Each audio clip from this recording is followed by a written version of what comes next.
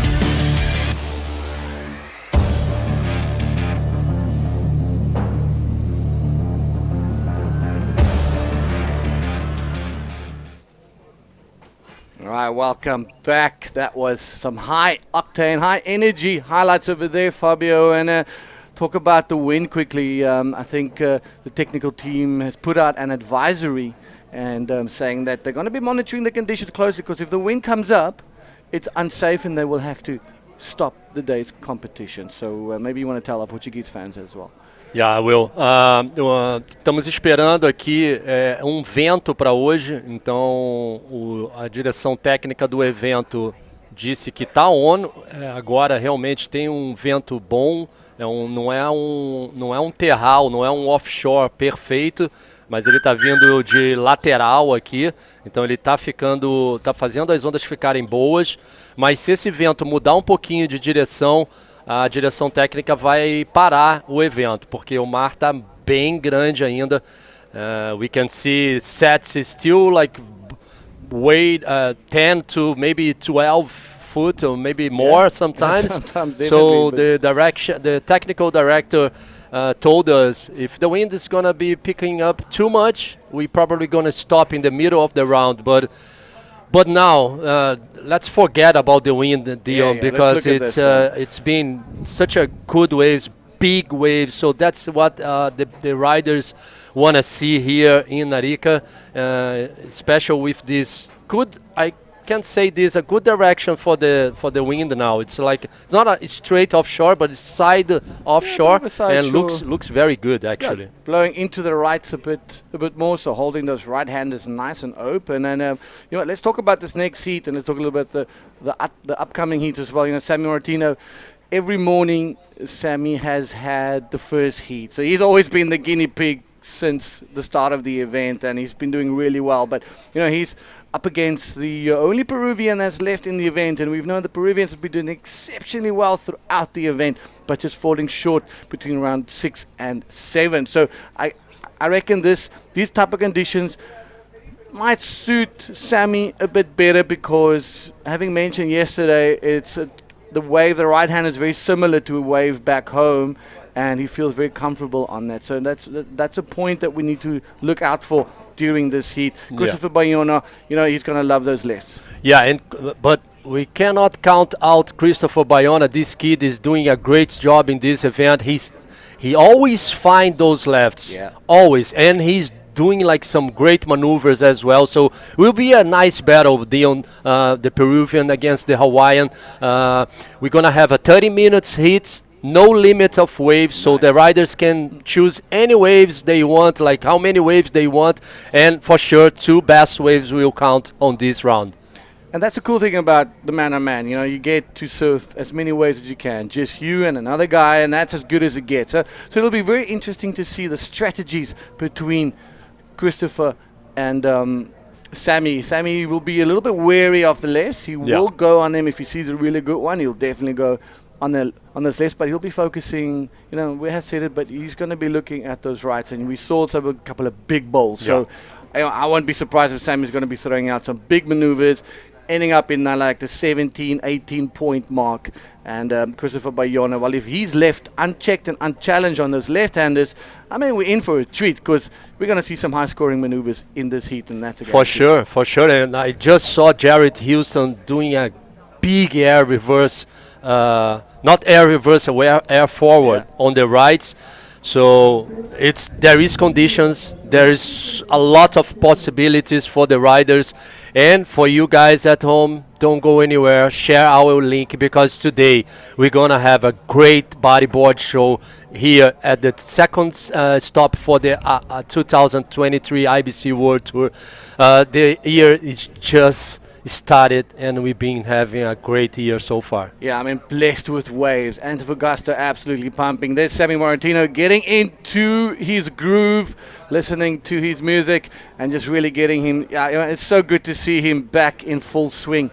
I really, enjoy watching this guy surfing. I think his surfing is very smooth and just very calculated. So, I also like the fact in yesterday's post show, he put reference out to Andy Irons being his idol, and also Jeff Hubbard, like thinking, what will Jeff Hubbard do if he sees a big section? And we all know what Jeff Hubbard would do, so we will expect probably the same from Sammy Martino. But let's look a little bit about Christopher Bayona's campaign throughout the event so far. He's won a few heats. He's been very consistent, and I It think is. that is his key for getting into the man-on-man heats. For sure, Dion, and he knows how to compete pretty well Yes, too. yes. So it's gonna be good to see him in those conditions, like big conditions. I'm pretty sure he will be very calm and relaxed. I saw him outside, and he was totally focused too. Both riders are so focused. So guys, don't go anywhere. Stay with us. We're going for a quick commercial break, and we're gonna be back with the heat already in the water.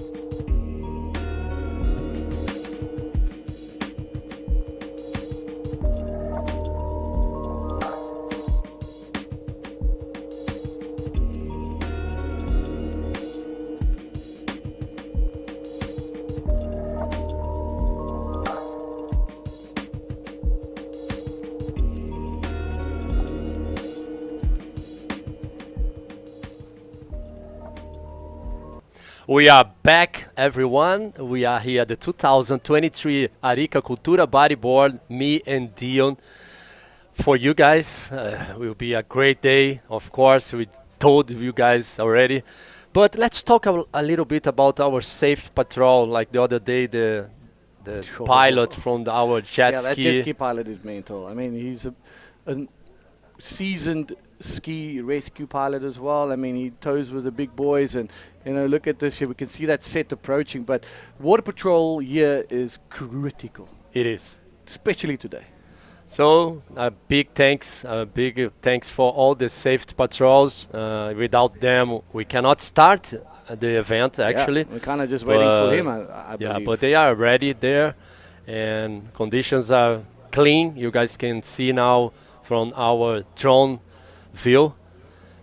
footage, and it's been just insane to have those footage here in Arica, Dion, Yeah, to it's show crazy. to Look people. at this next wave. Yeah, look at this one building up, and that is, I'm not sure how far that left's going to run, but the right hand is looking really good. Or it's just one of those big ones that just breaks out, completely closes out. But there's that left running. So one of those ways you just kind of would want to leave and not take off on that wave, because it's probably not the best. That wasn't the best looking one. We can see Sammy at the bottom getting ready for his heat, and yeah, it's going to be good. There's the water patrol just arriving on the right hand of our screen. So Fabio, it's going to be one epic showdown here at the man-on-man action at Arica Cultura Body, presented by Pride Bodyboards. Yeah, we're gonna have 8 hits. This is for today. We're gonna run. If the wind is not going to start to, this is our boy at the Wow. way It's just back peeling. there.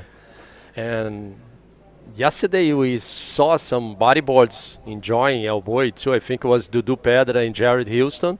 And the local boys, they surf a left as well with Amaury Laverne and other guys too. I don't know who was there with Amaury and the local boys, but it was a good left too. very hard conditions that Paolo, the judge, told me today in the morning, but he enjoyed a lot the waves. It was a very good wave for bodyboarding. And this is Sammy Morgentino waiting for the waves to come to jumping in on that keyhole there. Oof. It's insane how you have to paddle out here in Arica. A keyhole is a nightmare, especially at this size. You got to time it so perfectly. Sammy giving us his respect and some power, and he says he's going to be throwing down a couple of prays because it is intimidating out there. It's you and this massive ocean. There he goes. He's about to commit to the jump. So getting himself ready, waiting for you to hear the beach announcement. But they have the green light to go in. But look at that, the tide still super high. Why don't we talk a little bit about the tide forecast for today?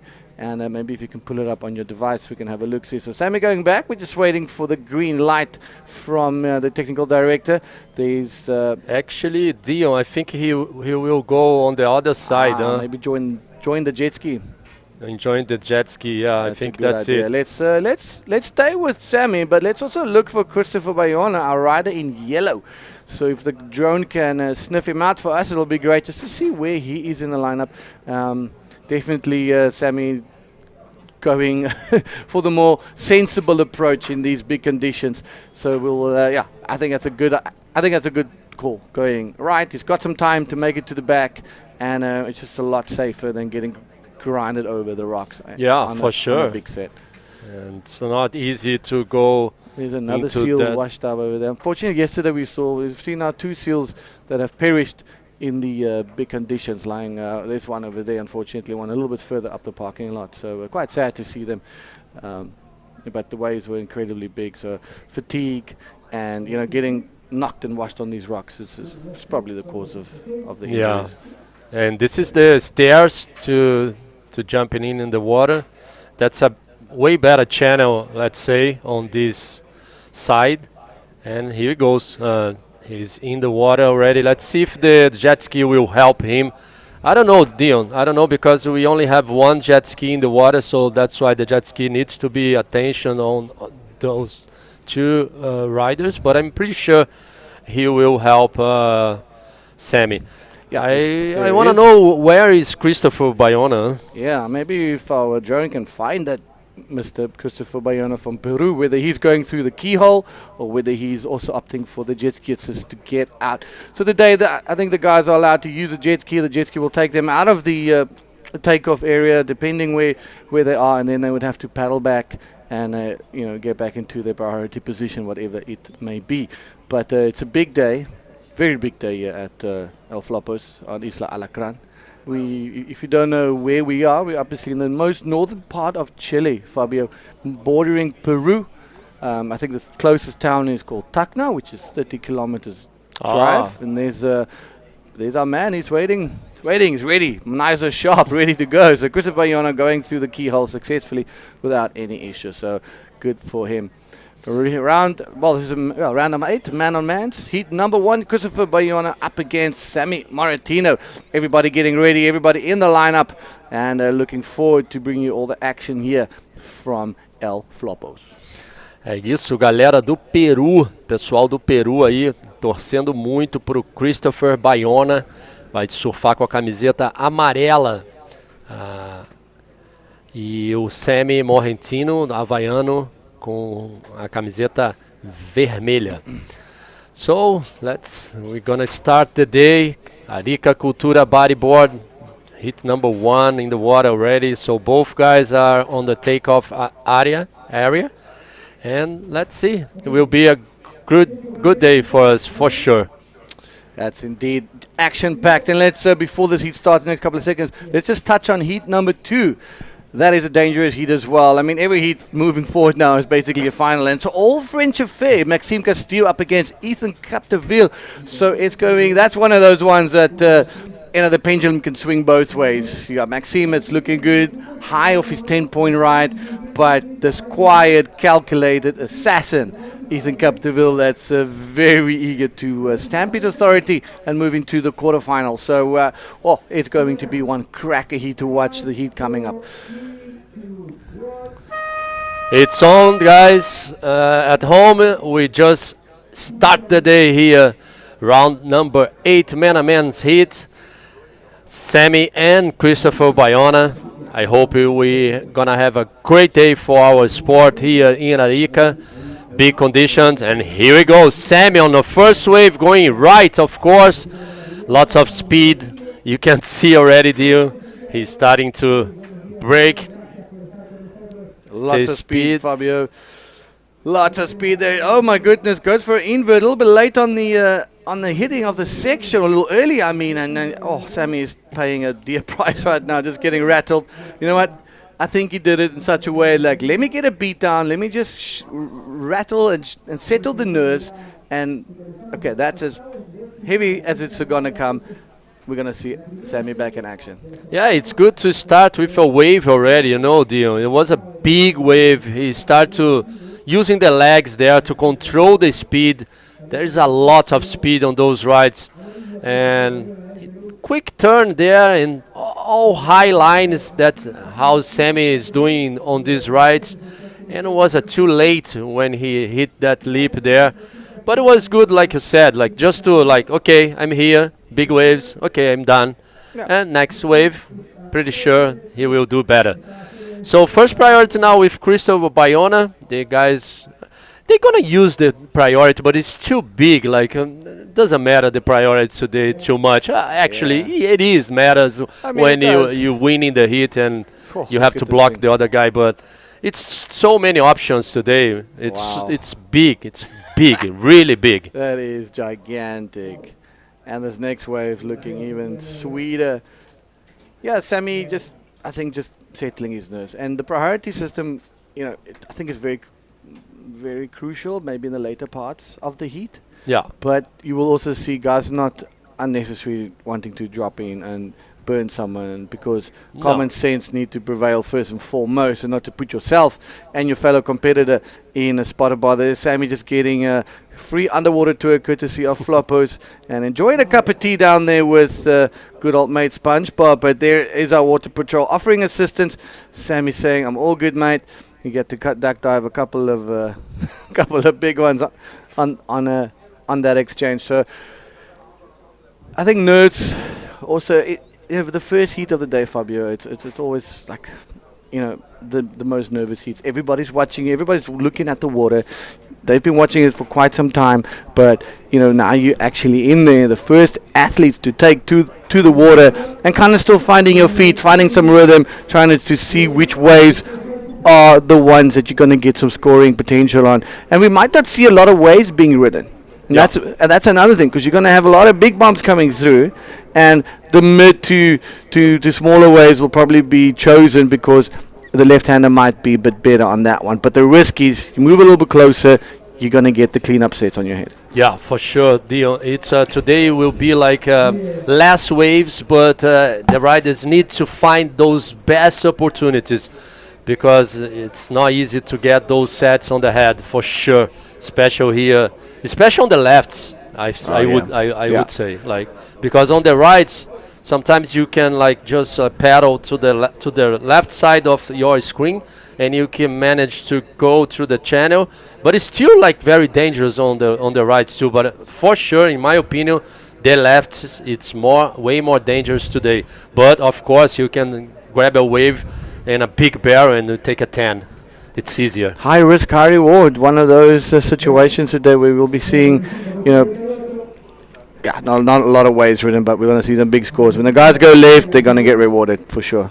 Yeah. Ramps on the right and barrels on the left today. 25 minutes down. Yeah, I agree with you, Dion, because we saw a couple sets in the morning before this heat, and I saw barrels to the left, but no barrels to the right. It's too big, I think. Too big. I don't think we're gonna see a wave like Maxim's 10 points to the right today. I don't know. We cannot say anything. All right, there we go. Sammy up and riding a nice mid-sized one just to get a good score on. Drags his legs, looking for that section. Doesn't want to run away from the wave. Nice little roller just to quickly start it off. Not much of a section on that one, but that's okay. it's just trying to feel some rhythm and get some momentum, Fabio. I reckon, it's probably get similar to his 2-point ride, a low score, but hold your horses. We'll touch on that again. Here comes the Peruvian, Christopher Bayona. Oh, Christopher, first wave, yellow. Quick turn there, just to put himself in a good position of the wave. Let's see. Now he's going to throw a lot of speed. Let's wait. A 360. And that's it for Christopher Bayona. Looks like same way that Sammy is doing, like start the heat with a wave, building the scores, feeling the ocean. It's not easy at all. Pretty sure both guys will catch better waves, but it's not easy at all. Yeah, it's high tide now. It's high tide. High tide will mean, and it's off the back of a spring tide as well, so it's super high. And that will also mean that the left-handers are not so rideable right now. It's looking for that lower tide. So in the later part of the rounds, we'll be seeing Flopos doing her magic, but my goodness, this is mountainous bombs rolling through. Look at that. That is 10 foot any day. I believe. Wow, that's massive.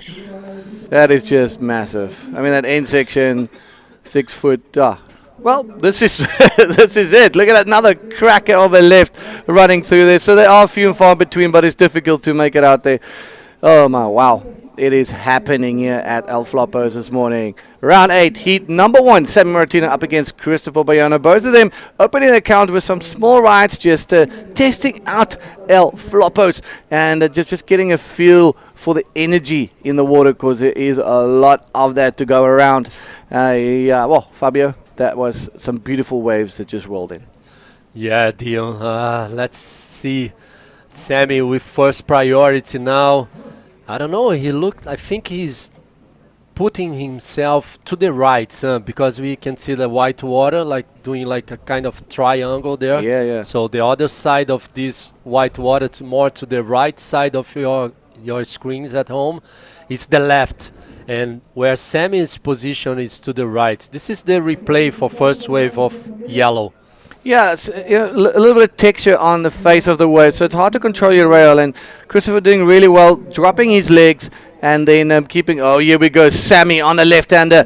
Can he get an absolute mental score? Drops his legs in front of the curtain, goes back out, still cruising down the line. Can he get a section? Something starting for Sammy. A beautiful roll, and he's going to want to get out the danger zone and out to the back really quickly, Fabio. Go, Sammy, go, because that place there, and Sammy was way behind the peak on that wave. Yeah. It was not a set wave, that one. It was a mid-size, and he's now has to paddle fast, Dion. This is the replay. First wave for Sammy to the right, to the left. He opens the legs to find somehow to do a bottom turn there and control the speed of the bodyboard, because there was too much white water at the face of the wave. He managed to do a roller. It's a good start to Sammy. He's building the scores. You guys can see now where is Sammy. Let's see. I don't know if he was way more down on the left, Dio. I don't know. Yeah, Can't see him. A little bit off screen and going wide for the wider paddle, and then probably coming back in, trying to avoid the potential, getting caught in this little bit of white water. What a year, Fabio. There he is. He's okay. He's okay. Clever surfing from Sammy Martino. Very clever surfing. A 5-point ride that he got, and that's good. That's really good. It's a good indication that the lefts are showing themselves a little bit. And there we go. Christopher Bayona. This is Christopher to the right again. Lots of speed for the guy in yellow. Not too much wall, not too much opportunities to do a maneuver. Let's see if he can do something there at the end of the wave.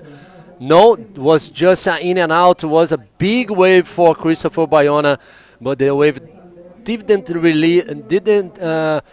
put him in a good situation to do any maneuvers there. So Christopher Bayona last wave was just a 1 point. Last wave for Sammy was a 5 point. So Sammy now in first position with a total score of 8.25.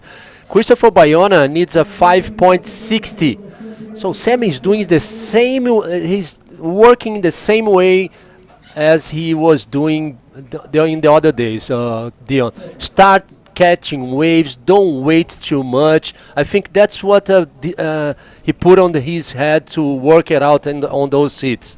Yeah, get that scores on early, because you don't know what's going to happen later on in the heat. So taking what you can get in and just building your house, settling your foundation, and then, okay, I can improve from there. I need to throw now a 3.25. I get another 5.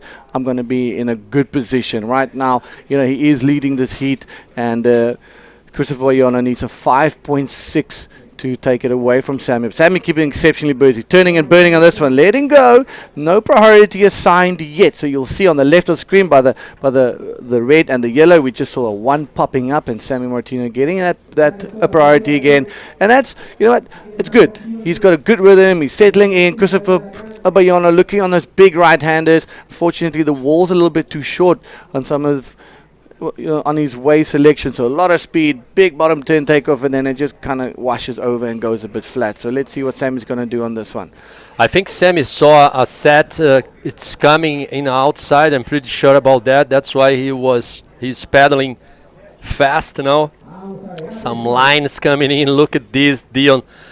It's it's not even the set, that wave. Yeah, it's breaking there. It's a banger. Still plenty time for Christopher Bayona as well.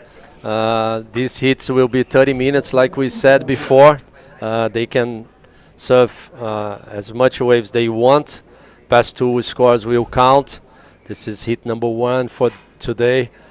We're gonna run all the round. If the wind, it's good to do that. So okay, we're going to touch about the conditions, but here we go. Sammy going left again, seeing the scoring opportunity now. Is this thing going to give him a little section? Lots of speed back into the channel, and nicely awarded with a good old swim back to the backline, Fabio. So the technical director has mentioned that they are keeping a keen eye out on the wind, and the fact that they cannot allow the event to continue today if the onshore or the wind gets a lot stronger, because it becomes very unsafe over the reef.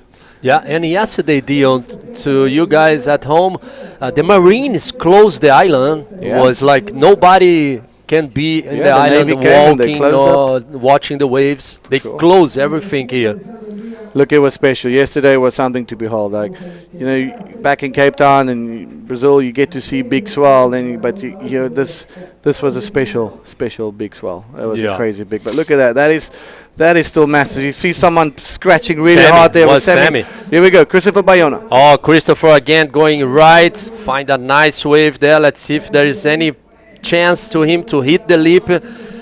High line, a quick turn there, another one. Let's see if he can find something at the end of this wave. No, just an in and out again for Christopher Bayona. How's important to start with some maneuvers. That was Sammy did in the early waves, and this is a big set. Just made it. I think there's a bit of a brown stripe behind Sammy because he just made that one. That was massive, massive. Well, the meerkat scratching for dear life and making it out to the back nicely. Another one just getting underneath that one, but look at that, ladies and gentlemen. Top to bottom, you can park your car in there. 8.25 plays a 4.05. Yeah. Oh my goodness. Okay, so Sammy Morgentino is in the outside with first priority.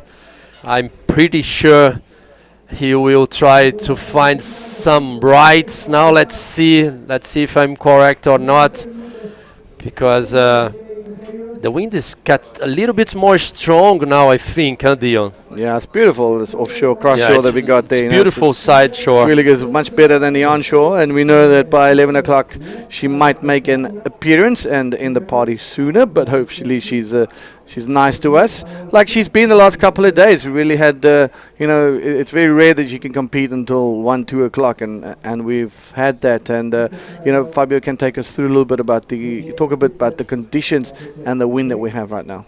Yeah, conditions, we're going to have high tide today at 10 a.m. It's going to be 4.1 feet. The low tide today will be at 4:40 p.m. It's going to be 1.1 feet. So it's a lot of change. We're still going to have, we're still going to see more water coming in because now it's 8:26 here in Arica. So I was saying today we having a 8 to 12 feet, 15 seconds. So that's why the waves are big like this. And for tomorrow, Dion, we still gonna have plenty swell. It's showing to us 6 to 10 for tomorrow. So Nice. final day will be a cracker as well. It's gonna be a cracker, as is today. Sammy and Christopher Bayona, the guinea pigs here, round number 8, heat number 1, just filling it out. And it's quite interesting to know that there's even more water we're going to be washing onto the reef. So the right-handers will be showing itself.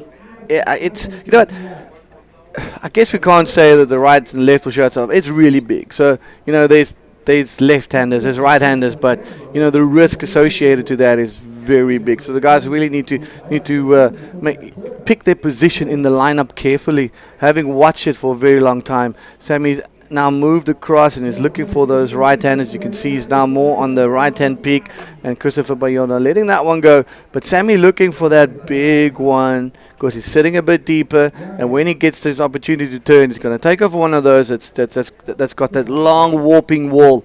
And I won't be surprised if we see a nice little invert getting sent out. Here he comes, Christopher again to the right, lots of speed, and that's it. In and out again for Christopher.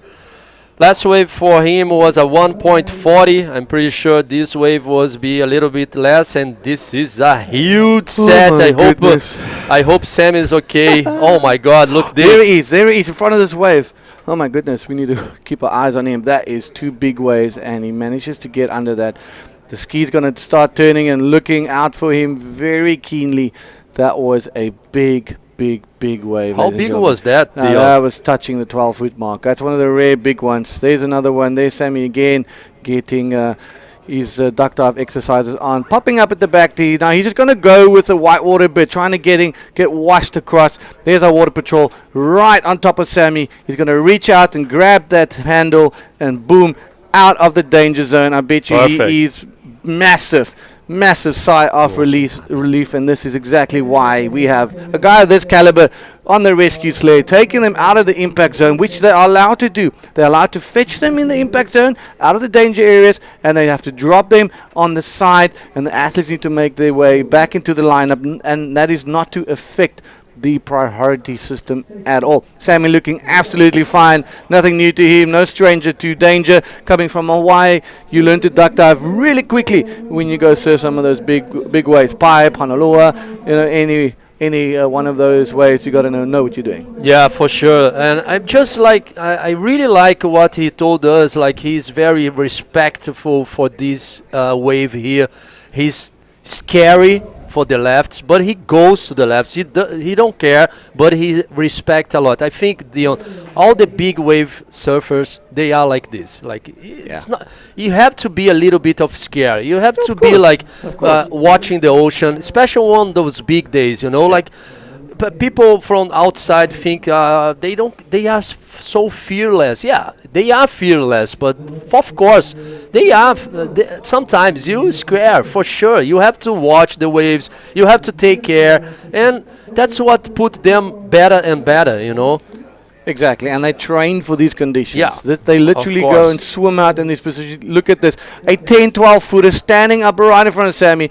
Deep breath, looks over to the ski, and you can only know what's going through his head right now, and just trying to stay calm, controlling his breathing. You see, he's not going very deep. That allows him to get pushed up quite quickly. As you can see, he just popped up there and avoiding the reef. Very clever. Yeah, that's it. Avoid the reef, because if you go too deep here, Dion, sometimes you touch the rocks. Yeah. Especially on that position there. And this is Sammy again. Up and riding, looking like a man in charge. Looking for a section, mouth open. Can he get something at the end there? All he wants is to showcase his ability. Cruising, little section. There he goes. Beautiful roll. Oh my soul, that thing broke so hard. And there he is, completed. Well done, Sammy Martino. Well done. Good job for the Hawaiian from Kauai. This kid is doing amazing job here in this competition. That's only the second stop for our 2023 IBC World Tour. Sammy Martino from Hawaii. But don't count out Christopher Bayona. This young kid from Peru is doing great show for us as well. And this is the replay. So high line that Sammy doing here in Arica, especially on the rights. Yeah, I think he needed that speed for that last section. Look at his projection on that roll. Look at where he lands, and as the water impacts the reef, he's about, he's in the safe zone. There he goes to the back. Yeah. So having all that speed helped him immensely to get to project far enough to get into the flats. And here we go, Christopher Bayona cruising down an absolute cave of a wave, a mountain. I mean, he's just bus driving all the way to that end section. First gear, second gear, fifth gear, and there's a little section on top of him. Can he go? Hooks a beautiful ARS. Can he turn that one around, Fabio? Getting stuck in the white water. Unfortunate for Christopher Bayona. Throwing it down to Sammy Martino. Was a good maneuver for Christopher Bayona. He goes for everything, Dion. Yeah, he probably can do a roller there to building the scores, but he'd say, no, I'm against Sammy Morgentino. I need to do something better. He did a ARS. Man, this kid, it's a machine. He will be so good in the near future. We are in a good hands with those guys from Peru. Our juniors are fantastic. Yeah. Peruvian juniors, just all our juniors in general, they are really coming up through the ranks, and we saw some of them taking on the main event. But look at the size of this wave. Big wave, man. This is the replay for last wave for Christopher Bayona. Give everything to try that maneuver there. Is not easy at all. Look at that bowl there, Dion. Hit the lip and brain, but it was, unfortunately, was an incomplete maneuver.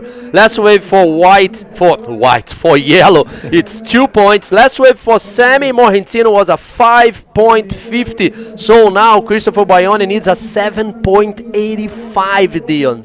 Yeah, that's a big number to punch out in these conditions. So, we did say earlier the guys are going to be scoring really high, but proof is that it's looking very difficult for them. And that was a difference between him and Sammy. If we compare the two, if he had done a roll there, he would have had enough speed and maybe a control on the landing to execute that maneuver, but risking it big and knowing he needs big scores. He played his hand, unfortunately. Look how boy. Oh my God, the left there. Sorry to interrupt you. Was a big speed on the left there. The outside wave calls boy. Nice. You see Sammy swimming really hard. I wouldn't be surprised if Sammy passes him and sits deeper again. He wants to keep that left hand option open. Yeah, for sure. For sure. Christopher Bayona has now slowly been sitting a bit more towards the mid side of the right hand peak and focusing on that. So Sammy will probably get that priority again because he's going to be deeper and further out. And then he passes him and, Look at this, bro. Sammy's on fire. He's on fire. He's so He focused. wants the first priority, Dion. He wants everything in this heat. He's putting his heart and his soul in this heat. And you can see it by his commitment. You can see it by where he puts himself. And I would be surprised if we're going to see an aerial maneuver. Let's see. Let's stay together with this Hawaiian from Kauai. Nice speed. Oh, my God. Why he wants to do it. Was like a reverse spin or backflip into the reverse. I don't know. Crazy maneuver. Looked a bit like a backflip, but his timing a little bit off on hitting that section. I think he was expecting the wave to be a little bit flatter and not to pitch as much. Oh my soul! Look at that thing. That is gigantic. The boy's getting punished out there as well. I mean, this is today is all out. This is carnage. If you just join us, jump over to ibcworldtour.com. Let the world know it's absolutely mental at Arica here at Flopos. The boys just throwing it down, holding it down, and putting everything on the line. This is man-on-man action.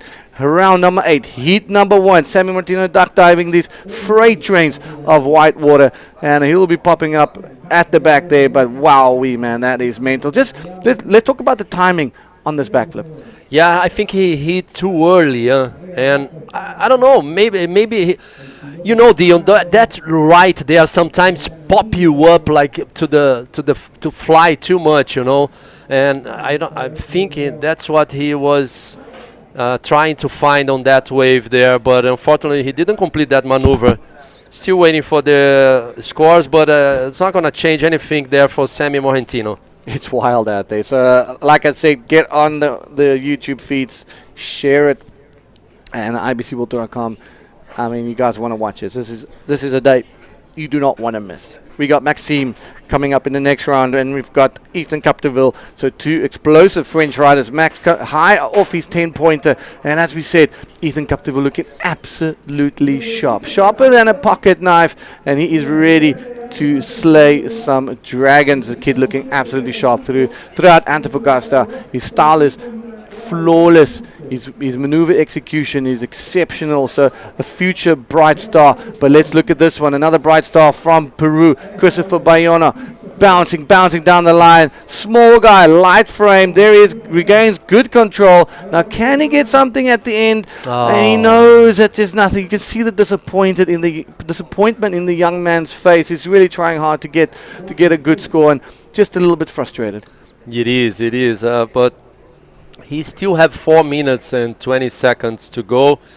Let's wait. Let's stay together with Christopher Bayona from Peru. This kid, it's going to be one of those best riders for sure pretty soon in the near future, and he will have a lot of more opportunities on the IBC World Tour. But nothing end for him yet, Dion. If he grab a barrel, he can take 10 points for sure. It takes one way to swing this. Yeah, it's only 7.85. It's not only 7.85, but there's a lot of opportunities outside for all the riders today. And guys, next heat will be an amazing battle between 2 French guys, Maxime Castillo and Ethan Capdeville.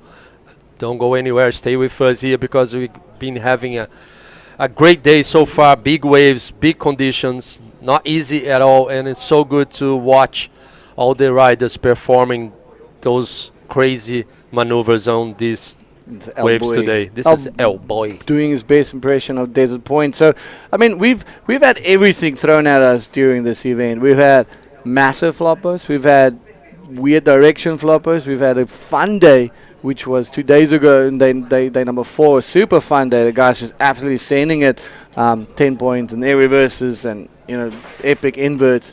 So, and today it's a different type of floppers, moody, angry, heavy, just like on the borderline of almost too big.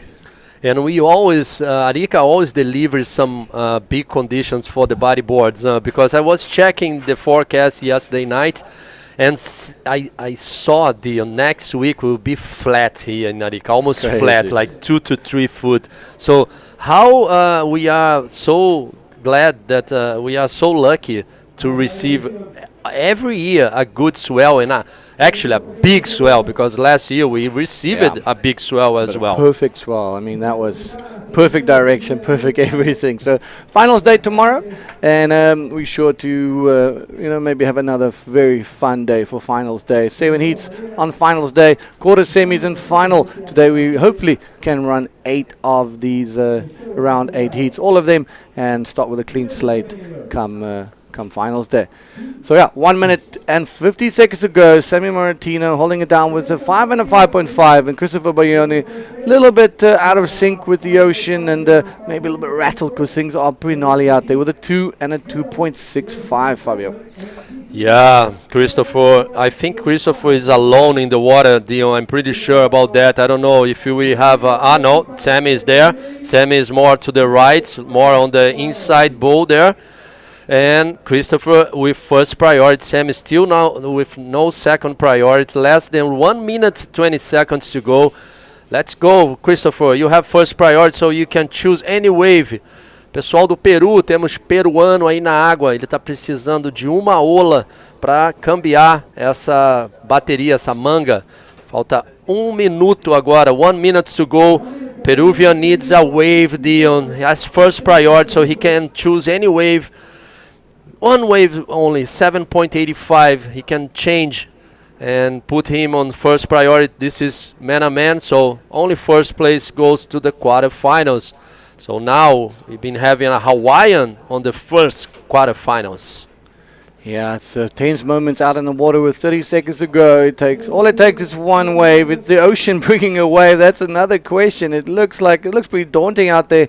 And not one of those bomb sets showing itself. Christopher Bayona opting to move a little bit more to the middle side of the reef, and hopefully throwing it down into a quick little insider left-hander or something, and a 7.85 is not impossible. Here we go. There's something standing up in front of him. There's 8 seconds to go.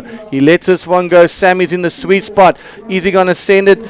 Send it just for fun, and he definitely is on the buzzer. Sammy up and riding. The highline, the classic. Uses his legs, drops it. Still using his legs, looking for that barrel, Fabio. Massive impact, and just kind of cleverly making his way out into the channel, and hooks a little innie and continues his way to a safe exit to the stairs. And that was a gnarly heat. That was a really gnarly heat. Congratulations for Christopher Bayona. He tries a lot. He catch 6 waves in this heat, so he didn't stay there and waiting. He tried a lot. Huge congratulations. Parabéns aí para o atleta Christopher Bayona. A huge congratulations for Sammy Morrentino. Don't go anywhere, guys. Next heat will be against Maxime Castillo and Ethan Capdeville. Quick commercial break.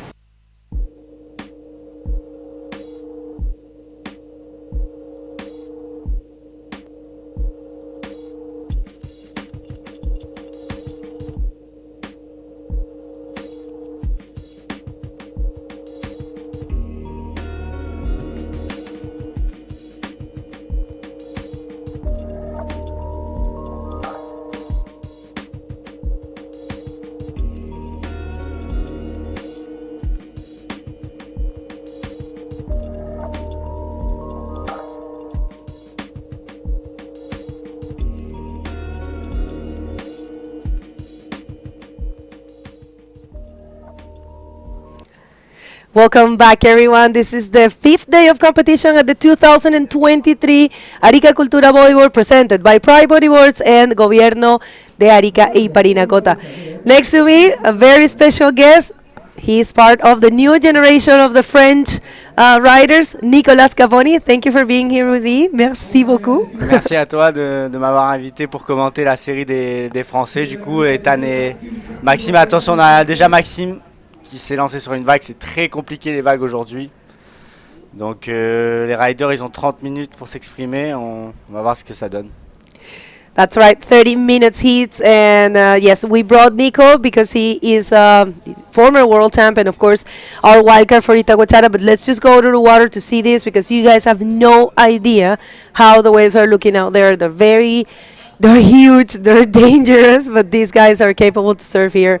So yeah, I think we can just go to a wide angle. Oh, well, we are here.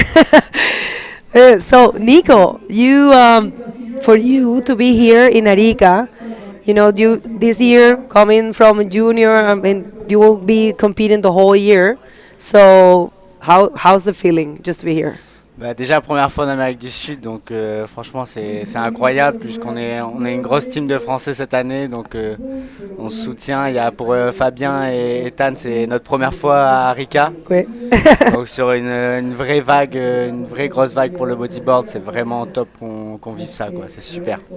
Well, he's saying that this is his first time here in Arica, and it's a wave of consequence, a wave for bodyboard, and it's a great experience for him. So let's just go to the water and check what's going on there, because we have Maxime Castillo in red and Ethan Capdeville and Sammy Moratino just so happy to make it.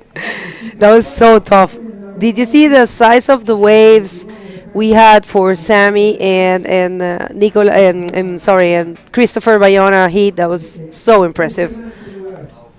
Ouais, comme vous pouvez le voir sur le live, là c'est vraiment fat les vagues, donc c'est pas comme l'avant-dernier jour où c'était top pour les manœuvres. Là c'est vraiment beaucoup de chance et éviter de se faire détruire, quoi, par les grosses.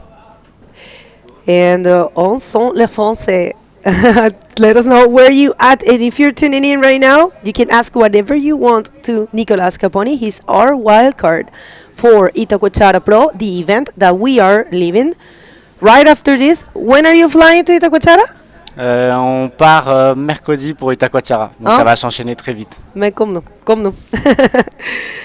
Alright. Okay, so thank you everyone for being here. Remember to share this live feed. Partager, c'est comment en français? Partagez. Partager, c'est ça. My French is there, but I have to practice. Du coup, je parle français et Bego s'occupe de la partie internationale. Parce qu'on sait qu'il y a beaucoup de Français qui nous regardent actuellement, je pense. Well, what you see in the screen is a pretty cool thing that we're bringing you now. It's our link tree. If you scan that, it will take you to all of our social media. So make sure to scan that QR code, and you can immediately link with us, follow us at all of our social media. En français, s'il te plaît. Ok, donc là on a un QR code qui s'affiche à l'écran. Si vous scannez, vous pouvez trouver tous les médias sociaux pour les events à venir, pour Arica, et tout ce qui est à propos de l'IBC, vous le trouverez en scannant ce QR code. Suivre. C'est ça? Follow it. Ah, Yeah, oh my God, this is so good. So everyone, this is Nicolas Caponi, former Pro Junior Men World Champ. How was for you to become a Pro Junior Men World Champ? Trop content d'avoir été champion du monde junior, mais du coup ça me donne envie d'aller sur l'étape suivante des Open. C'est pour ça que je suis là aujourd'hui d'ailleurs. Bien sûr. C'est pour concourir parmi les Open. Well, I mean, yeah, he loved to have that title, but yeah, he has a lot of will to do well in the men division. Of course, you're doing great, actually. You've been surfing really good. So a quick update in Spanish for everyone. Una actualización rapidita en español. Tenemos con nosotros a Nicolás Caponi, que es de Islas Reunión, que fue campeón mundial junior en el 2019. Y que vino a comentar el hit de Maxime Castillo y Ethan Capdeville, que están en el agua. Son dos franceses, Maxime con bastante experiencia ya, pero bien joven, con 28 años. Ethan Capdeville, que ha sido la revelación de este tour hasta ahora, con excelentes resultados y ahora en octavos de final, viniendo de un podium en Antofagasta, que fue realmente impresionante verlo. Back pour Maxime. Attention Maxime, sur une bonne droite, elle a l'air plutôt clean. Un peu plus petite que les autres. Ah, là c'est dur. Hein. C'est dur. En fait, il va essayer de chercher un petit score avant de pouvoir vraiment prendre les plus grosses, je pense. Il est un petit devant, non? Ethan n'a pas encore pris de vague. Ah si, Ethan sur une vague, on n'a pas vu. On va peut-être revoir un replay. That's right. This is Ethan. Yeah. That was actually a little bit more better executed, but yeah, he got stuck in the landing there. So, guys, a lot of patience. These are 30-minute heats, and the riders have. Don't worry, they have safety. There's a jet ski there that it's entitled to get them and take them halfway. They cannot take them to the inside, of course, to the lineup, but the jet ski is qualified. It's special in this kind of conditions, so this guy will pick them up from the impact zone and bring them halfway till till they are safe. So they're going to be fine. First scores for Maxime is a 3.5 and a 1. And first one for Ethan is a 5. So young Ethan Capdeville. Ethan como... C'est Ethan en français, hein? C'est Ethan. Ah oui. Ethan, we say, because it looks like English. And this one right here is a 3.50. Voilà. Il arrache un premier rollo au début de la vague. Puis en fait, il va chercher la section, mais c'est tellement compliqué. Ethan sur une plus ou moins bonne. Bon rollo en haut. Je pense qu'il va prendre un petit score quand même. It's a replay. That's a replay from the 5-point ride for Ethan Capdeville. Pas plaqué, c'est le deuxième rollo. If you see the difference between the two rolls, the one for Ethan, the wave of Ethan was a more projected one, and the roll for Maxime was kind of like not in a pocket section. Yeah.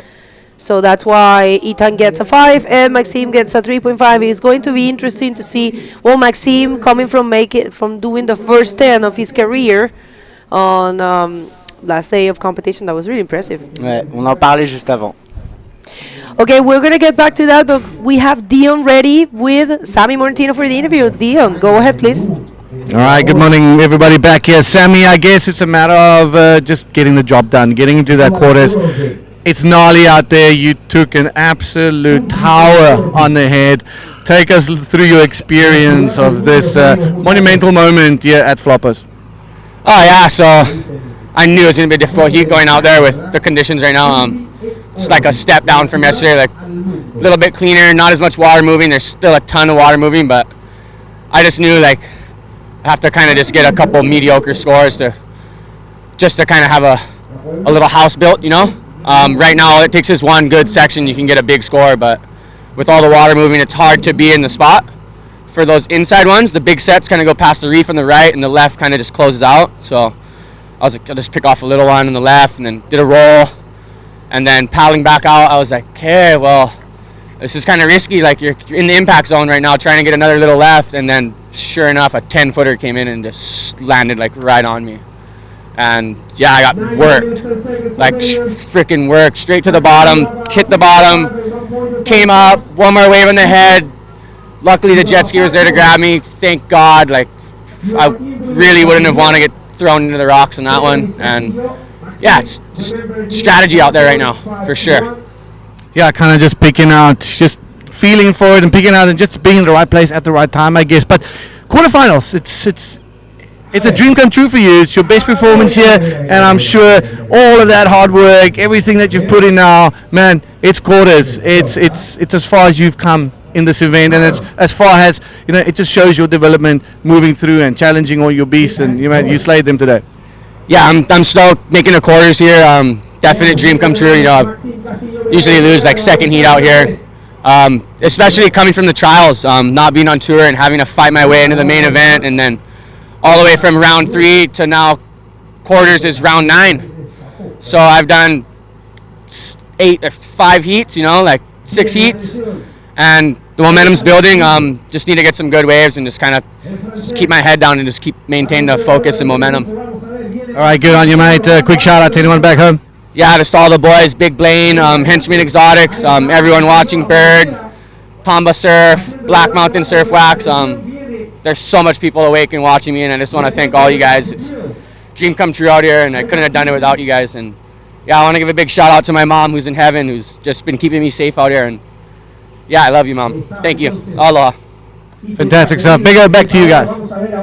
Thank you very much. A great interview, and congratulations for Sammy. Sammy doing an excellent job coming from the early rounds, just keeping calm, and it's been great. It's been a pleasant surprise to see Sammy so driven and so focused in this event, and also coming from Antofagasta. He was actually a little bummed that he lost in Antofagasta in the halfway, I believe, but yeah, he did great in Drobny. So what do you think about the conditions, the waves right now? Oh, there's a change of situation. Donc il y a eu des vagues surfées là pendant l'interview de Samy. On a eu un 7,25 de Maxime, donc ça va être son plus gros score peut-être.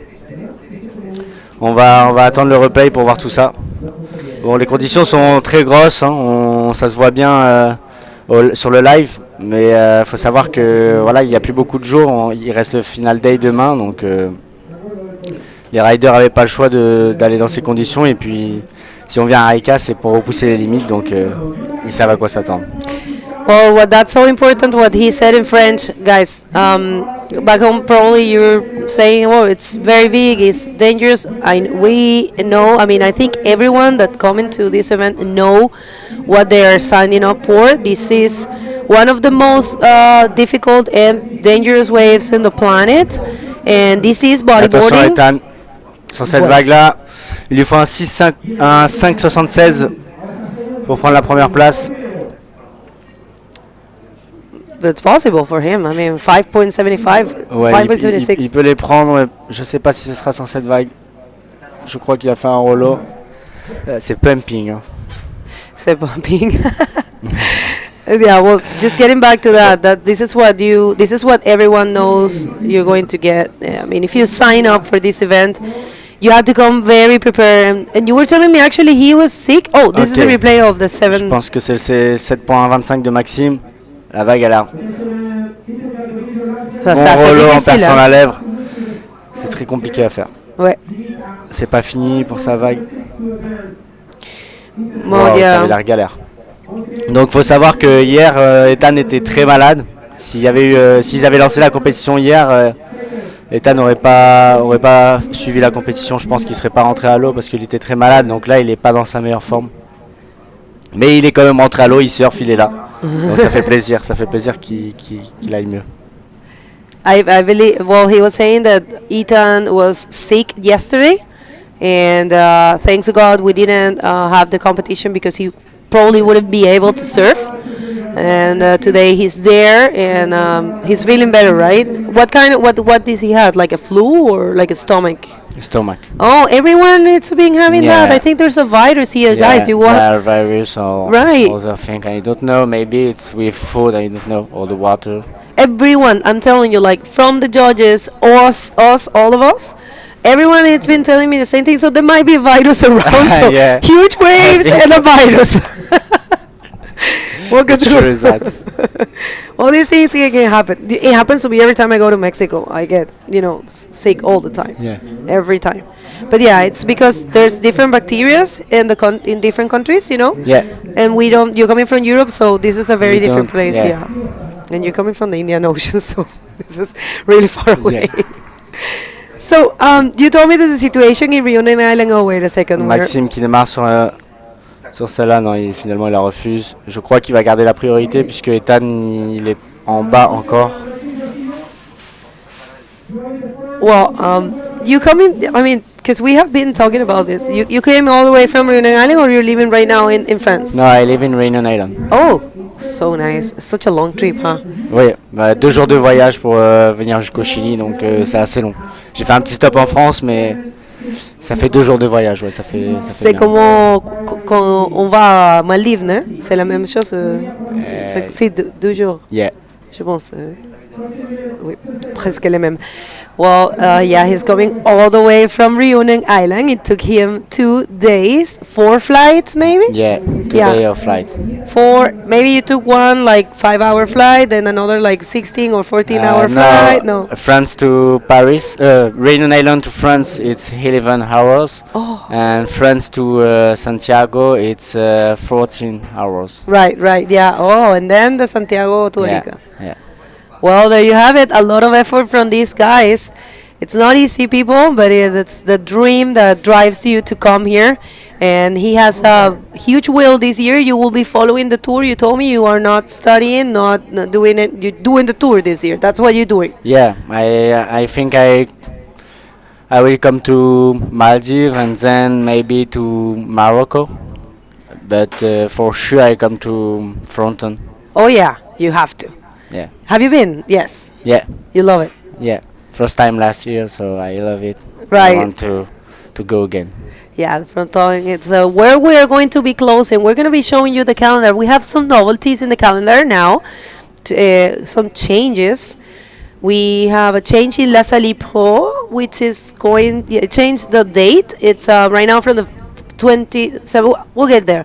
We're in the South American leg. We already done the ArcelorMittal Guajine Bodyboard Pro, Antofagasta Bodyboard Pro, Arica Cultura Bodyboard right now, of course, and we're gonna go to Itacoachara Pro. Then we are not having the Sandy Beach Pro, which was our only junior event. That was unfortunately out of the calendar, and we will be having the Garden Island Boogie Classic, the Maldives Pro, and right there, La Salle Pro in Arcachon. That had a change of dates, a small change of dates, only 2 dates. It's from the 25th to the 27th of August. And you know what? We're going to be crowning the Pro Junior Woman Champ right there in Arcachon.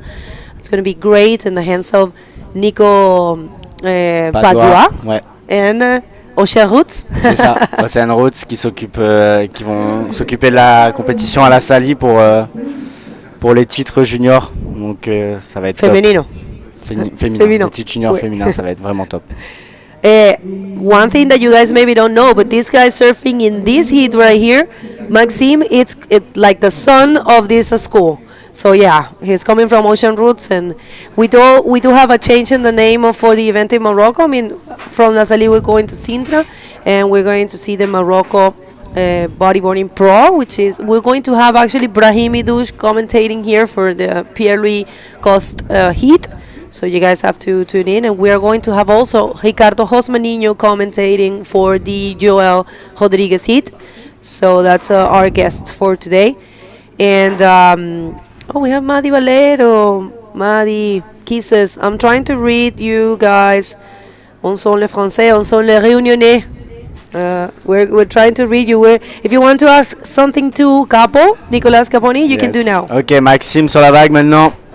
Part en full speed, gros bottom. Oh, ça. Ouais, il essaye, mais bon, c'était compliqué. La vague est très compliquée à lire, surtout la droite. Pour prendre des gauches, là, c'est un peu trop gros, donc les gars restent sur les droites. Mais il y a quelques gauches qui passent de temps en temps. Je pense que si on a une... Il a fait une autre manœuvre, Maxime. Il va finir dans les rocks. Yeah, when I said son, I don't refer that Maxime is the son's son. I'm saying like he was basically raised in Ocean Roots. Like he learned how to surf with them, and they're very close to them. So that's what I meant. Because there's someone saying Maxime is not the son. I know Okay, it's not his son. Ethan maintenant. Là, il va sortir cette vague, il n'y a pas de potentiel. Et Maxime, non. Maxime n'est pas le fils d'Ocean Roots, mais il fait partie de l'école depuis toujours. Well, this is the replay of the last wave of Maxime. I really enjoyed your comment about the difficulty of reading the rights, especially because the lefts are more shaped and they're more obvious, I believe. But the rights are very difficult to read and to find those sections. Et il a eu une autre manœuvre après qu'on voit pas bien à l'écran. Donc je pense qu'il va quand même prendre un petit score, il va améliorer son backup. Ouais. Actually, it just dropped. It's a 5.75. Il a fait 5.75, donc on n'a pas vu sa deuxième manœuvre, mais je pense que ça devait être correct. Well, yeah. We have an AL challenge. Hi, guys. I wonder who's behind the AL challenge. Is it Nico? Who is behind it? J'espère y participer un jour à ce ANAL Challenge depuis le temps que je le vois dans les magazines, dans les bodyboard mag. Il y a Robin Legros. Robin des Canaries. Bueno, de la Réunion aux Canaries. Claro. Well, everyone that is tuning in, if you want to ask any questions, he's Nicolas Caponi, former Pro Junior Men World Champ, and right now just giving it all at the men division and supporting his friends, part of the French Boogie Crew. If you guys don't know it, make sure to check the French Boogie Crew. It's a pretty cool crew of guys from France, Reunion Island, and also you guys have Brahim part of it. So Yeah. let's say French speakers. Oui, Brahim, on est souvent avec Brahim qui parle très bien français, qui représente le Maroc. Donc il fait un peu partie de la team French Boogie Crew, Brahim. So that's right, the French Boogie Crew. All the French-speaking competitors are part of that crew, and they're having a blast. I think you guys are very fun to watch. You're going everywhere together, and always happy, always smiling. It's pretty cool. And we did have, I remember back in the day, we had the squad. It was a mix between Jacob Romero, Jerry Houston, Dave Hubbard, who was Ian Campbell. Squad legend. Yeah, Tanner McDaniel. Those were the squad. And Louis Finnegan. Missing those guys, man. If you're tuning in, come back. We have Jared here. We're gonna hear from him. He's gonna come to commentate at some point. But yeah, today, 5th day of competition. We might end tomorrow, guys, and we will be running today as long as the conditions allowed us. Ça devrait baisser normalement aujourd'hui les conditions, donc ça devrait être de mieux en mieux. Et demain, on devrait avoir un beau final day pour clôturer la compétition. Pour demain.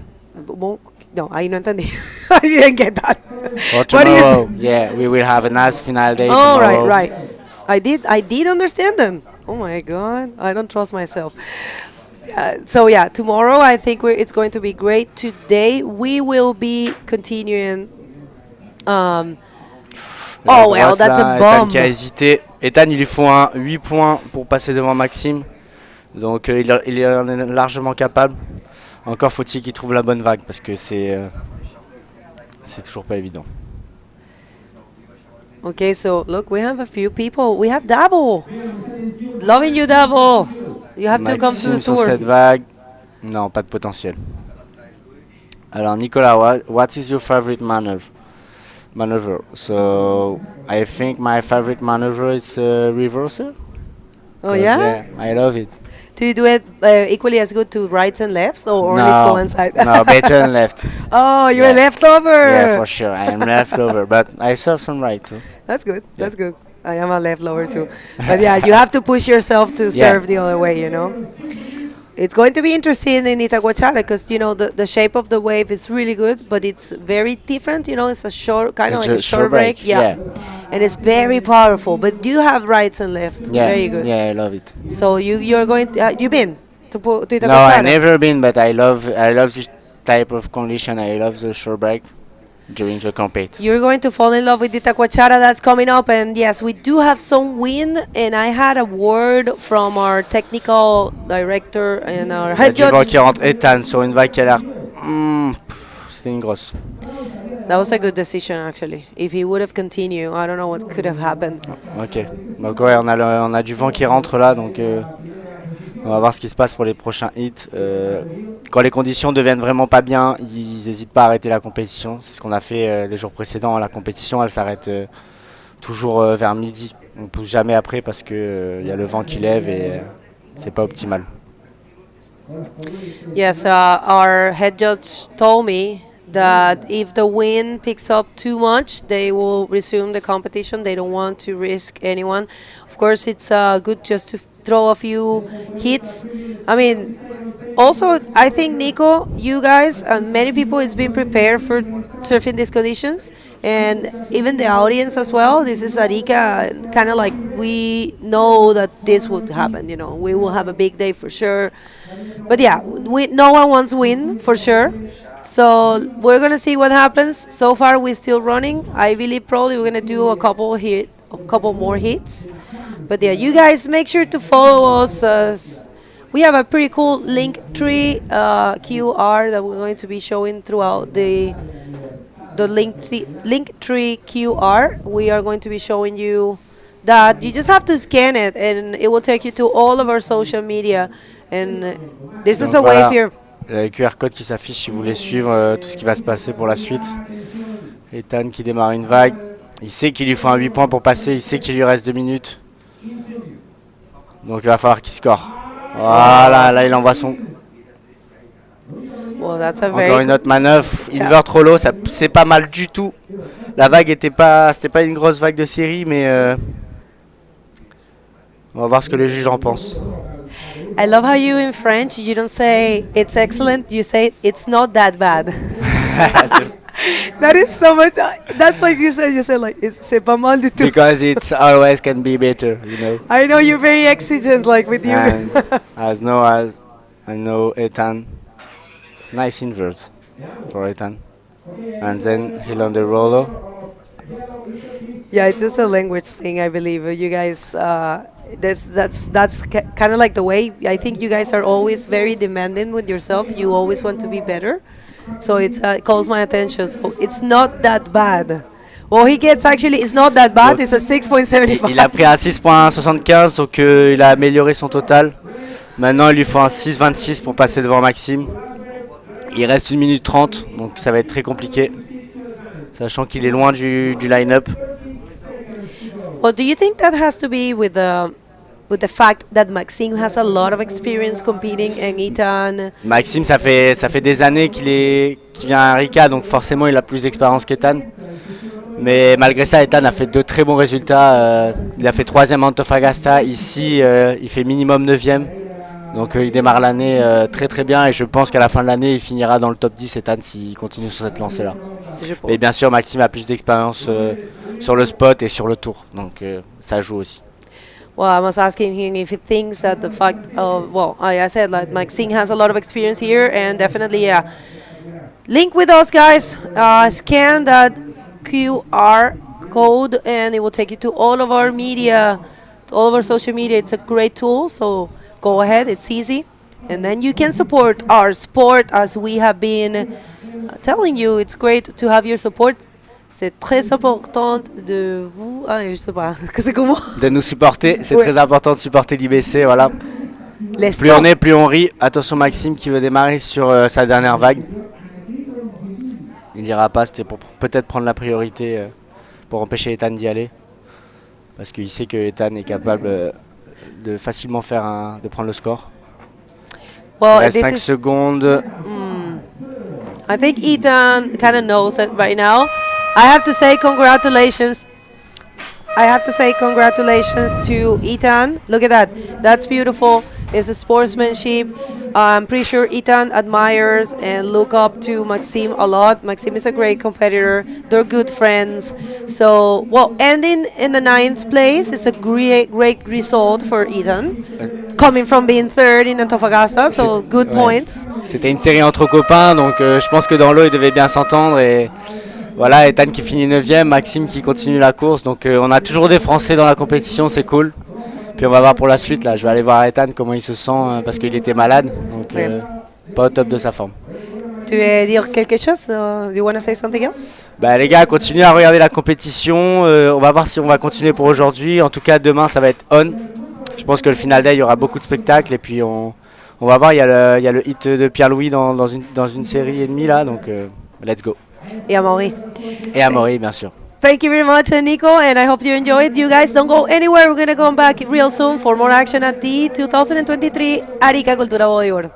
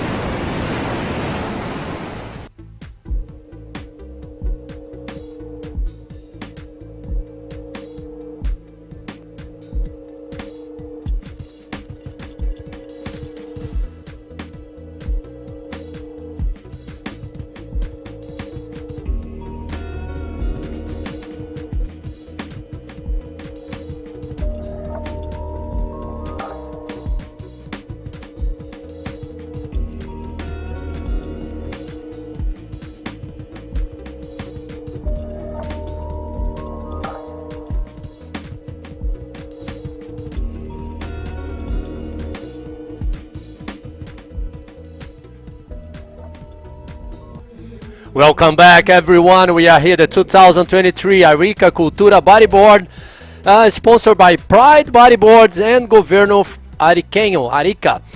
Dion, in the water we have our current world champion, Tristan Roberts. Yeah, take us to the agua and let's have a good time. Diego Sepulveda, the man who cut his wetsuit and winning his heat on day 4. That was mental. I've never seen that ever in my life. And you know, that's a mark of a hungry competitor. Wants to, you know, really prove a point, and is exceptional. The lone Chilean here, one of the few Chilenos still in the event. So he'll be super amped to put on a good performance up against our current world champion Tristan Roberts, and 2 times world champion at that as well. Can he make it 3 this year, 3 in a row? Well, can he make history as well if he does that? So let's see. It's still a long year of competition ahead of us. 27 minutes in this heat. Right-handers only.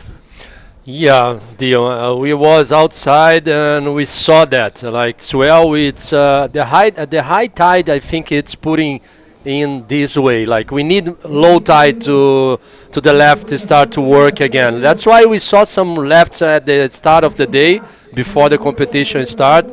But now it's there's too much water at the reef. And here he comes, Tristan on the second wave. Let's see, lots of speed going right. Oh my God. Yes, of course. He's going to do a good maneuver there. And again, 2 Rolos. Good way to start the heat, Dion. This kid, this boy, our current world champion, is doing so great.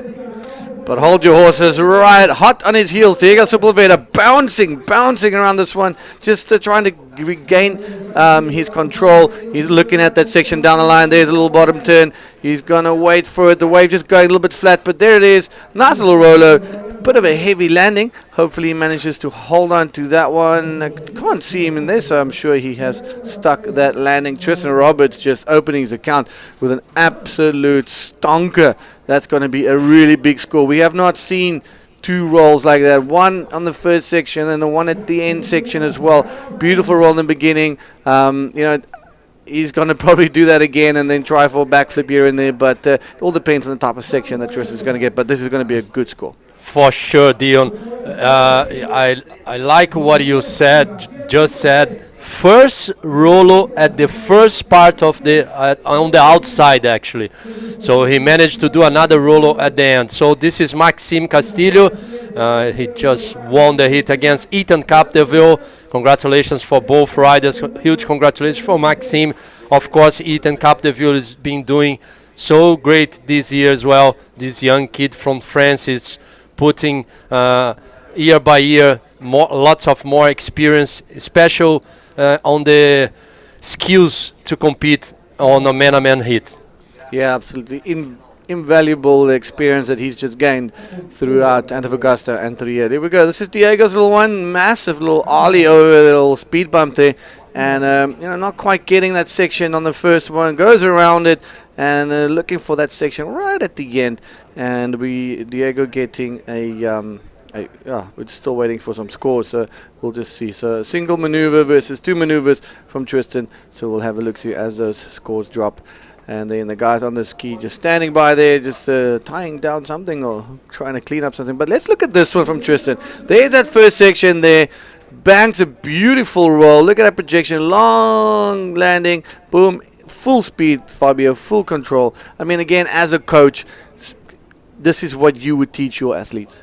For sure, Dion. Of course, like 2 maneuvers. Very good way to start his campaign. We're still waiting for the scores. The judges are comparing the waves. Let's wait. Still plenty time for both riders. Diego Sepúlveda he start good as well. So second wave for Diego, it's a 5.50, and for Tristan, 7.25. This is our judging criteria. Take through this. Yeah, we've been speaking about it quite a lot throughout the course of the event, but maximum degree of difficulty and commitment. I mean, today is all about that. Commitment, it's difficult out there, so that is the number one, and radical. It is. I mean, the controlled maneuvers, we probably might not see as radical maneuvers today. The guys need to play it safe, make sure they post those scores. Speed, power, and flow, well, that comes with these big waves. Critical section, we saw Tristan hitting that first roll on the critical section, and again on the second one. That definitely goes to show your variety. 2 type of maneuvers, 3 type of maneuvers, just not doing rolls the whole time. And, Fabio, take us to the rest. We got the aerial. Yeah, aerial maneuvers with a high degree of difficulty. Of course, like you said, we're not seeing too much air maneuvers, but we saw some good rollers already, like with projection, and cleaning executed and completed. And of course, style. I think the style put all this together. So thank you, our director, to put the judging criteria to the people at home. And of course, Tristan Roberts again going right. All right, up and riding. He's eyeing out something at the end. It slows down, slows out completely, releases the rail again. There's a little flare up, goes for a backflip, turns it around, and there we go. Tristan Roberts just showing that it is completely, perfectly surfable. But these right-handers are mental. The lefts are just unrideable at the moment. Some of those ones touching the 10-foot plus, and guys can't use the keyhole. You can't go through there because it's just way too risky. Yeah, this is a replay for Tristan, controlling the speed. He puts lots of speed, and then now he's controlling the speed, doing a nice bottom turn there, long bottom turn, hit the lip. One of the first backflips we've seen today completed, and he received a 6 point. This is live, this is red, third wave, local boy, nice bottom turn too. Oh, he lost that part of the wave, but I think he saw something there. Let's see, lots of speed, Dion. Hit the lip, El Rolo, complete maneuver for red. Wow, it's been having a nice battle for you guys. Let's wait for this last score for red, but Tristan Roberts doing a great job on the man-to-man hit with 2 waves already, Dion, 6 points and 7.25. Yeah, it's looking very impressive, looking very calculated, and we're going to take you through this quick little replay. I mean, for a moment we thought he was going to bottom turn and hit that section, but he also tried and he decided against that, and now bouncing, again, losing a little bit of speed right there, and just going for a nice little rolo and back into the channel. Well, now we got the scores of 4.5. We're going to bring the interview with Begonia and Maxime Castillo. Thanks a lot, Dion. Yes, Maxime Castillo, very tired. You're just getting back, in your breath, and you were telling me how difficult it was out there. The voice of experience, you've been coming here. This is your 6th time. Last year you made a podium, so tell us a little bit. Yeah, it's really scary out there, to be honest. I mean, to be honest, everyone it's scared about the wave, for sure. It's just how you manage it. And Ethan is for sure the best young guy in France coming, It's really talented, so competitive, and he got a love of technical maneuver. But I just try, to keep focus on my surfing, on my experience on the spot, trying to catch the best wave. And yeah, just, to make my hit, and I'm super happy because, it's last year I made the podium, this year I come back and finish minimum in the quarterfinal is a really great objective and achievement. It's hard to get a lot of good results back to back. In Antofagasta I finish 5, come back here another minimum 5 place. The World Tour is a marathon, it's not a sprint, and we need to be consistent in every kind of way, big, small, left, right, beach break, reef break, and this is just what I try to do, And I'm super happy. I'm happy for Ethan because he made a really good beginning of the year. He made the podium in Antofagasta. Here he made a 9th place. This is the next generation. He's pushing me a lot because he got a really good talent and he's really competitive. So that pushed me, to just try to to surf and to make some heat. And it's good to have all the French crew here. We got really good time, and just super happy to make that hit. Oh, you're very close to your objective, very close to get that second podium. Let's see how that unfolds, but best of luck. Do you want to say something in French for your people? Merci à tous les gars. Comme je disais, Ethan, c'est un jeune monstre, il déchire. Et ça me pousse, et on a tous vraiment un super crew ici avec tous les boys. Et voilà, c'était une bonne série. Je savais qu'il allait revenir dans la série. Je sais que c'est un gros compétiteur. J'ai juste essayé de faire jouer un peu mon expérience, et voilà, ça a payé aujourd'hui. Je suis hyper content de réussir à atteindre les quarts de finale. C'est dur de faire 2 quarts de finale d'affilée sur le World Tour, sur les plus grosses étapes de l'année. Donc voilà, là on avait tous très peur quand même. Je vous rendez peut-être pas compte, mais c'est quand même très très gros les vagues. Du coup c'était juste essayer de se calmer et voilà, essayer de manager cette peur pour avancer, pour performer. Mais voilà, je suis hyper content. Merci à tous pour le support, et on va continuer à tout donner avec les boys et voilà. Merci à tous et à très vite. Félicitations. Best of luck for the rest of the competition. Back to you guys with more action. Fantastic words from Maxime. Yeah. This is not a sprint, this is a marathon. So this is 2023 IBC World Tour. You have to surf all kinds of waves, Dion. That's it. To be a world champion, 100%. You got to be able to do everything, like you said, the reefs, beaches, onshore, offshore, left, right. It doesn't matter. You got to be able to ride all types of conditions, and ultimately that will decide the world title. yeah. So for you guys at home, we didn't had any wave during our interview. Only Tristan got a in and out wave. He received a 0.75, so nothing changed. Diego Sepúlveda, it's looking for a 7.75 with second priority. Tristan, it's a very dangerous guy, especially on the man-to-man hit, Dion. I think he changed how he works on a man-to-man hit. And of course he will use priority to block red, and here he comes, our current world champion. Tristan looking for a section, slowing down, clever surfing from the young gun.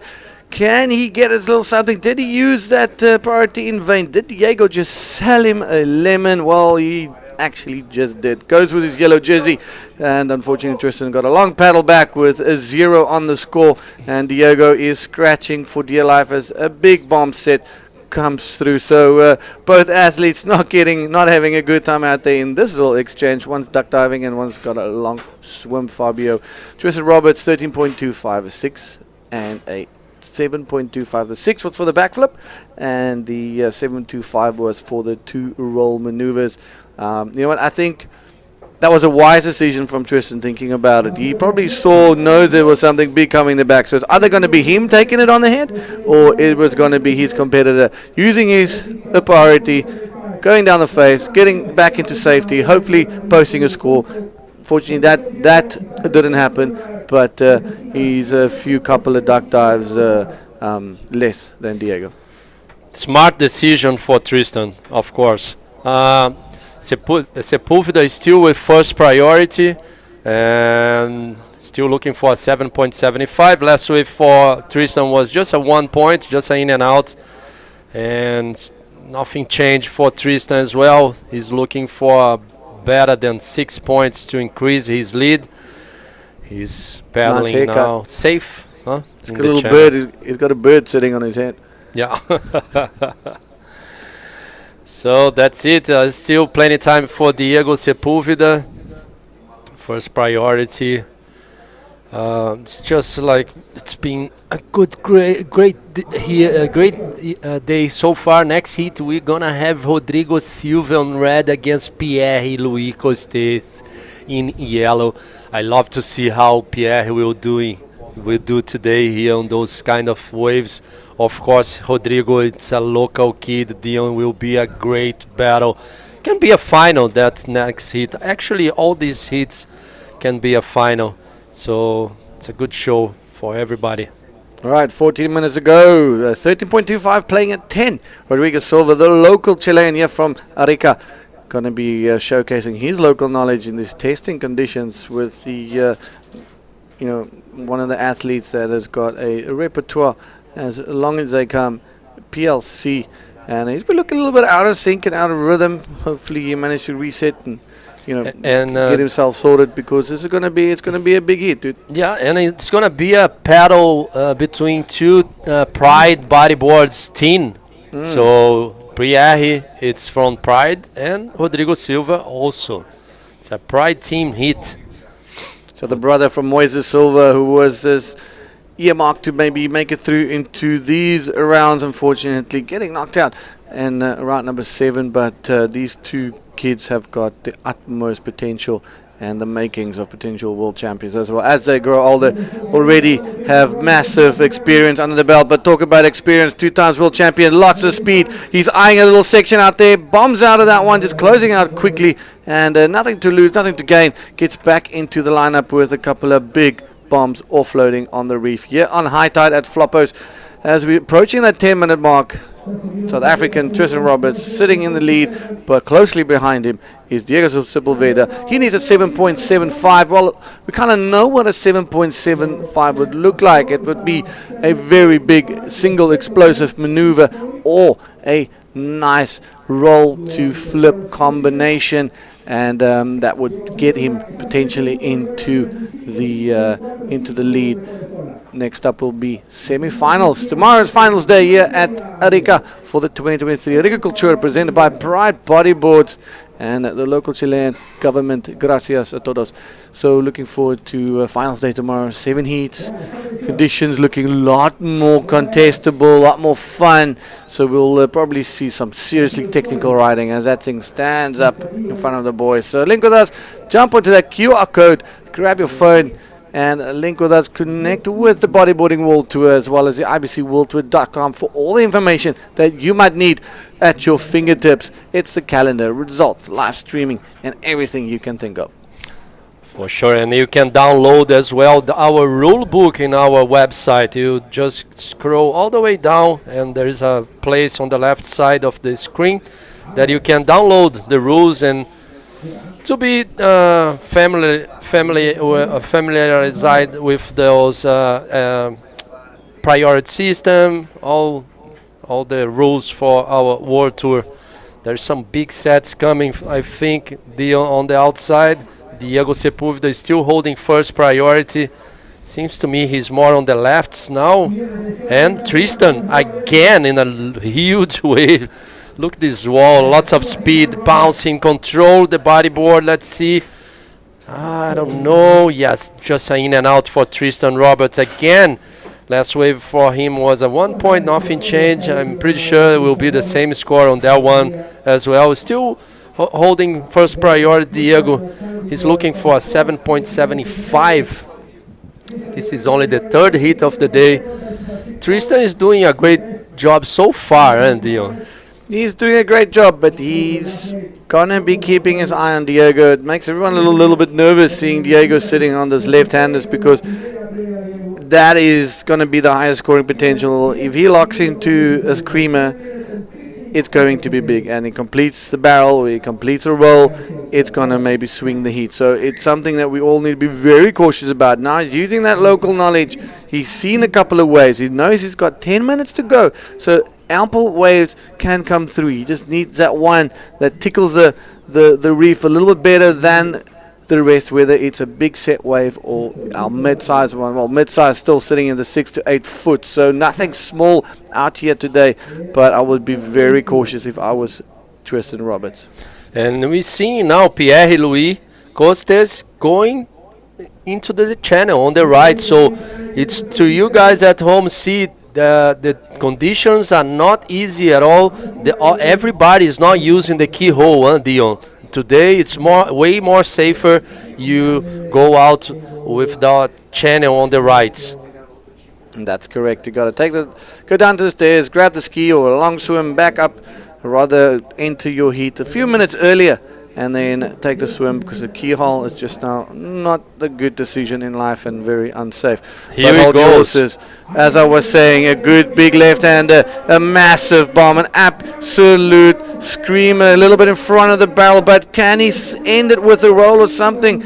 But he looks back immediately, and there's waves standing up in front of Diego. So the question is, how are they going to be scoring that left-hander? It's one of the first ones we've seen ridden today. Yes, only Sammy will surf left today, and I think there is a big setting on Diego's head. Let's see if we have our open. Yeah, he's okay. He knows this place pretty much. And this is the replay for Diego. Actually was a big wave, but it was just like an in and out for him.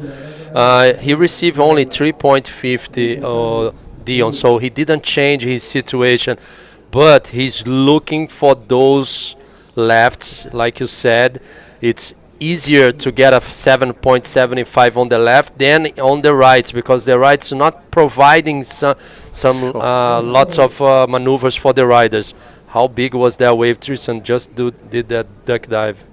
Yeah, that was massive. My jaw's hanging on the ground, and these guys are just sending it. And this is it. Tristan Roberts going down the elevator, taking a quick right down. Now, can he get a section? He wants something big. There we go. Beautiful roll. Solid landing. Cruises down the face. He is fixated on an end section there, unfortunately not getting that one. But maybe that would be able to improve his position, as he needs to throw a 6. Yes, he needs to get rid of a 6-point right. That was that backflip. This one maybe not. I'm not too sure, but wow, this is a bit of a tense moment, because oh my goodness, look at that thing offloading on the reef right there. This is one of the pride of Chile, the pride of Arica, one of two brothers, Rodrigo Silva, making it into the man-on-man quarterfinals, and he is up against a monster PLC. But my brother, this guy is looking fierce. Local knowledge. He's been out here his whole life, and that is the difference right there. He's got the crowd behind him. He's got Chile behind him. So he's going to be putting up a show for the people, and he's not going to give PLC an inch. This is replay for yellow Tristan Roberts. Is still waiting for the last scores. This wave was a good roller, extended maneuver, extended roller. The judges are still thinking he needs better than 6 on that wave to change, to increase his lead. And I was telling you guys at home that Rodrigo Silva is a pride bodyboard, but no, he's not. Only his brother is a pride bodyboard team. So sorry guys at home, only Pierre is from pride team. So and Tristan, excuse me, so sorry. No, it's all good, dude. And last wave was a 6.35, Dion. So he improves his standing, pulling a little bit away from Diego. Diego needing an 8-point ride, but oh, it's still sitting on the edge of our seats, because we know it's going to take one left-hand bomb, and he nearly got it. So he can turn the heat quite quickly if he gets the opportunity. And we've seen so many buzzer beaters throughout the event, and Tristan keeping insanely busy on these right-handers. He's hunting for a big air reverse section. He's hunting for that big backflip section. High line, drags his legs, releases the rail. Is he going to get something? No, he's going to get nothing. Just a quick little paddle back, keeping busy. I mean, look at his wave count. 2, 4, 6, 8. This is his 9th wave that he's ridden throughout this heat, versus 4 waves from Diego. I think during the course of the morning so far, the most waves ridden here at Arica, and it seems like he's having fun, opting to serve rights only. Diego coming over to the left, so a little bit two different strategies playing each other, but risk and reward on the left hand is, personally, I think it's, if he locks into one of those and makes it out, well, it's that's going to be all she wrote. Water still washing up and over, and this is live footage. Look at that, just coming over there, and it is pretty big, pretty gnarly. At the back there, you got Hotel Arica, and just a little bit to the right, you've got El Bui that's starting to show face. The sun is out now, the clouds are disappearing, and we all know what that means. It means onshore comes marching in, and we are now almost on the midway mark. After this heat will be in round number 4, which is halfway through. So Fabio, let's hope that that flag stays just as quiet as what it is right now. Yeah, for sure. Let's hope so we can finish this round number 8, and if we finish round number 8 today, tomorrow will be easier to the contest to finish with great conditions for the quarterfinals, semifinal and final. So let's hope, and it's good for you guys at home as well to see all the performance of everybody here in this round. Still 3 minutes 40 seconds to go in this heat number 3. Diego Sepúlveda is still looking for a 8.10 now after last wave of Tristan Roberts, and Tristan needs a better than 6.35 to increase the lead.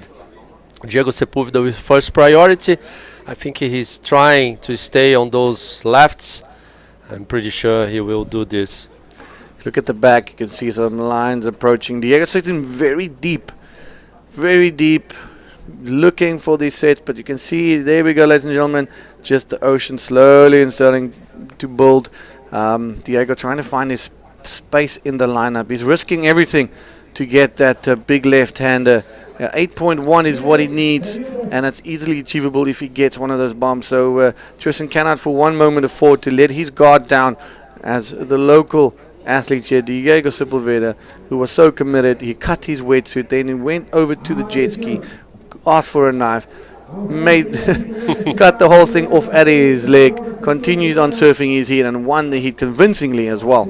So here we go, a couple of bombs building in the background, 2 minutes 30 seconds to go.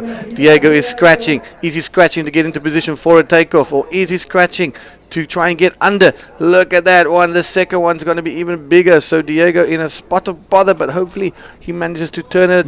Oh my goodness, letting it go, but look at that thing just offload, Fabio. That is gigantic. Yeah, it was the big wave for Diego. He lost priority now.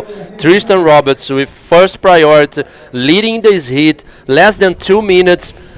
Dion, I don't want to say this, but it's very dangerous for Diego, because Tristan, he knows how to play the priority system. Not too much time for Diego to find a wave. I'm pretty sure Tristan will be together with Diego now to don't let Diego grab a good wave to make a 8.10. Let's see. Those final minutes is very crucial for Diego Sepulveda. You can also see Tristan getting closer to Diego. Yeah. Knowing that now he's in charge of this heat, basically. The last minutes, asking for situation, wanting to know what's going on with the priority. And there he is, getting the situation from the beach announcer, knowing that he's in the lead with 8.1 and with the priority. So anything can happen now.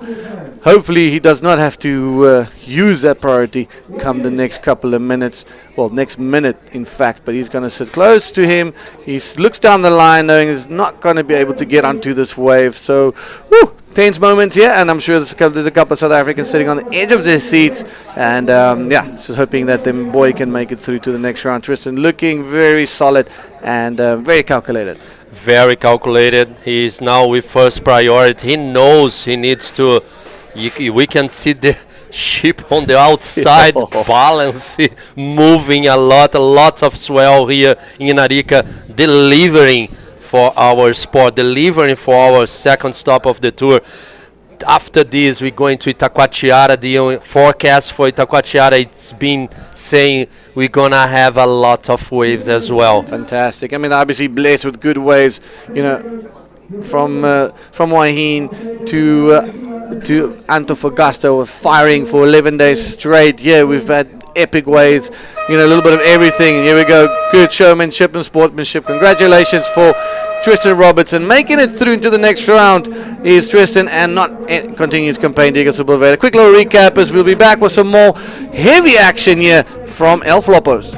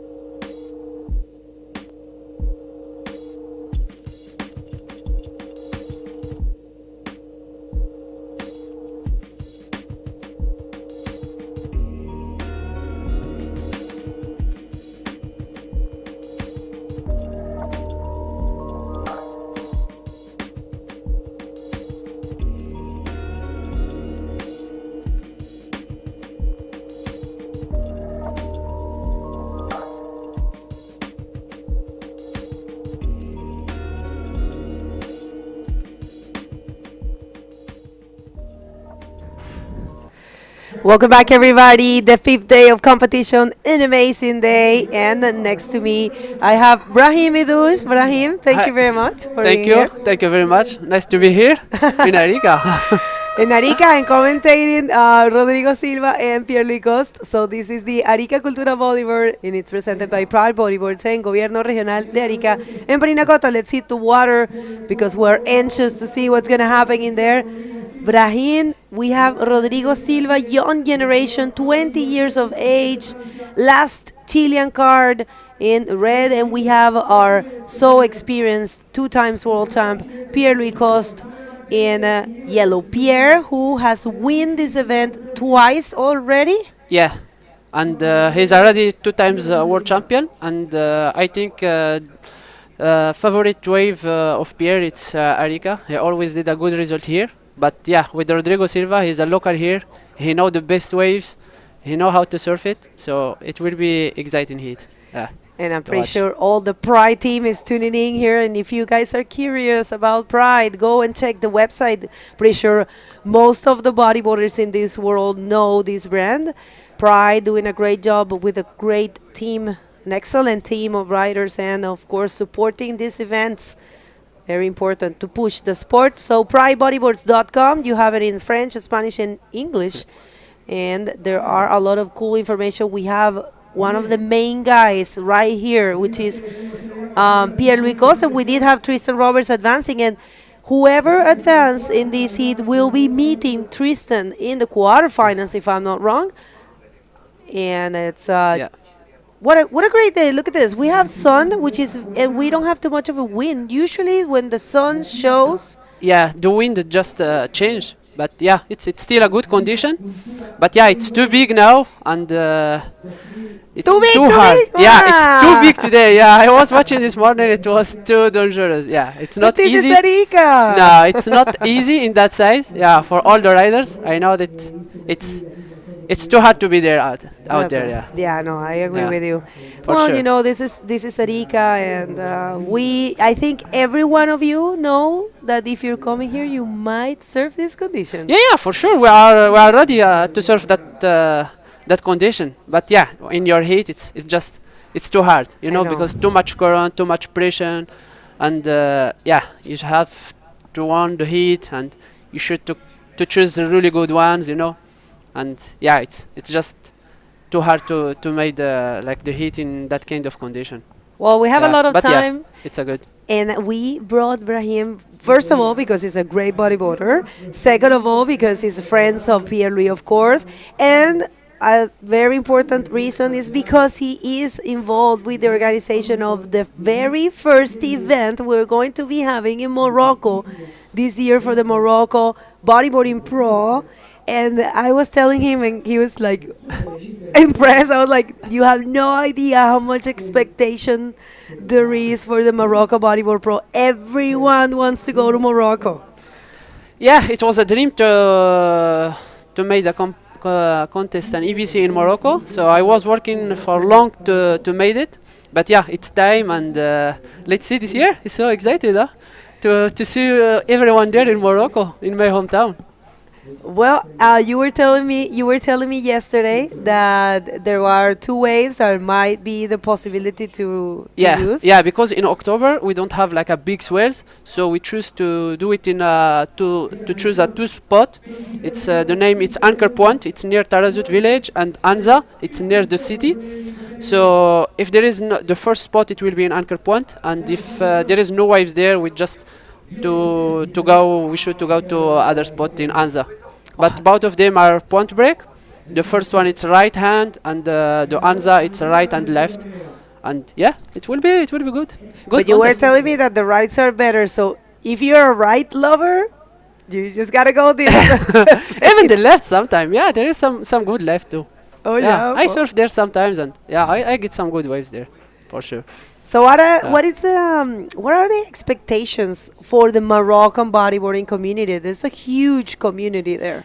Yeah, for sure. We have a lot of bodyboarder in Morocco, and yeah, the level there in Morocco is too high, and everyone just want to be there and to surf with all the professional here, you know, there. in our country. So everyone are happy to see a contest in Morocco, and it was a dream for me to made it, and yeah, we will do it. Oh my God, we are so much waiting for that moment. Is it true that everything is really good and cheap in Morocco? Like you have traveled the world, so comparing the prices, this is a good information for you back home. Probably you don't know about this, but Morocco, they say the prices are really cheap. Yeah. The food in Morocco, it's cheap than like in Chile. It's really cheap. Yeah. And what for about sure. It's like Canaria, little Oh, bit. Yeah. Okay. Little bit. Dependent where you go, if you go like a cheap restaurant, yeah, it's too expensive. But if you go normal places, it's cheap. It's more cheap than Canaria for sure. For a traveler, they find Yeah. It's easy to find a good place to stay, and where we'll do a competition, it's easy to find a way to play, to stay, and the food. Yeah, the restaurant. There's too many restaurants there, and it's cheaper place. Yeah. Well, that's great to know. And how do we get there? You fly. The things, it's the airport. It's about 25 minutes from the place that we will do a competition. Yeah, and I think for the people that want to stay, it's much better. Pierre in the first wave. Sorry. No worries. You can go in French if you want. Yeah, first wave of Pierre with a nice roll. Yeah, a very And good he's way. looking for something inside, and with second roll, he didn't land it. Yeah, it's a good wave to start. You need to do that. You need to just go basic. Look at that. That's Diego Sepulveda. He did an amazing job. I have to say congratulations to him, because ending here 9th is a great deal. Just whoever ends in this stage will remain in the 9th position here. Yeah. So congratulations to Diego. He did a great job. And this is the first wave for Rodrigo Silva. Let's see this one. He's choosing for the rights as well. He's stalling there, looking for the section. Yeah, he's looking for the second section. This section there, it's like... Yeah, it's too heavy. Sometimes it's a good one. Well, this is the replay for Pierre, the first one, and there was a 6.25 for... It was a nice roll. Yeah, it was a pocket one, Yeah, in the first section. Yeah. He did well. We want to see that. The judges are looking for that. They know the potential of the wave, and that second roll was just to complete his ride. And it's 6.25, a great way to start. Para las personas sintonizando de Chile, Rodrigo Silva es el último chileno que nos queda en competencia, un chico de 20 años, gemelo de Moisés Silva, que también es rider de Pride y que ha hecho muy buen trabajo. Estamos en los octavos de finales, son rondas de eliminación en donde solamente pasa uno, son 30 minutos y no tienen límites de olas, así que vamos a ver cómo se desarrolla.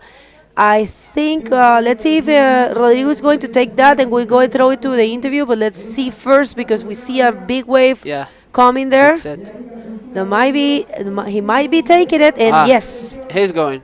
That's a big one. It's a big one. How big does that thing looks inside? Maybe 9 feet, huh? Oh, yeah, I believe so.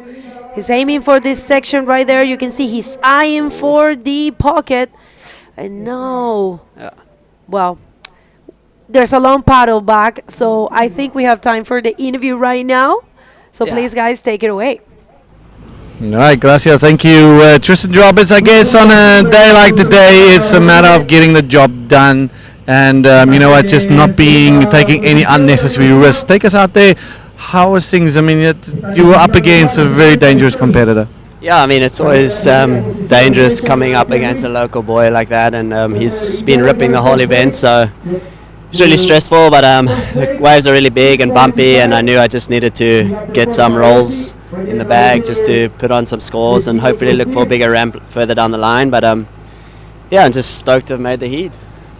Yeah, well, congratulations on that. I mean, now we're moving to finals day, quarter semis and stuff like that tomorrow, so just some good momentum throughout the event, and hopefully you can carry that throughout. So, good luck for the rest of the contest. Yeah, thanks. Tomorrow's going to be a crack of a day, so tune in, and thanks to everyone for all the support from back home and my girlfriend. I really appreciate it. All right, back to you guys. Thank you. Thanks a lot, and of course, congratulations to Tristan. One more, it's one less, right? Let's see this one here. It's a backup score for our boy in yellow, Pierre-Louis Coste. Of Finlandia. course, yes. Yeah.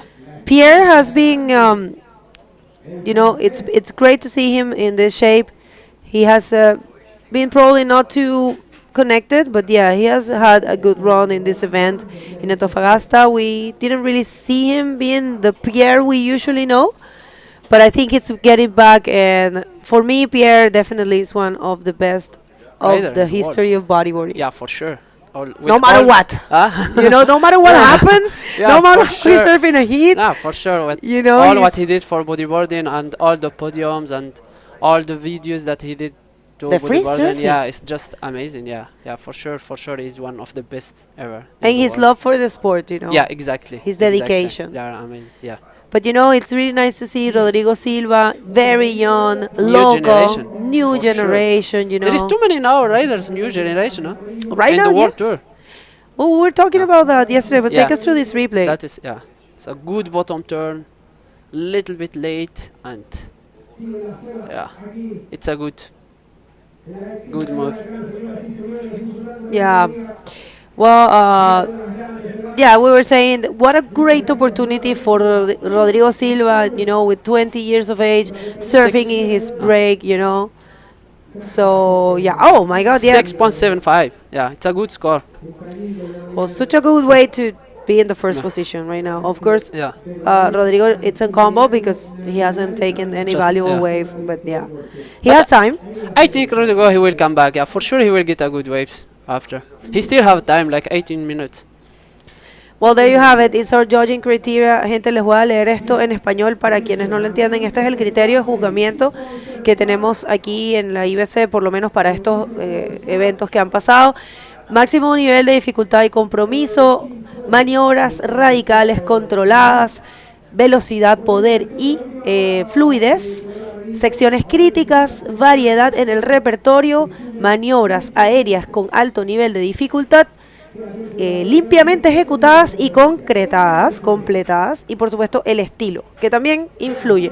Así que Pierre está surfeando de manera conservadora, de manera básica, pero cumpliendo absolutamente todos los requisitos del criterio de juzgamiento de la IBC World Tour. Por eso tiene un score de 6.25 y uno de 6.75. Solo 2 olas ha tomado Pierre. Yeah. And we can say that's a flawless performance. Because just to be able to take 2 waves, look at this one. This is the 6.75. This is the best wave of the heat so far. And not only taking a huge one, but reading it well, performing the maneuver. Exactly. And he did what he needs. Yeah. And yeah. So He get the score. So he just improving his, because there is no one now of the heat take the left. So I think Pierre, he will choose a good one in left. Because if you get a good one in left, you will get a good score, for sure. Well, if you're tuning in right now, you want to ask something to Brahim Idouche, our rider from Morocco that we have in the tour. Brahim, a very experienced world tour competitor, and right now involved in the organization of the Moroccan Bodyboard Pro that we're going to have this year. And that guy right there is Lionel Medina. Yeah. He will have a really hard hit with Turner. Yeah. Oh, look at this bomb. Rodrigo, yeah. I know it will happen. Yeah, you were That saying it's it a actually. big one. Oh my God. Rodrigo lo está dando todo, gente. La verdad, qué orgullo. Un chico de 20 años que es el hermano gemelo de Moisés Silva, que ha trabajado súper fuerte su carrera, que lo ha dado todo. Está en este momento en octavos de final contra una de las figuras más grandes del bodyboard. Miren esa It's bomba. a big hit, big waves, yeah. That thing is like, that thing is like more than 10 foot. Yeah, for sure. Yeah. For sure, yeah. That's it, more than 10 feet. Oh my. So, muy bien, Rodrigo. La verdad, independiente de los resultados, un chico, miren, se tiró esa bomba, está buscando, no está todo perdido, faltan 15 minutos con 50, es bastante tiempo. Y el hit que se viene va a estar de locos. Yeah. Tanner con Lionel Medina. Medina. Wow. Va a ser de It loco. will be an excited hit too.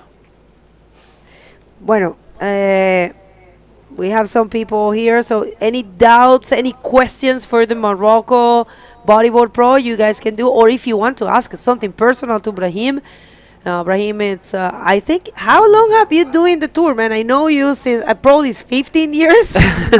Yeah, exactly. Yeah, my first competition in the World Tour was in 2009. All right. Yeah, and after I did the World Tour in 2000, I started do all the World Tour in 2012. Yeah. Oh, right, With but the yeah. Yeah. Well, I met you Now in it's 11 2010 years. in I met you in 2010. I remember in Sintra. Venezuela. No, in Venezuela. No, it No, was you didn't go? no 2000. No, it was in 2012. Oh, in okay. Venezuela. Oh, okay. Yeah, then exactly. it was. Oh my God. Yeah, My first time in Venezuela. It was in 2012. you were first time in Venezuela for 2012. Yeah, yeah, okay. exactly. Well, yeah, And- one of the most experienced riders, or actually the most experienced rider from Morocco in the world tour. And guys, we're having an event this year there. He's involved in the organization. It's so good just to have you. So, what motivates you to bring this event to your country?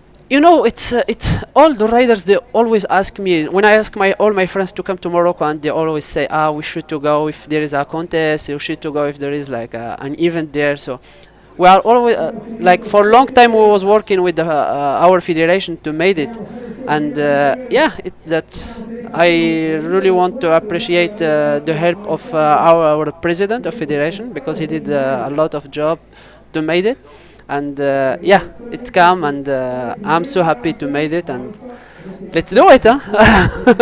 Everyone It will be is so so good, happy. yeah. I know for a fact there's a few Moroccans tuning in right now, so thank you guys for letting us have an event there, and it will be a pleasure for everyone to go there. Gente en español, él es Brahim Iduch, es uno de los competidores, es el competidor más experimentado de Marruecos en el Tour Mundial desde el 2012, y está involucrado en la organización del evento de Marruecos que vamos a tener por primera vez en la historia del bodyboard, un evento mundial en Marruecos este año. Va a ser el penúltimo evento del año. Probablemente vamos a coronar a la campeona mundial mujer ahí, quién sabe. Sí, hay junior, mujeres, and hombres. Probably we're gonna crown Yeah, the world. I hope that yeah. the world. Yeah, for sure it will happen there. It's the last contest of the girls. Oh, it depends yeah. on the points, because Yeah, Sari depends. is doing very well. You know, No, we should see Sari winning in Morocco too. that would be excellent. But Sari, man, she already took two wins. So Yeah, for sure. we will see. We will see. We might crown the world champ for the women division there. The men division, they will pretty likely be defined in Gran Canaria from Tonkin. And we have a wave there. Rodrigo Silva. I Let's think see. it's a really nice wave to me. Oh, Nice. Yeah, with a nice first roll. Very good, very good. This is what he has to do, you know, just build the score. Don't Yeah. be too proud.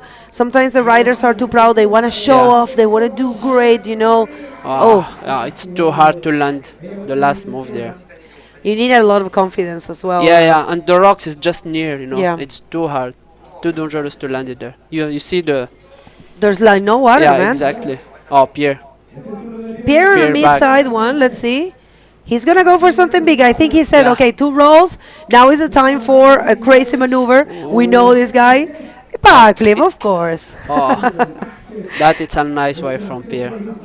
Yeah. Ki- I know he will go big because Diego Rodrigo Rodrigo. Silva is one of the best Chilean, you know, and he was like ripping in the last few days. And Pierre, he have to make something big to secure his place, and yeah, for that he was going big to make a big flip.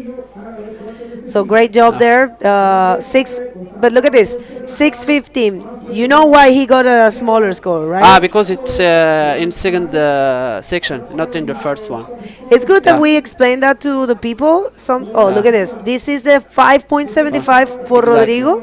Oh. Maybe you can analyze the difference between the waves.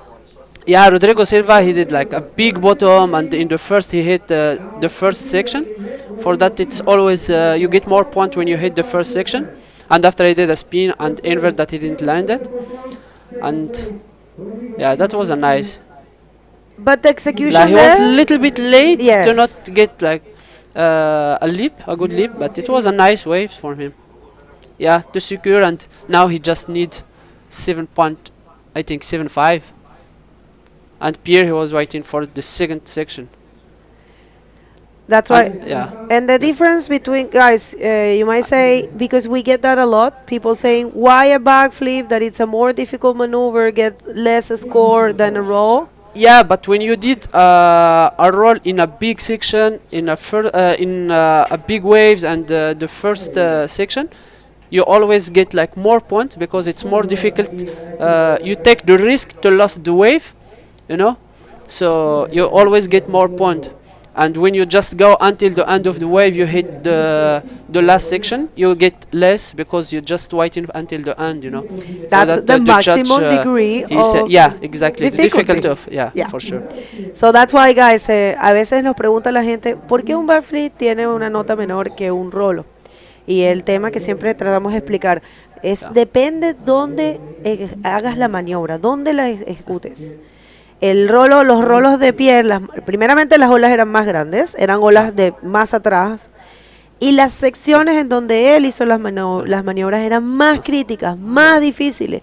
Entonces no es tanto la maniobra como tal, sino la ejecución de ella y la zona en donde se hace, el riesgo que tú estás corriendo, que lo dice Brahim, el riesgo que tú corres al pegarle en esa sección, que puede que no completes la maniobra. Sí, sí, exactamente. Entonces, por eso recibe esa diferencia de puntos. Y en el caso de Rodrigo, la ejecución del rolo de él sí fue un poquito, él lo hizo, no hizo bottom, lo hizo como desde el centro de la ola, y no fue tan fluida. Sin embargo, un 5.75 ya sale de la zona de combo. Pero necesita un 7.25, ¿lo puede lograr? But it's possible. It's anything possible now to get like a 10 point here. It's easy. Yes. It's not that easy, but you can make it in any waves, you know. Only take one wave. Yeah, exactly. And even in the last second, you can get it. Well, so yes, But everyone. now, Pierre with the first priority. I know he will wait, you know, long to catch a really good one. Okay, I'm reading. Well, this is very good. Thank you, director. We're going to see it. We're going to compare. So, Yeah, exactly. right there. ¿Vieron ahí como él estaba como por la mitad de la ola en una sección no tan crítica? Yeah, even when he did that roll, it was a little bit late, and even the landing was in the middle of the wave, you know, and that backflip. It was a nice flip, but it's just because it was in the second section. But it was a nice. Well, we have a lot of people from Morocco, I think. We have Suka. It's Sukaina? Sukaina, yeah. Maybe? She's a Moroccan Because it champion. says Suka. I don't know if it's Sukaina. Might be her. If it's you, lots of love, and I hope to see you very soon. Yeah, she's a Moroccan champion, and she's a good bodyboarder. She is a great She person. was in Sintra, I think. Maybe you see her. I met her, yeah. Yeah, you meet her, I think. That huge smile, I will never Exactly, forget it. exactly. Always happy. Yeah. Suka, we love you. Anyways, well, guys, what you see in the screen is a novelty. It's a link tree. You guys just have to scan that and link with us. It will take you to all of our social media, and it's pretty useful. So you don't have to go one by one. You just scan that, and it will take you to a place that you can just follow, and then you will help us. You want to say that in French, maybe? Huh? Do you want to say that in French to scan that and follow us in the social media? Il faut juste scanner le. Quoi? Le código, ¿no? Oui, il faut juste scanner le code et pour suivre tous les news de IBC World Tour sur le site. Oui, merci. Exactly. In Arabic? Huh?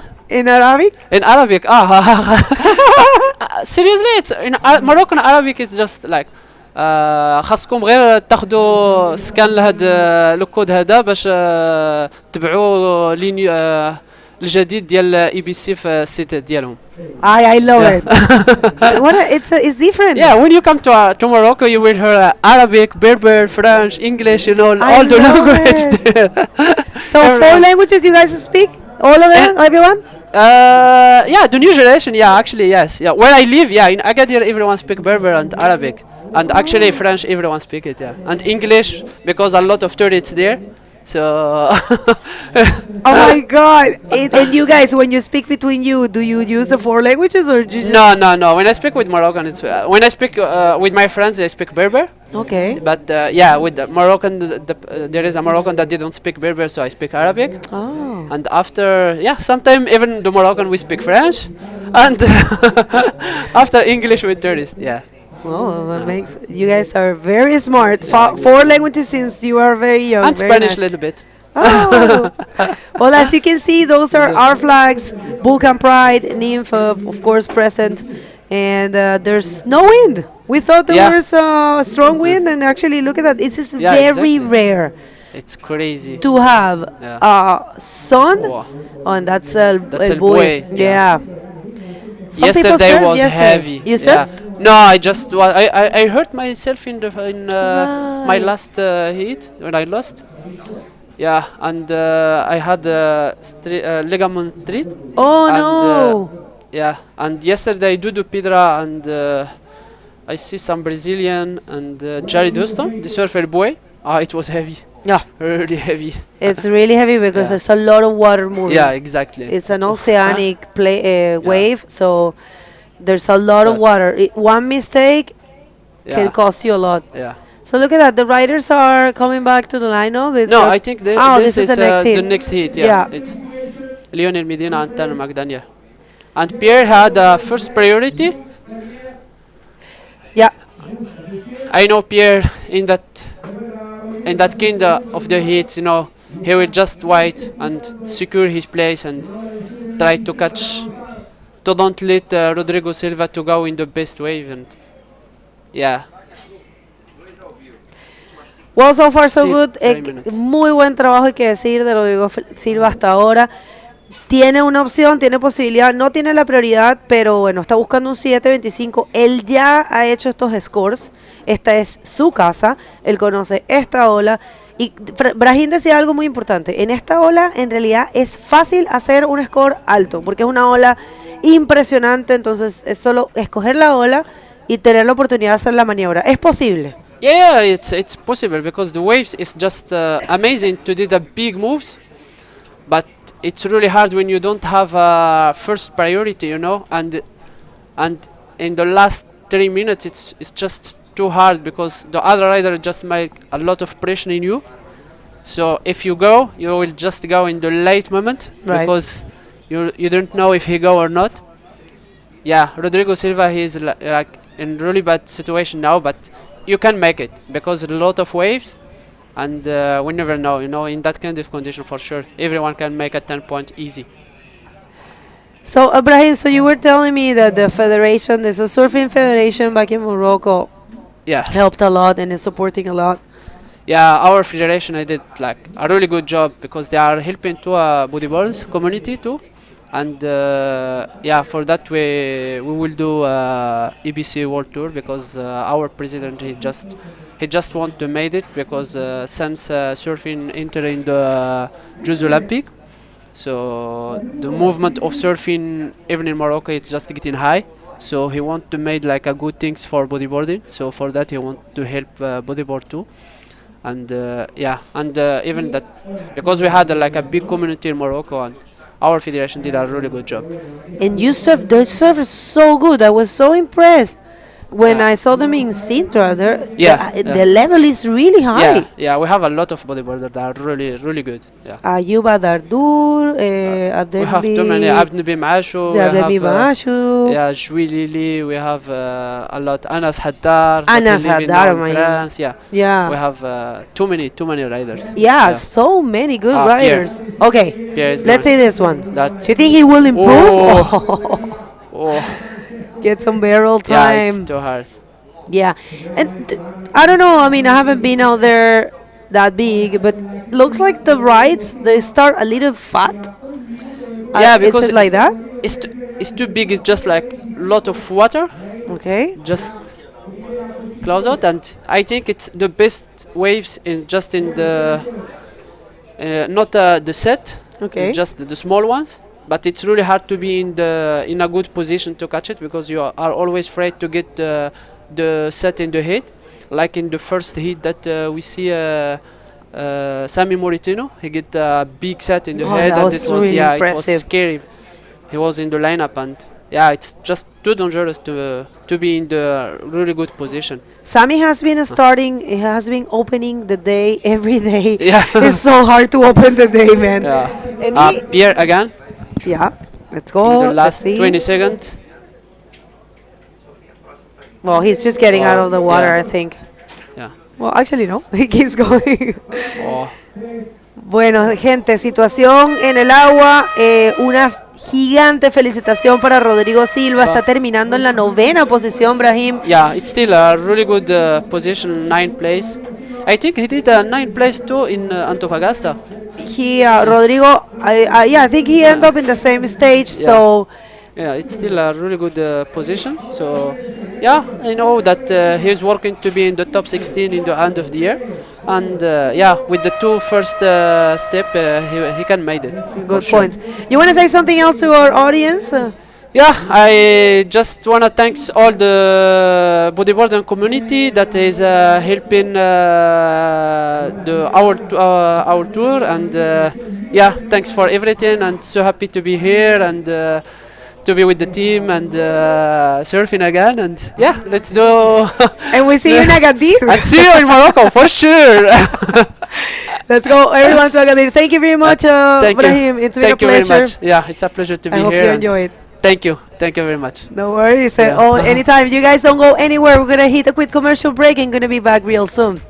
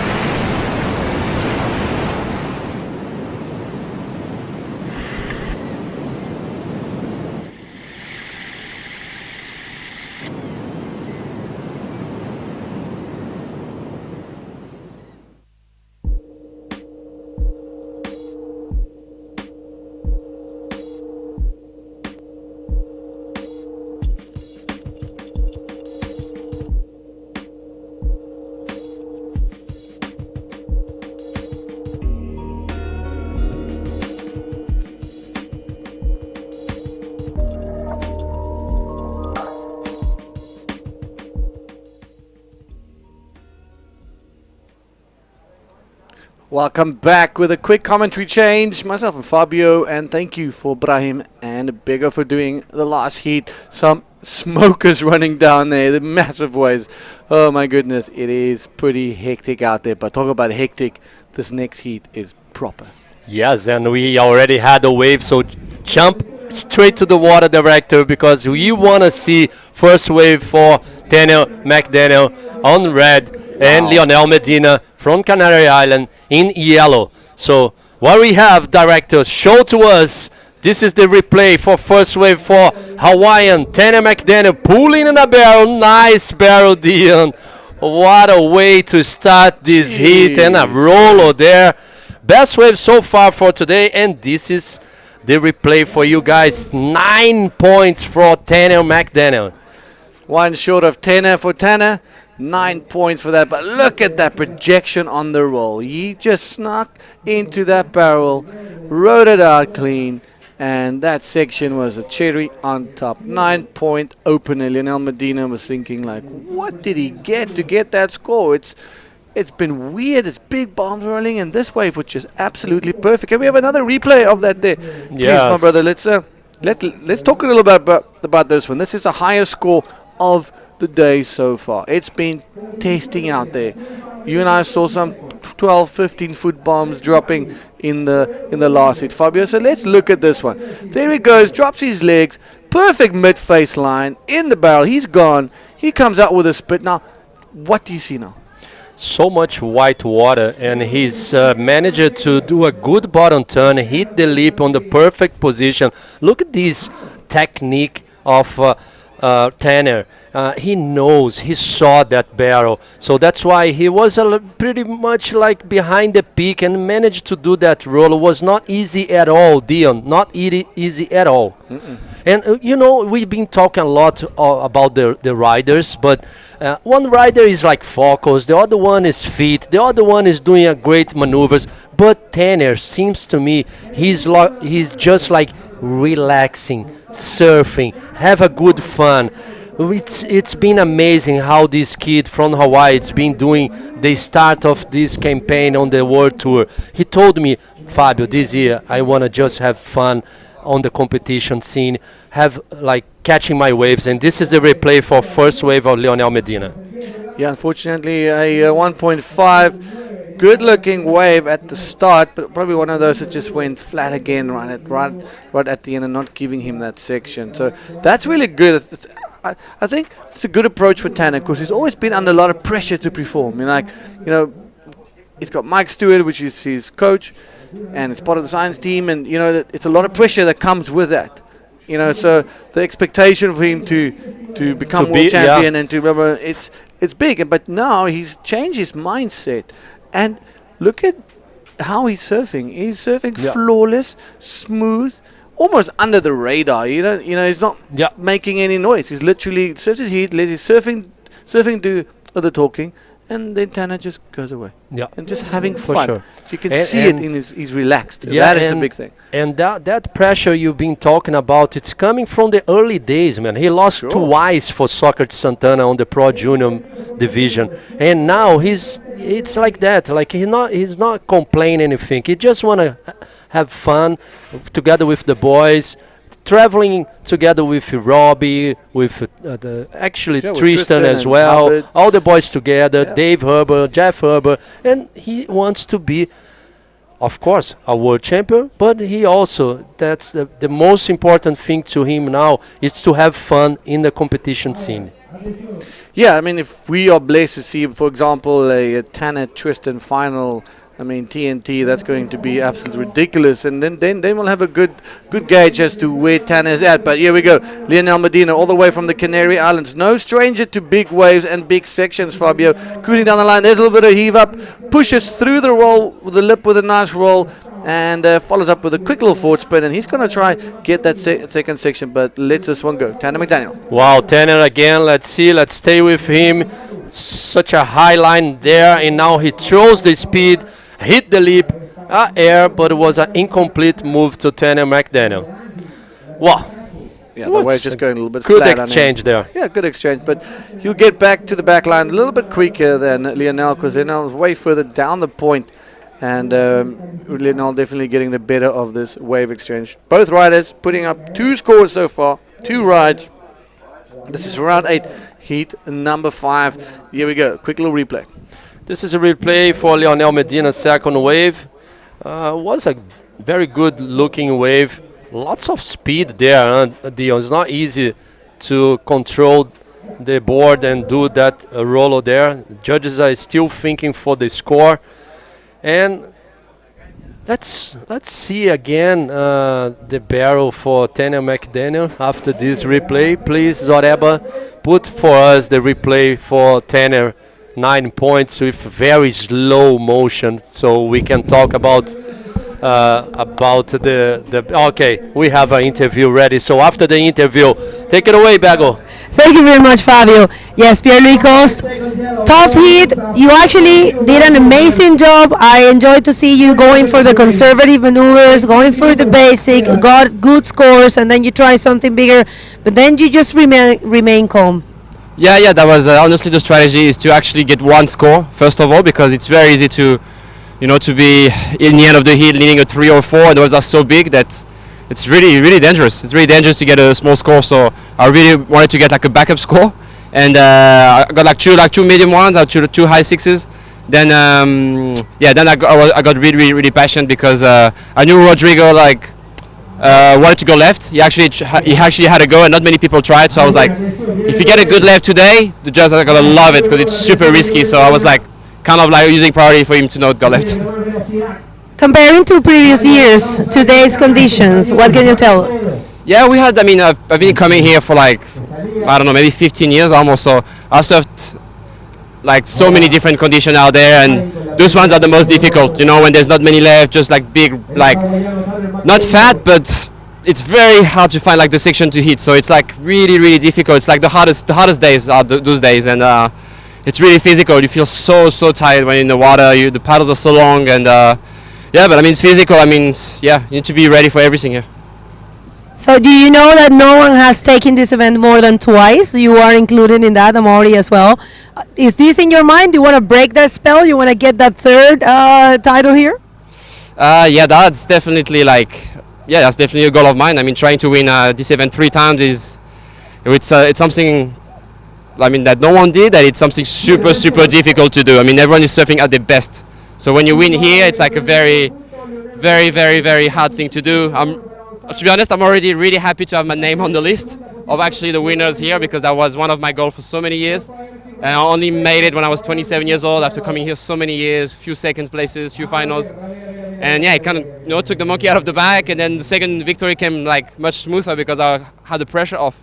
So I think it's going to be really difficult, and I know that I know that Amaury is the only one in this event who won it twice, and we'll see. But the guys like Tanner and Tristan, we really want to win as well, and there's so many good guys, to be honest. Well, congratulations, Pierre. You want to add something else for your family or friends? For sure. Obrigado a todos, beijinho à minha família, a Ruth, beijinho à minha família toda, a tous mes amis, a tout le monde.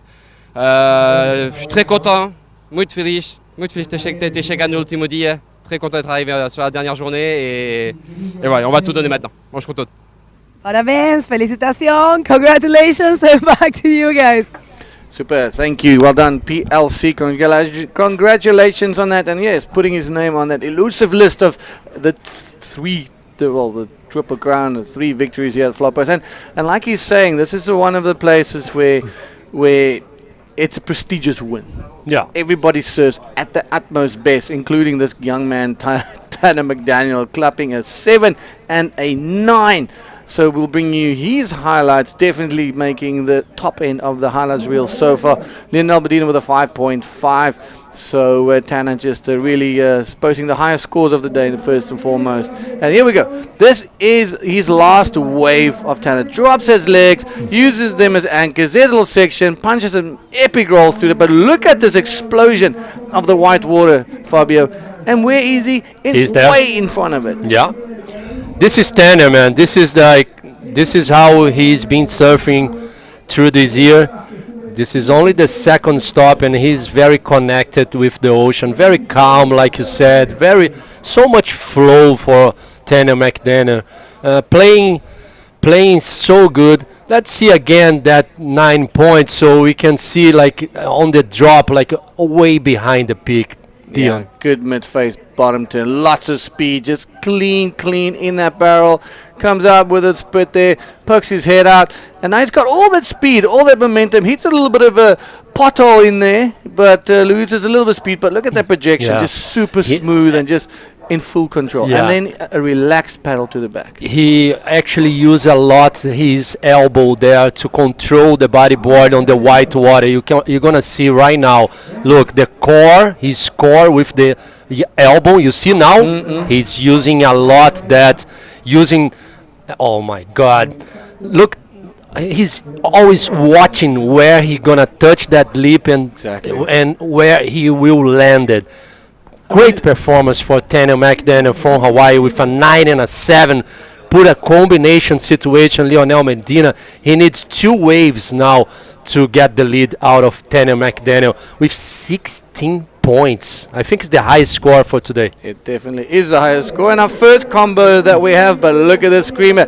Lionel Medina, is he going to answer back with something spectacular? This wave just running away from him a little bit. Can't get in front of that whiteboard. You can see he's just racing it. Can't do much. He will be ditching out as soon as he gets into a safer area. And there he is. No stranger to big stuff, but unfortunately the wave not producing a scoring opportunity for the Canary Islander.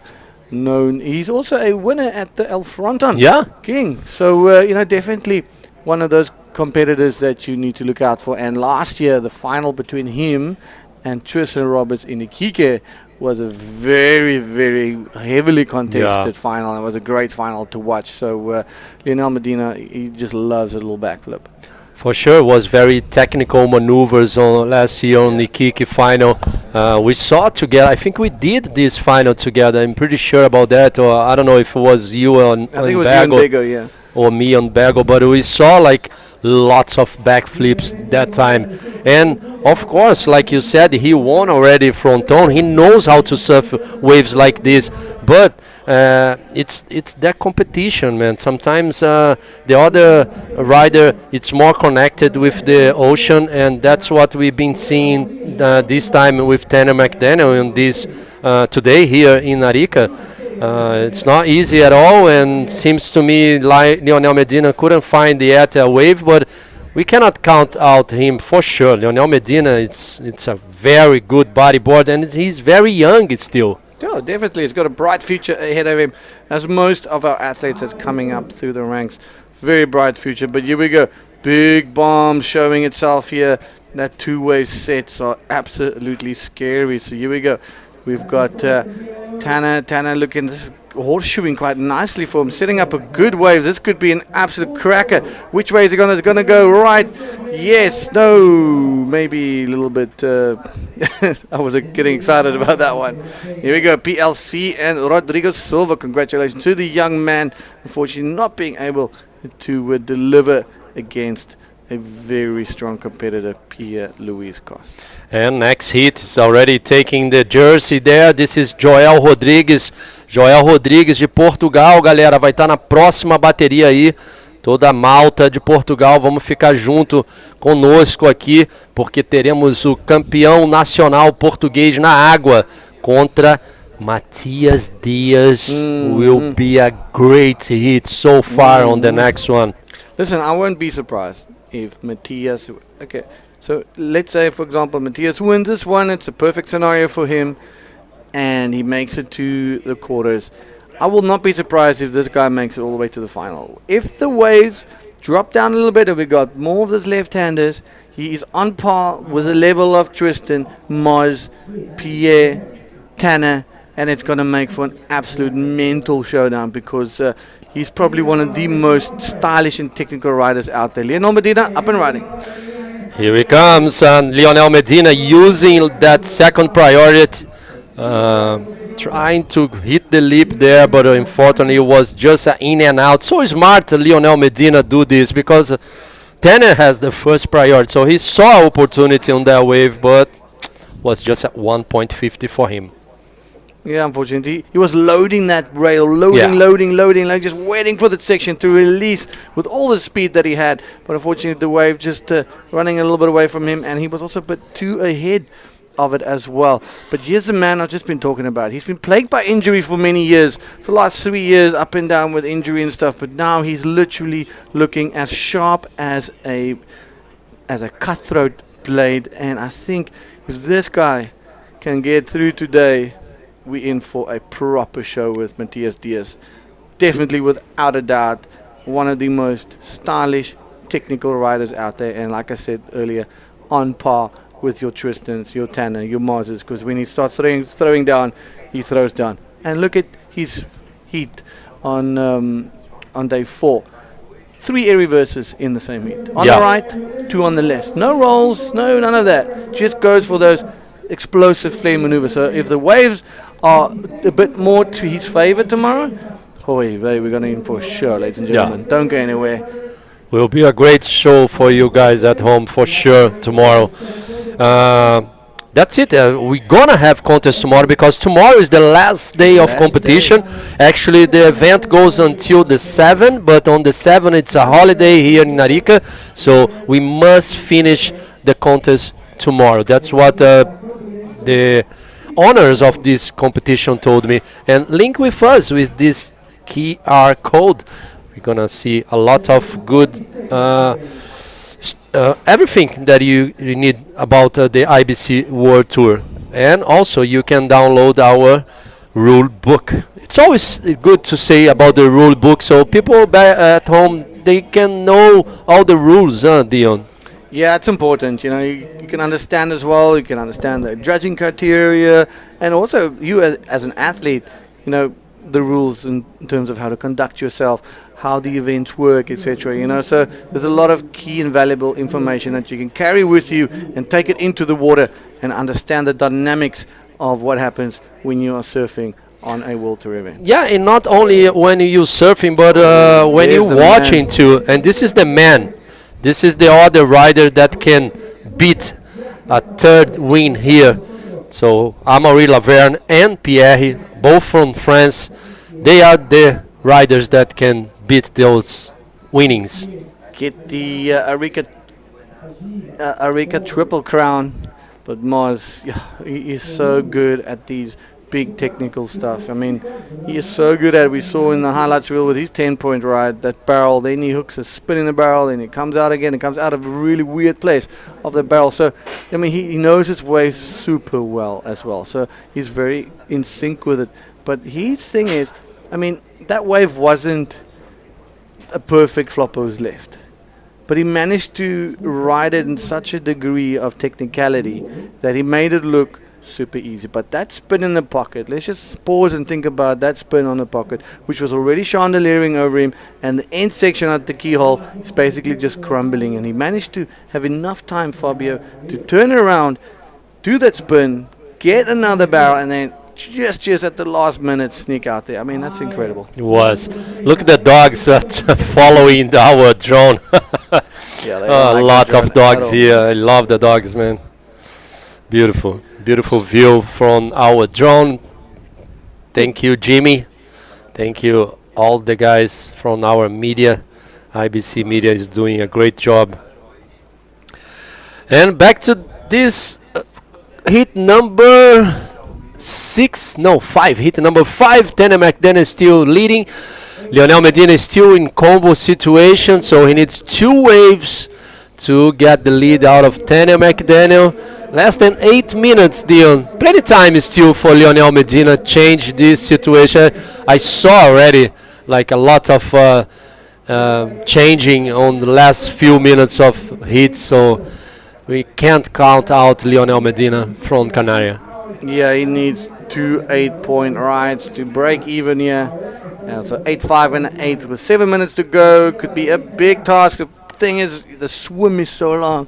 It's very big, Fabio. So you know that it takes a long time to get back to the lineup. But hey, we've seen you can't say that that's all she wrote. That's going to be over for him. He's not going to make it because those last minute buzzard beaters we've seen. No, far too many of them. Yeah, imagine if it comes like a left, like a big left. He'd take a barrel, like just a barrel, take out of the wave, just pedal a little bit. Another wave comes, and that's it. That's it. Tana goes home and Lionel Medina goes on, but we can only speculate and dream and pitch some scenarios. Yeah. But that's why we want to break some hearts and get a little bit of action going. But talk about action in this lull. A little recap of what's been happening. Here's Tana's 9-point ride, beautiful smooth barrel, comes out of that one screaming, hooks a nice little bottom to hits a little divot at the end there. But look at that projection. Beautiful Mombasa. What do you say? Ondassa. Big wave. And this is the replay for Lionel Medina. This was a 5.50 so far, his best wave. The backup score, he only have a 1.50. So Lionel Medina, it's a combo situation, and this is the 7 points. Yeah, beautiful Rolo, massive explosion, and there's way ahead of the explosion. I mean, this guy, no stranger to these big conditions. Coming from Hawaii, again, you know, he knows how to conduct himself. Look at how that left-hander left a triangle. The last wave left a perfect whitewater triangle. So that must have been a bomb. Unfortunately, no one being able to get onto that. So, yeah, it is a first priority with Tanner, second with Lionel. Both of them paddling now, and Tanner on an absolute cracker. Look, beautiful, clean face, lots of speed, lifts his legs. He's looking for something sweet. There it goes up and just skips over the top. He builds a dream for us and never delivers. I was hoping to see it 720. I gonna say for you, Dion, he used the priority to block Lionel Medina on this wave. Probably. I'm pretty sure, because he don't want to give a chance to Lionel Medina to catch a wave and do like a crazy maneuver and receive a 10 points, because he knows Lionel Medina can do it. He was with a first priority. Lionel Medina was way behind on that wave, but Tanner just used the priority. And we see a lot of guys surfing there. Yeah, a couple of guys giving it a dig. I know there's a few bodyboarders out there. It's probably Robbie Berman and those guys having some fun. Yeah, Tanner won't give him an inch, even though he's in combination land. Yeah. You know, he's still going to use what he has at his disposal. For sure. He knows how to compete a lot, this kid from Hawaii. It's been increasing year by year, man. Tanner is doing a very solid bodyboard show. Let's see, Lionel Medina, first priority now, less than 4 minutes 20 seconds. So this year we're gonna finish our world tour again in fronton, huh? So it will be amazing. The fronton king is always delivering some good waves to our sport as well. Yeah, it's such a beautiful place, and you know, watching that wave offload on from atop the cliffs, yeah, it's something special. Kudos to Danny and his crew for putting up an excellent show when it comes to that event, because it's an absolute monster. But next heat, ladies and gentlemen, talk about monsters again. We got Joel Rodriguez and Matthias Diaz just joined us. Thank you very much. This is round number 8, heat number 5, man-on-man heat. We've got 3 more heats after this, and we're going to talk a little bit more what's to come. But here we go. Tanner up and riding. Long, slow bottom turn. Is he going to do a little speed check? Nice little cutty. Dislodges a lot of water and back into the pocket and tries to get a cover, but gets denied. Comes out of this one, and that will probably all she wrote. Not a score to take home for him. But as I was saying, the technical directors are keeping a keen eye on the wind situation, whether we're going to be running all the way through or we will be calling it a day and continue the last 2 heats on finals day. But so far so good. The sun's out. Yeah, you and know, it's still, the wind's still pretty decent. Touching wood here on the table, so we'll keep it like that. But Fabio, yeah, still looking good. You know, I didn't told you before, but when the sun came out, Dion, we had an earthquake 16 kilometers from here. Yo, so maybe that's why the wind say, okay, I'm not coming. Yeah, I'm out of here. And it was a 4.50 earthquake. Huh? Oh, okay, so a small one. Not a small one? Come on, dear. You are not Chile. You are not from here, man. Yeah, don't let people from Chile say this for us. Like, oh, it's nothing. It's just a 4.50. Nothing. Look at the cormorants. Beautiful. Beautiful. All the white water from all the heavy swell the last 2 days. Looking incredible following that beautiful birds. Just amazing how they just managed to stay a meter above the water and form this long line. Super cool. Every morning, every day they come across the bay. Arica. It's a very special place. Very special place. So this is the wind. It's not too much. It's a very low wind. For sure, the direction already changed. In the morning was more side offshore, crosswind, but now it's more onshore. So last wave for Tanner was only 3.50. Didn't change anything. He needs to better the 7 points. And Lionel Medina is still in a combination situation. I think that now there's no time to Lionel Medina to grab 2 waves. And this is Arica. How big is Arica now? Yeah, it's just going bigger and bigger. But right in the back, you got the Atacama Desert. Just a mammoth desert, as big as they come. And it's pretty damn cool. And then 3 hours from here, you're in Putre. Lake Changarai, which is one of the, I think, top 20 highest active volcano and lakes in the world. Yeah, and then you're in Bolivia, so it's pretty wild. This place has got it's got a little bit of everything. Hot water springs when you go to Putre. You know that the views at Lake Changarai it's mesmerizing. With lots of flamingos, the classic type of Andes, and then the Andes starts. You know, then the Andes run all the way into Patagonia. So the longest mountain range in the world is the Andes, and what an ecosystem here in Chile. It is. So bodyboarding is culture too. This is Dion Meyer from South Africa. He knows a lot about Chile. Yeah. Okay, back in the water. Only 15 seconds to finish this heat number 5, round 8. Congratulations for Tanya McDaniel. He made a very good job getting the best score so far from today. Don't go anywhere, guys. Stay with us. Congratulations for Lionel Medina. Congratulations for Tanya McDaniel. Quick commercial break, and we're going to be here pretty soon.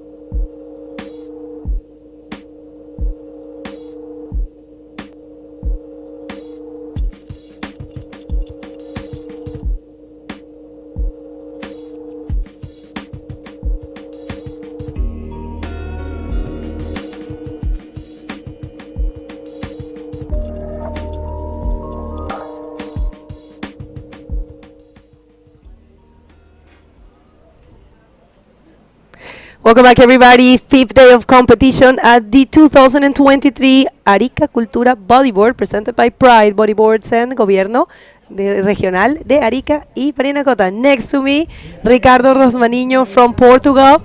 It's great to have you here. Thank you for coming and join us. Thank you. It's a pleasure to be here commentating the heat from Joel and Mati. I hope they score some good waves. The conditions are a little bit difficult, but I think they are professional bodyboarders, so they know how to work in this type of conditions. Well, I'm pretty sure there is a lot of people from Portugal tuning in, so you are going to get your comments in your very own Portuguese with the Portuguese sotaque. And there you have it. It's Joel Rodriguez in red and Matias Diaz in yellow from Chile. So what a hit. Would you like to be in the water right now?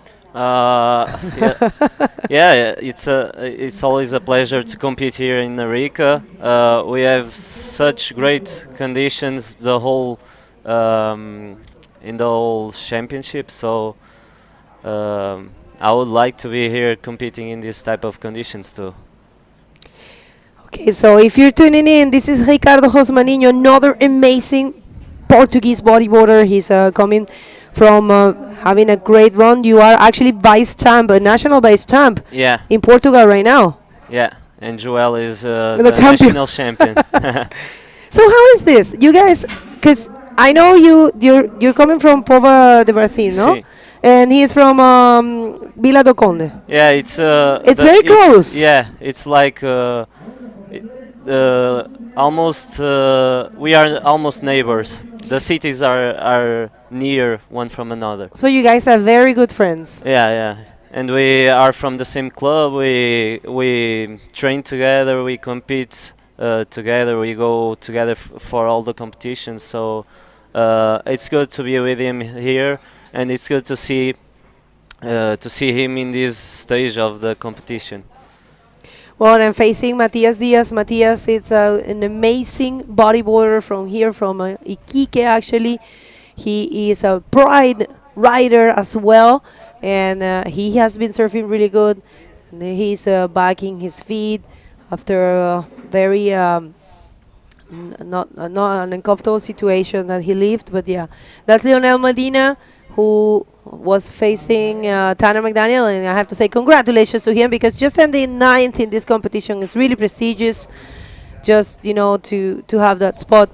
Y para la gente que está sintonizando en español, tenemos al iquiqueño Matías Díaz en amarillo, y está el portugués muy joven que está haciendo su estreno este año en la categoría masculina profesional, Joel Rodríguez, y es muy amigo de quien está a mi lado, que es Ricardo Rosmaninho.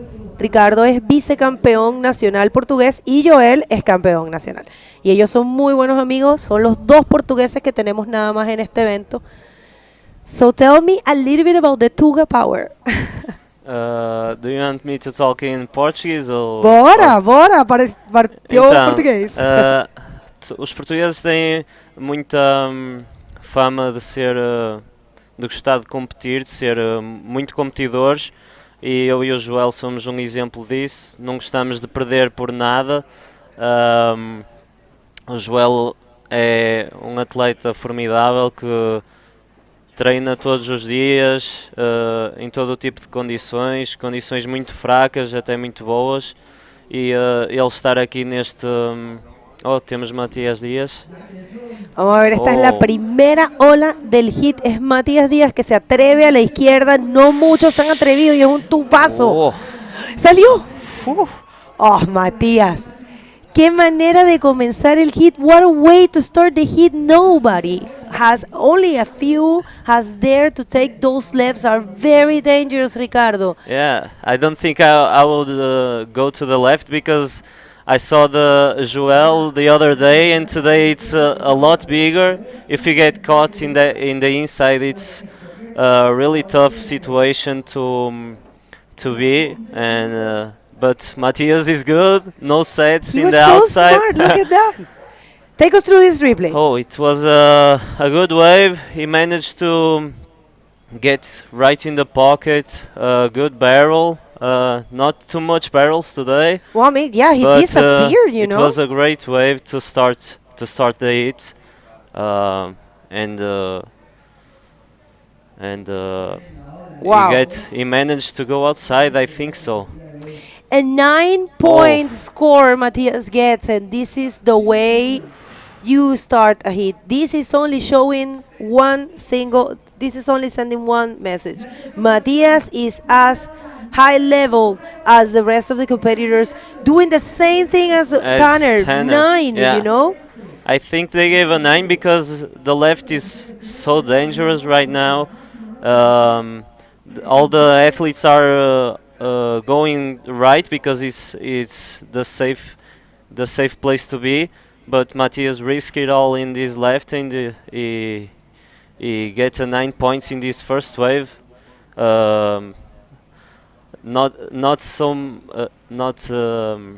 It's the best thing to do in the first wave of the heat, 9 points.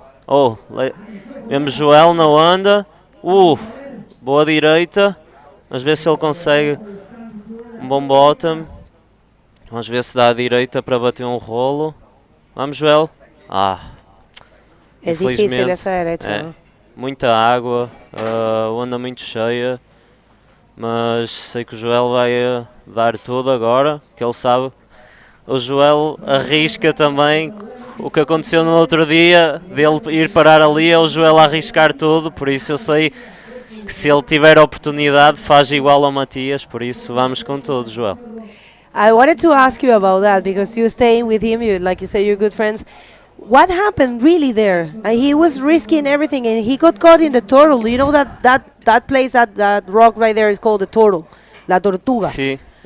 So what happened? What did he say? Why he? Eu acho que foi a primeira vez na vida que vi o Joel com medo. Oh, the replay from Matias. Bueno, esta ola fue muy was a buena. great wave. Yeah. 9 puntos recibe Matías Díaz, el rider de Pride en este evento, el chileno que nos está quedando. Qué buena ola. Perdón, este sí es la última carta chilena que nos queda. Y de esa manera se comienza un hit de forma profesional. Sí. Esto solamente manda un mensaje, que Matías tiene tanto nivel como el resto de los profesionales. Miren cómo el trabajo que hizo Tanner en el hit anterior, miren el trabajo que hizo Pierre, miren el trabajo que hizo Tristan. Matías es un rider que definitivamente se coloca dentro de los mejores del mundo, con un nivel excepcional. No doubt about that. Starting the hit with an excellent wave, it's just a perfect way to start the hit. Well, we do have the interview ready. Let's see. Let's just see if someone's going to take this one. I'm not really sure. Is there Joel in the lineup? I'm not really sure. Let's see if he goes. No. Well, I mean, they are in the lineup, but this is a... Did you see the size of the wave and the size of the bodies? It's giant. It's so big. Okay, guys, let's just throw it to the interview and we'll come back with more action. Please take it away, guys. All right, thanks, Biggs. And wow, Tanner, as we told the other guys, I guess a day like today, it's a matter of getting the job done. But you doing over and above the call of duty, clocking the highest score of the day, super relaxed, and just seems like you're just very composed in these type of conditions. Yeah, so I had to really focus on calming down all day today. I showed up here for check-in at 7:30, and we've just been watching these massive sets come in, and there's some 10 points on the lefts for sure, and I was really having to pull myself back from just sitting on those and trying to get those. Didn't need to, it's not the final. Didn't need to go absolutely nuts. Just needed to get through, and sitting on the right was probably the smarter thing to do. So I'm glad it paid off for me.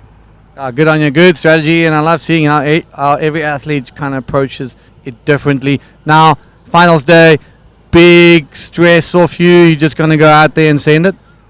Yeah, pretty much. I love competing out here. This is probably my favorite wave on tour, and it's nice when you get to just go out and surf in a heat like you would a free surf, and just get really good waves and feel like you're surfing well. Yeah, that makes a big difference. Quick shout out to anyone back home. Yeah, I mean, just everyone who's been supporting me throughout this leg so far, this event. Family, friends back home. Yeah, just thanks, guys. All right, wish you all the best in the next round. Catch you guys soon. Thank you very much, and congratulations to Tanner. An impressive performance throughout this event, and I have to stand corrected.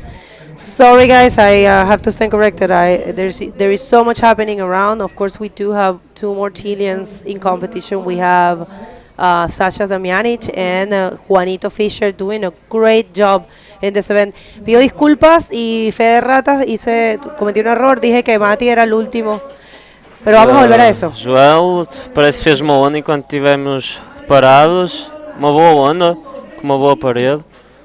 Não sei se conseguiu fazer algo.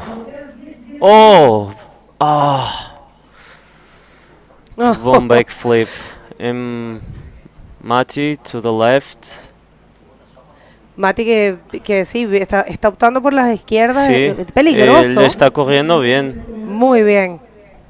Bueno, esto está muy bien, es un score de respaldo para Matías Díaz y como les decía, les pido disculpas.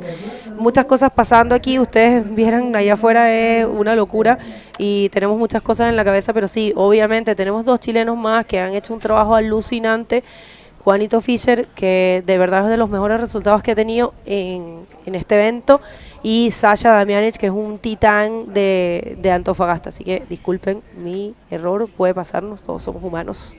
Estamos con muchas cositas pasando. Bueno, en mi caso también estoy coordinando todos los invitados. Viene ahora Carolina Medalla, que es concejala de la región de Arica y Parinacota. Y bueno, estamos con los chicos aquí a full, pero sí, 1000 disculpas. Pocas veces me pasa eso y bueno, hay que reconocerlo, le puede pasar a cualquiera. Sí. Okay, so we're going to get to see the replay of the last wave of Joel. That was a bump. A onda foi muito boa. Ele fez tudo bem, esperou pela secção no tempo certo. Infelizmente aterrou muito com a parte. Era enorme este backflip gigante do Joel. Infelizmente aterrou com a parte do fundo da prancha primeiro, que não conseguiu aterrar e completar, mas acredito... Joel outra vez na onda. Não foi.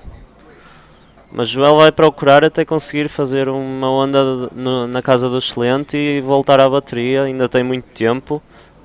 Acredito que vai conseguir voltar a estar dentro da bateria. O Matias Dias tem 2 ondas muito boas e agora vai também gerir melhor o hit, mas o Joel vai procurar arriscar tudo nas próximas ondas, tenho a certeza. Bueno, y qué forma de verdad de Matías Díaz de hacer este hit. En la mitad del hit él tiene a Joel Rodríguez, que es un excelente competidor portugués, lo tiene en combinación. Vamos a ver Another esto. one to Matías. Matías desafiando las izquierdas, trata de entrar en ese tubo, entra, desaparece, eso es un tubo y lo completa. No es igual de largo o de profundo que el otro. Vamos a ver aquí. Joel para a direita, parece ser uma boa onda. Vamos Joel com tudo. Ricardo está sufriendo. Bueno, es normal, es su amigo y bueno, por eso lo queríamos tener aquí. Para ustedes, tanta historia del bodyboard en Portugal, tantos grandes nombres, tantas buenas olas que hay en Portugal. Vamos a ver este replay, cuéntanos. It was a great wave. He stalled a little bit his legs. The wave was not so big as the first wave, but it was a great wave to keep his body moving. I don't know how the score is going to get out, but it was a great wave. And the score is a 6.9. He betters his total score. It was another great one. I think Joel is going to go left now. He sees Mati doing these scores in the left, so I think he's going to risk in the left now. Actually, the left it's better, you know. Yeah. But it's more dangerous, but it's better because the thing with the right, and everyone has been saying it. Pierre said it, Sammy said it. It's really difficult to read, and also the good section is really difficult to find. It's kind of more fat. It's a very different wave, and the other one is perfect shape for maneuvers or barrels. So definitely the lefts are offering better chances. Is Joel surfing equally as good to left and to rights? Yeah, almost the same way. He surfs a little bit better to the left, but he's an excellent surfer to the right too. He rips, he does the same maneuvers to both sides, so it's really comfortable in every conditions and to catch some lefts and some rights. Well, we were talking about wait, Joel na Joel onda, right there. não dá tempo, parece ser uma onda com muito tamanho, vamos ver se dá uma secção. Eu acho que ele tem que ir para a esquerda agora. ¿no? Sim, acho que tem que arriscar. No, y además el tiempo que te tarda igual volver desde la derecha tampoco es que la derecha sea la mejor opción porque es mucho más lejos. Sí. Te ofrece menos oportunidades de hacer grandes maniobras porque las secciones no son tan claras, tan limpias. Y además es lo que tú dices, él está viendo que Matías está haciendo el score para izquierda. Es como un mensaje muy grande, es como ve a izquierda. Y encima si me dices que a él le gusta más la izquierda, es raro que él esté tomando las decisiones de ir para derecha. Before I came here, everyone said to me that the left is better to compete because you catch a good left and 1 minute after you are outside and you get the priority. It's faster. Yeah, so if you catch a big right. Unless it was a big score, you'll get like 3 minutes to the outside. So if you see a good left, it's better to go left than the right. I think so. Well, let's just get back to that conversation about bodyboarding in Portugal. Having so many good waves and so many names. I always say, either in the female division, there's so many good women and so many good drop knee, big waves, everything. Oh, Matthias again. Another wave for Matti. He's gonna go for the big maneuver. You can tell. Oh my God! Wow. If he landed, what if he would have landed that thing? It was a 10, I think so. Matthias is very good on those air forwards. Very good. He has done it in the previous years. Let's go, Joel. Go left, go left. Yeah, I don't know. I think he's gonna keep going right, and yeah, he has to go to the left definitely. He has a lot of time because if he gets a good score now, 10 minutes remaining, he goes to the outside in 1 minute. So 2 waves. I think it's still very possible to go. Bueno, ¿dónde está la gente de Chile apoyando aquí a Matías? Matías está haciendo un espectáculo en este hit, está demostrando. Vaya a tener una fotaza. Va a tener una fotaza, no. Tiene miles, Matías, de esas. Sí. Te digo que Matías es un rider espectacular, de verdad, en todo sentido.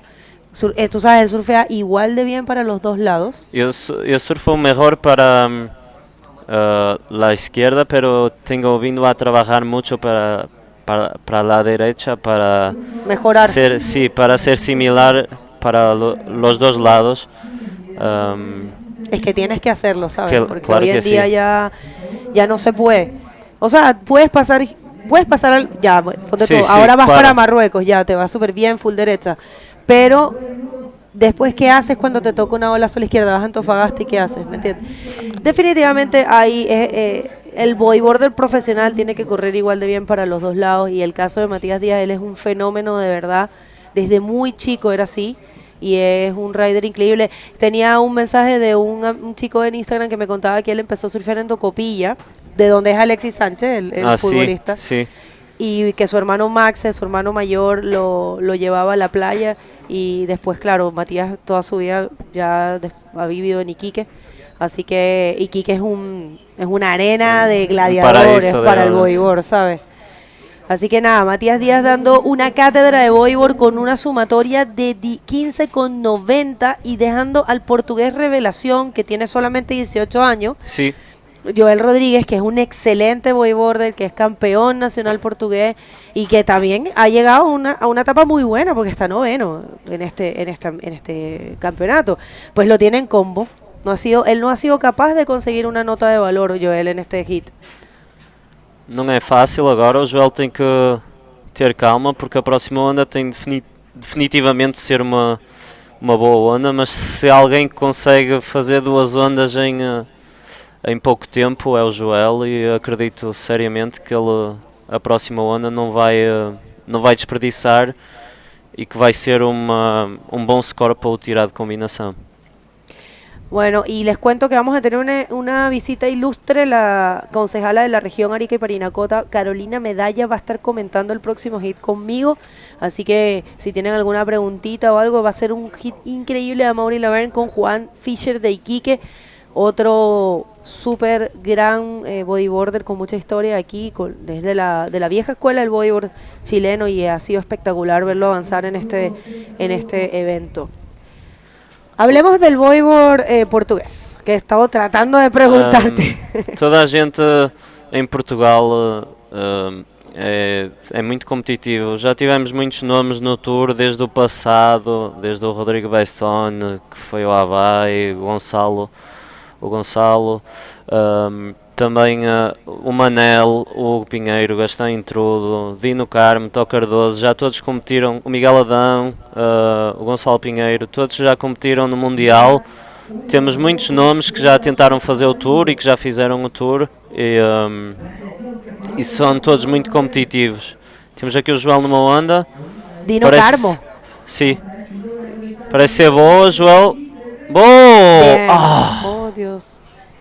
Yo creo que tú le vas a decir a Joel cuando salga, ¿por qué no agarraste a Sim, eu izquierda? vou dizer, porque ele começou para a direita e agora não quer largar a direita. Eu pensava que ele ia ver o Matias. Eu acho que ele também não quer arriscar de ficar numa situação assim perigosa para a esquerda, porque já passou no outro dia mal. Achas que ele ficou como meio Não traumatizado? sei, eu nunca tinha visto o Joel com medo, foi a única vez que eu vi com medo. O Joel é aquela pessoa que não tem medo de nada, nenhuma condição de mar. Ele em Fronton surfava todos os dias, com um mar gigante, com vento onshore. É verdade. E ali foi a única vez que eu fui lá ter com ele, eu tentei falar com ele não me respondia, por isso.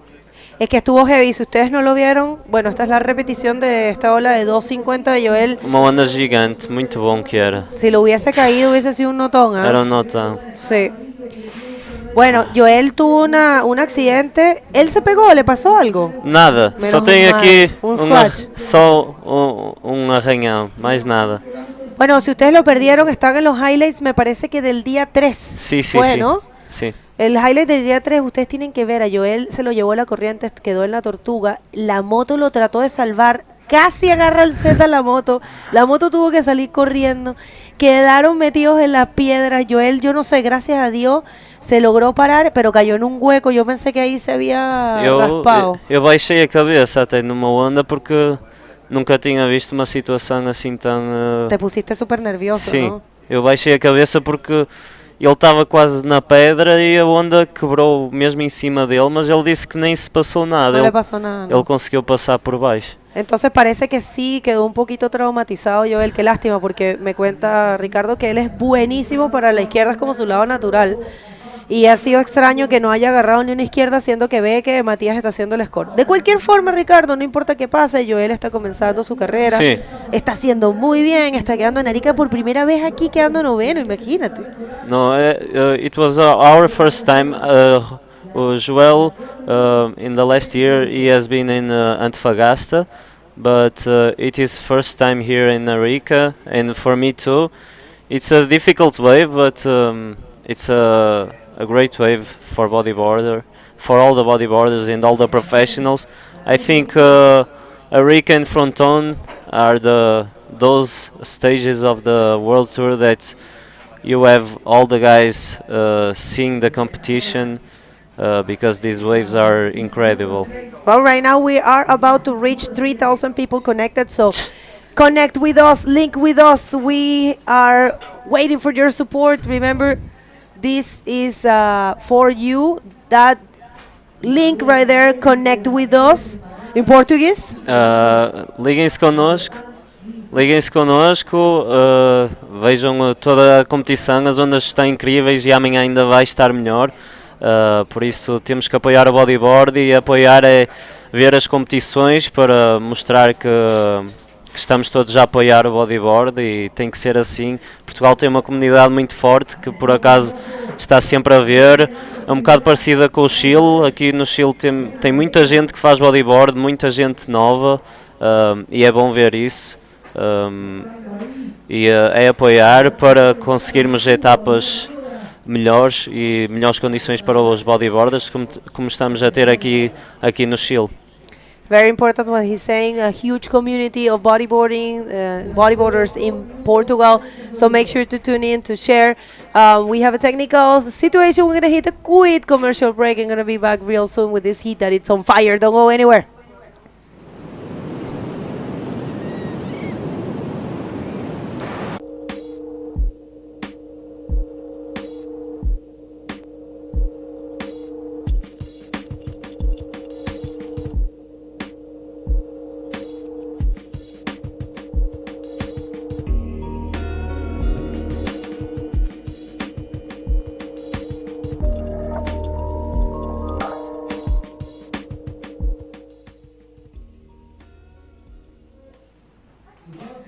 Bueno, bienvenidos de regreso y disculpen ese pequeño inconveniente. El hit terminó, Ricardo.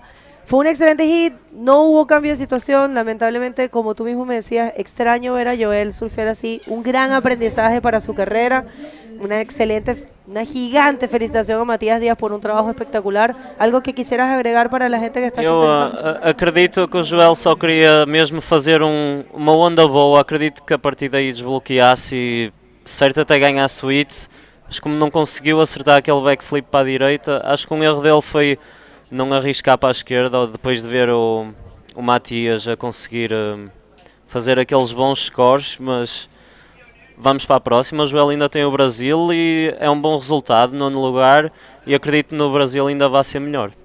That's right. Thank you very much for joining us, Ricardo. Thank you. It's been a pleasure, and we're going to be calling you for sure in Brazil. For you, we're going to hit a quick commercial break and going to be back with a very special guest from the gobierno regional, from the municipalidad, so don't go anywhere.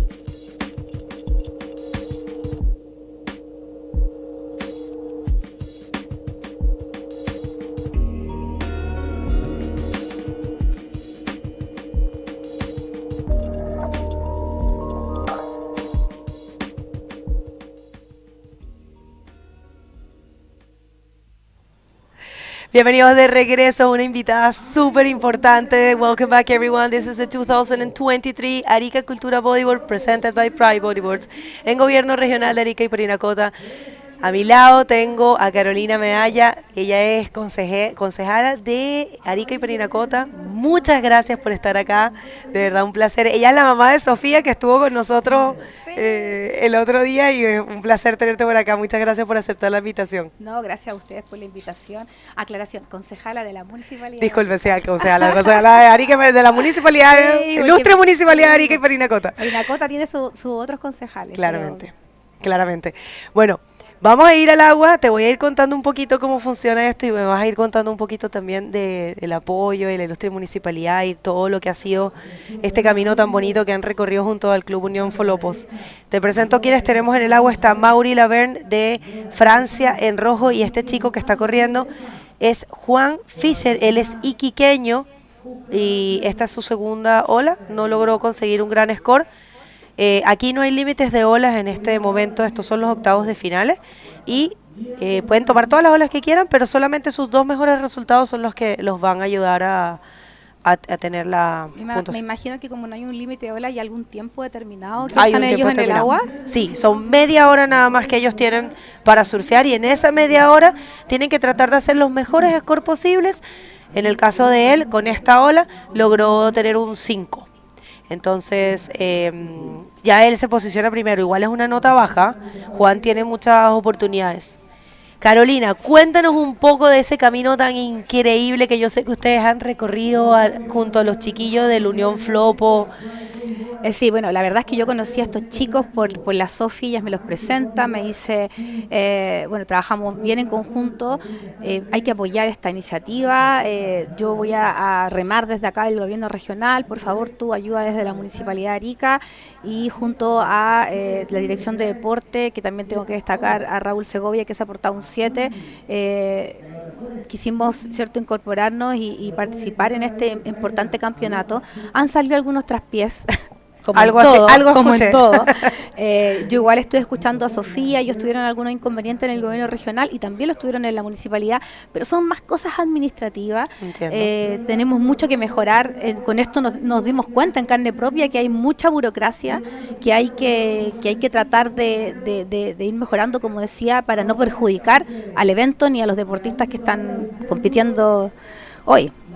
No, esta es una plataforma, lo hablábamos con Sofía, ustedes tienen aquí un anfiteatro natural espectacular, ustedes tienen un lugar en donde pueden impulsar el deporte, pueden lograr sacar campeones mundiales, es el caso, mira cuántos chilenos tenemos en esta etapa del campeonato, y es el caso de los hermanos Silva, que son increíbles, vimos a Diego Sepúlveda también llegando hasta esta etapa, así que esta es una de las olas más esperadas, este campeonato es el más esperado. Así es.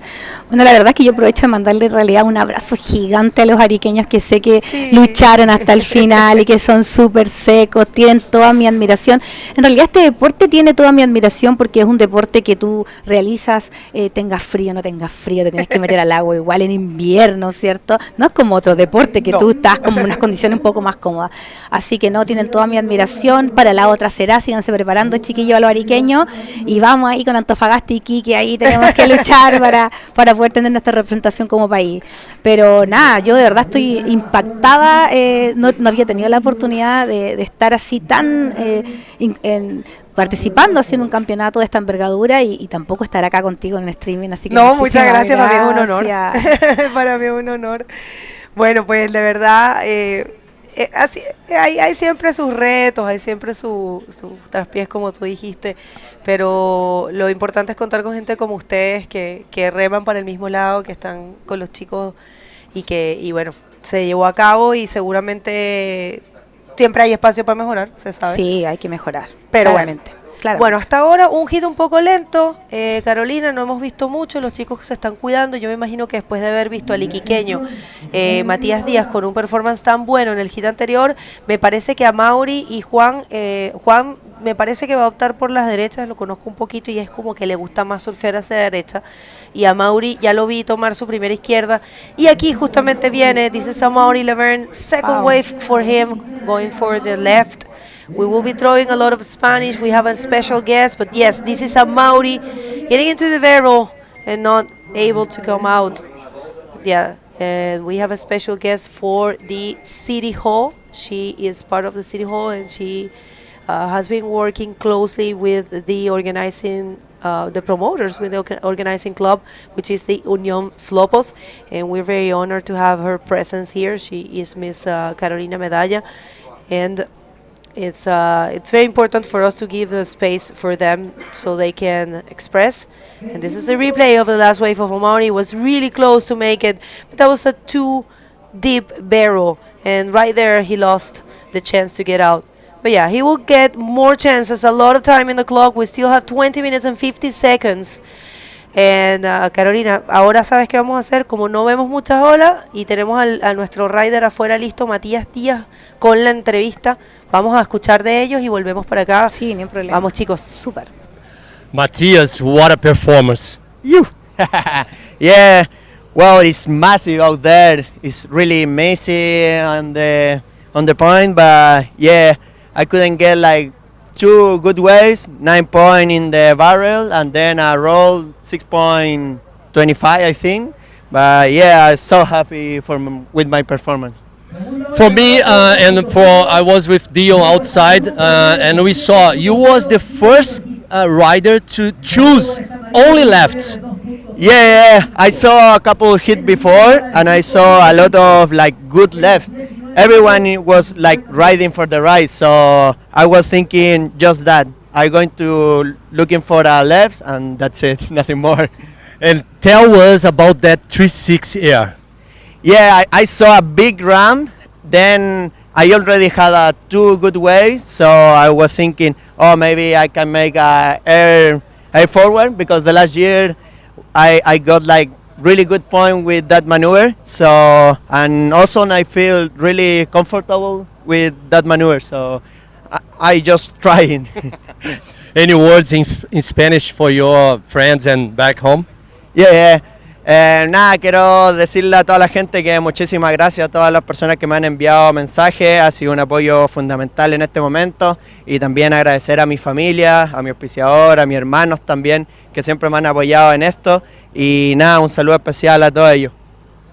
Huge congratulations to you, Matthias, a great job, and back to you, Bago. Thank you very much, Fabio. What an amazing moment for Matías Díaz. And I have to say congratulations to him. Una felicitación gigante a ese iquiqueño que dio un performance digno de un competidor mundial de alto nivel. Matías Díaz, el iquiqueño.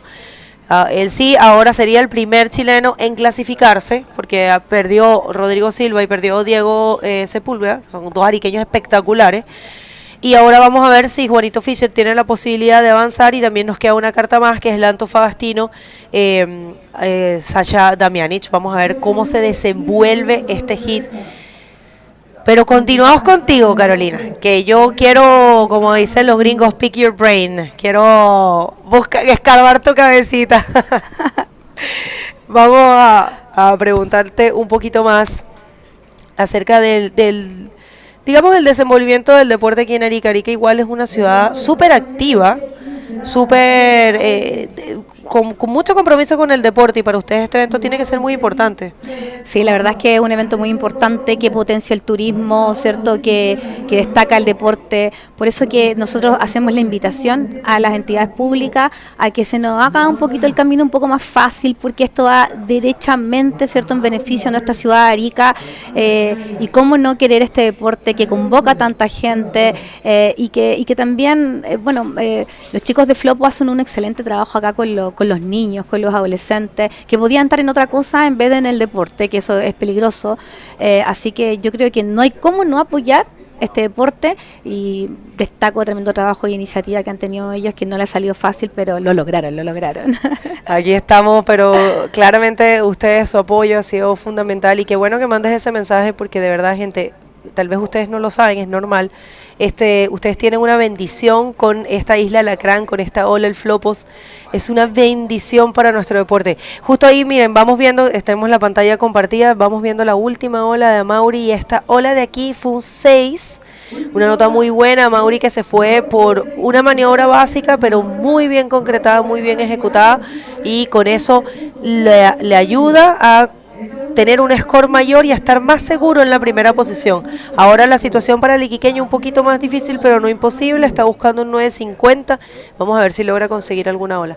Pero regresando al tema que estábamos conversando, en verdad sería un desperdicio no aprovechar este lugar que es tan especial, es tan único, es la mejor ola de Latinoamérica, sí, sin ninguna duda, para la práctica del bodyboard. Es una de las mejores del mundo, es una etapa que de verdad, gente, en nuestro gremio, en nuestro grupo, todas las personas sueñan con este evento, todos los bodyboarders a nivel mundial sueñan con este evento. Ellos quieren participar, ellos quieren venir a Arica, y también esperan mucho de un evento, porque esta es su 18ª edición y se ha visto mucho, se han visto grandes cosas. Entonces tenemos un compromiso, yo creo, de entregar ese evento espectacular que se merece esta gran isla, y yo creo que ustedes en ese sentido han hecho un gran trabajo, y de verdad agradecerles. Muchas gracias. Ilustre Municipalidad de Arica y Parinacota, y a tu persona, que obviamente estás gestionando todo. Muchas gracias, se hace con mucho cariño. Como te decía, este fue un trabajo en equipo. Yo escuchaba antes de ayer a la Sofi cuando decía, sí, pero es que hay alguna gente que no lo ve bien. No, que lo vean bien, porque ella rema desde el gobierno regional, yo remo desde la municipalidad. Nos potenciamos entre sí, nos ayudamos. Lo que no puede conseguir ella lo consigo yo, lo que no puede conseguir yo lo consigue ella. Adoro. Entonces, no hay veo, o sea, no veo quién más lo podría tener, al contrario. Y como te digo, los deportistas han confiado en nosotras y esperamos no defraudarlos, seguir con ellos. Ojalá, tenemos varias ideas para el próximo año, hemos estado conversando que ojalá se puedan concretar. Y siempre para que todo esto resulte hay una palabra que me encanta, que yo creo que la debiéramos interiorizar aún más, y esa palabra se llama voluntad. Así que yo creo que debiéramos mejorar todas nuestras voluntades, todas las entidades políticas, y poder de una vez por todas valorar realmente lo que nosotros tenemos en nuestra ciudad, como tú dices, que es maravilloso. Es algo natural, es algo hermoso, es algo hecho único, que solo los ariqueños tienen, imagínense. Son muy buenas olas en Iquique, son muy buenas olas en Antofagasta también, pero esta en particular es muy especial para nuestro deporte. Ya teniendo también el evento de Antofagasta, que es un gran evento también. Tal vez el año que viene podamos volver a contar con el evento de Iquique que se ha hecho ya un par de ediciones.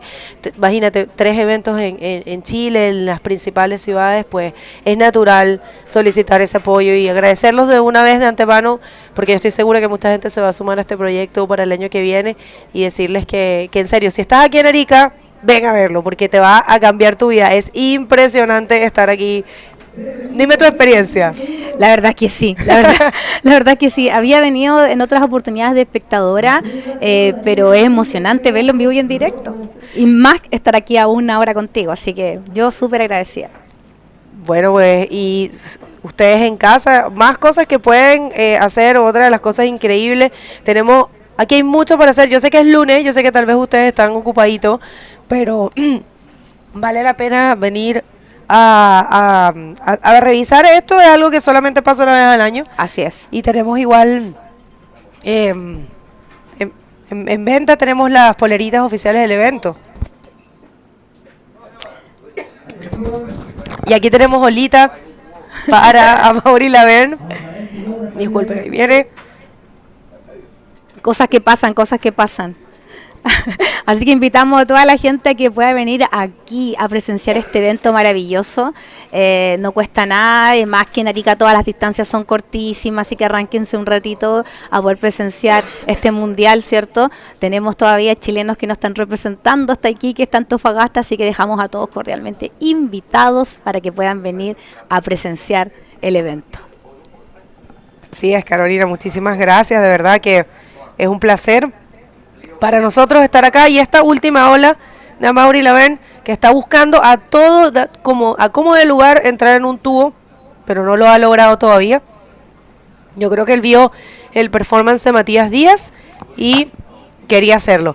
Well, everyone that is just tuning in, we have a very special guest with us. She is part of the City Hall for the Arica, the City Hall of Arica and Parinacota. That's the name of the state here. And look what we have here. It's the official.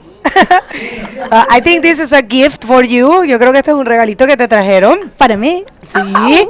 Es la polera oficial del evento. Yo tengo la otra que la estamos vendiendo. Está preciosa. Está muy Mírala, linda. está allá afuera. Es doradita, es igual. Solo que esta dice staff. Mira, muy especial, ¿ah?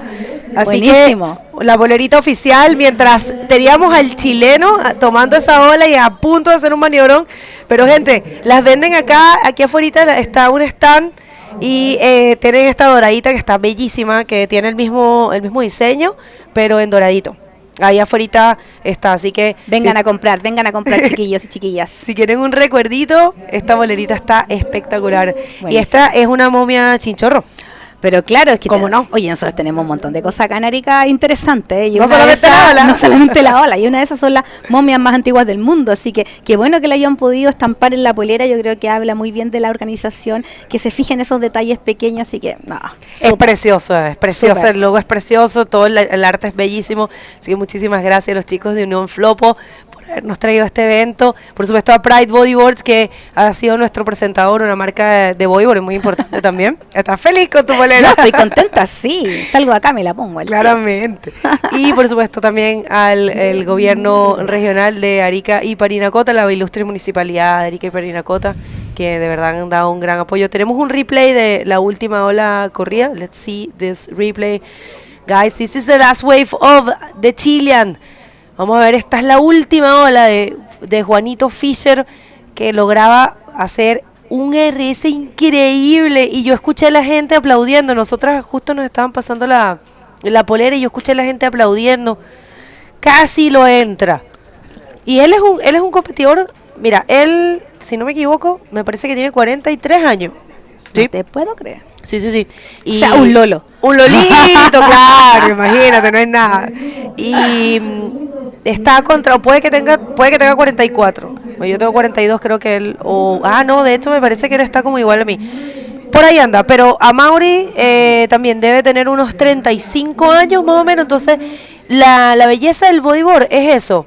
Tú ves competidores de todas las edades. En el hit anterior teníamos un chico de 18 años que estaba fuerte. Y ellos, imagínate, ya con mucha más experiencia. Claro que sí. A Mauri, bueno, tiene 2 títulos de campeón mundial y además 2 títulos de campeón de este evento. Y este evento no lo ha ganado nadie más de 2 veces. Y ahora tenemos a 2 competidores que tienen eso como en su cabeza, como esa meta. A Mauri es uno y Pierre-Louis Coste es otro. Probablemente ellos logren conseguir romper ese hechizo de que nadie se ha ganado este evento más de 2 veces y probablemente alguno de ellos se convierta en campeón 3 veces del Arica Cultura Bodyboard, un evento increíble en su 18ª edición. Es uno de los eventos más antiguos, es el más antiguo de aquí de Chile y es uno de los más antiguos del tour. Tenemos uno en Portugal que sí se ha celebrado muchas más veces, pero el Arica Cultura Bodyboard es muy especial. Y bueno, lo que tú comentabas, Arica está llena de cosas interesantes para hacer. Si vienes para acá, surfeas, te pones los tubos de tu vida, las maniobras de tu vida, y después te puedes ir a conocer las Chinchorro, puedes irte, Chungará, que dicen que es espectacular. Así es, las cuevas de Anzota, los valles, el Valle Azapa, el Valle de Utah, ¿no? Arica es muy especial. Sí, es muy especial. La verdad es que claramente se nota mucho que amo Arica. Vienen de muy cerca las recomendaciones. Mira, ahí justo nos mostraron, gracias directores, esa es la tienda que tenemos con las cositas de los souvenirs del evento. Así que manden a sus amigos, si no están aquí, pues alguien deben tener aquí en competencia. If you have someone competing here, that's our shop for the event. So you can ask them to buy you a t-shirt, like I said, the golden t-shirt, it's the one that I'm wearing, and it's the one that it's for sale, and it's really beautiful. So make sure to ask for that amazing souvenir of one of the best events of the calendar for the IBC World Tour. And well, what a hit we have been having. It's Juanito Fischer against Amaury Laverne, who is actually leading the heat. Amaury Laverne, not with huge scores, that's pretty interesting, but still leading. And Juan Fischer, he got a 5.25 after his last. Oh, well, this is a situation. He might get that score. He's looking for a 5.76. Mira qué interesante, Carolina, después de la última ola, ya les voy a decir ahí con respecto a lo que tenemos en pantalla, pero después de la última ola de Juan Fischer, que consiguió un 5.25, él ahora solo necesita un 5.76 y te digo que esa es una nota posible. Es muy extraño ver a Amaury Laverne, que es un rider muy consecuente, muy fuerte, ganó el año pasado aquí, lo hizo con 2.10, imagínate la nota mayor que puede haber en la historia, y es extraño verlo con una sumatoria de 11. Se tiene que cuidar, porque si Juan toma alguna ola puede lograr cambiar la situación. Juan no tiene la prioridad, eso sí. Y bueno, lo que ven en pantalla, gente, es algo que se llama Linktree, es súper bueno porque ustedes escanean ese código y de una vez los lleva a todas nuestras redes sociales, y ahí simplemente le tienen que dar seguir a todo y ahí quedamos todos conectados. Yo creo que esto es un mensaje que hemos estado enviando muy importante.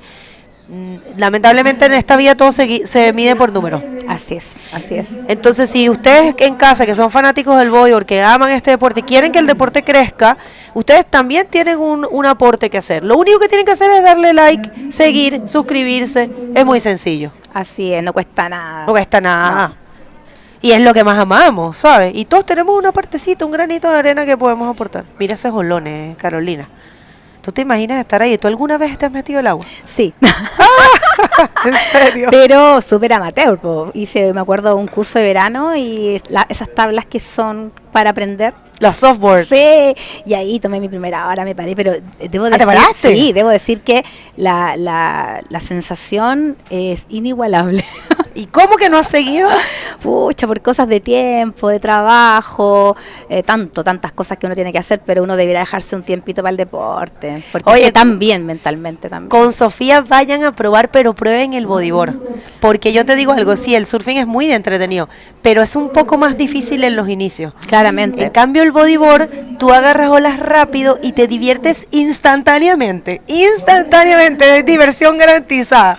Eso es lo bonito de nuestro deporte, que en las primeras etapas es instantáneo la diversión. Así que creo que Sofía y tú tienen que probar el bodyboard. Lo vamos a tomar y lo vamos a hacer, así hacemos una actividad junta madre e hija. Ya, vamos a decirle al Club Unión Flopos que lleve a Carolina y a Sofía a tomar sus primeras olas en bodyboard, porque yo creo que les va a fascinar. Se van a enamorar, esto te cambia la vida, cuidado, y deja todo por el bodyboard. Voy a dejar la concejalía votada. Concejala, deja Sí. todo su trabajo por el bodyboard. Sí. No, yo creo que les va a encantar.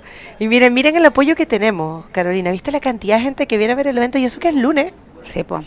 Un día complicado, un día laboral y así todo, hay harta gente y eso demuestra que el interés que tiene la gente en poder presenciar estos deportes y este deporte principalmente, que tampoco es que podamos ver un campeonato de esta envergadura todos los días. No, esto es algo único, es una cosa que se espera año a año.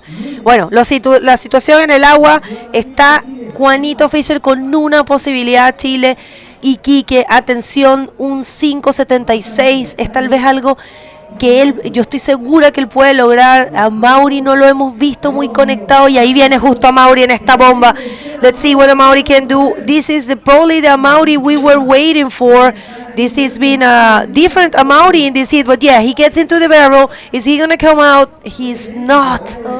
Yeah, it's being hard for Mauri in this heat. This is not really the Mauri we are used to see here, especially here in Arica. But yeah, he's going to be fine there. Just, the wave selection here is key. We have a little bit of a texture. We have a little bit of wind right now. So, yes, a Mauri haven't been able to prove. And, Juanito se quedó ahí en el impact zone. Está en una zona un poco complicada. Juanito también había tomado una ola.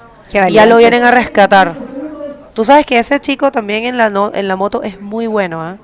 Él ha hecho un trabajo increíble. Mira, ahí está. Necesita ayuda. Ya, está todo bien. Muy bien. No se preocupe, Chile. Ahí estoy escuchando cómo lo aplauden. Le mandamos un aplauso aquí. Uno se emociona, Sí, qué valiente. No, ese lugar es muy complicado. Wow. Menos mal que tenemos esa moto ahí que está haciendo un trabajo espectacular. Se nota que quedó asustado, un poco complicado, pero todo va a estar bien. Juanito necesita un 5.76. A ver, espero que esté bien. Es que le cayó una serie en la cabeza y esto te agota mucho.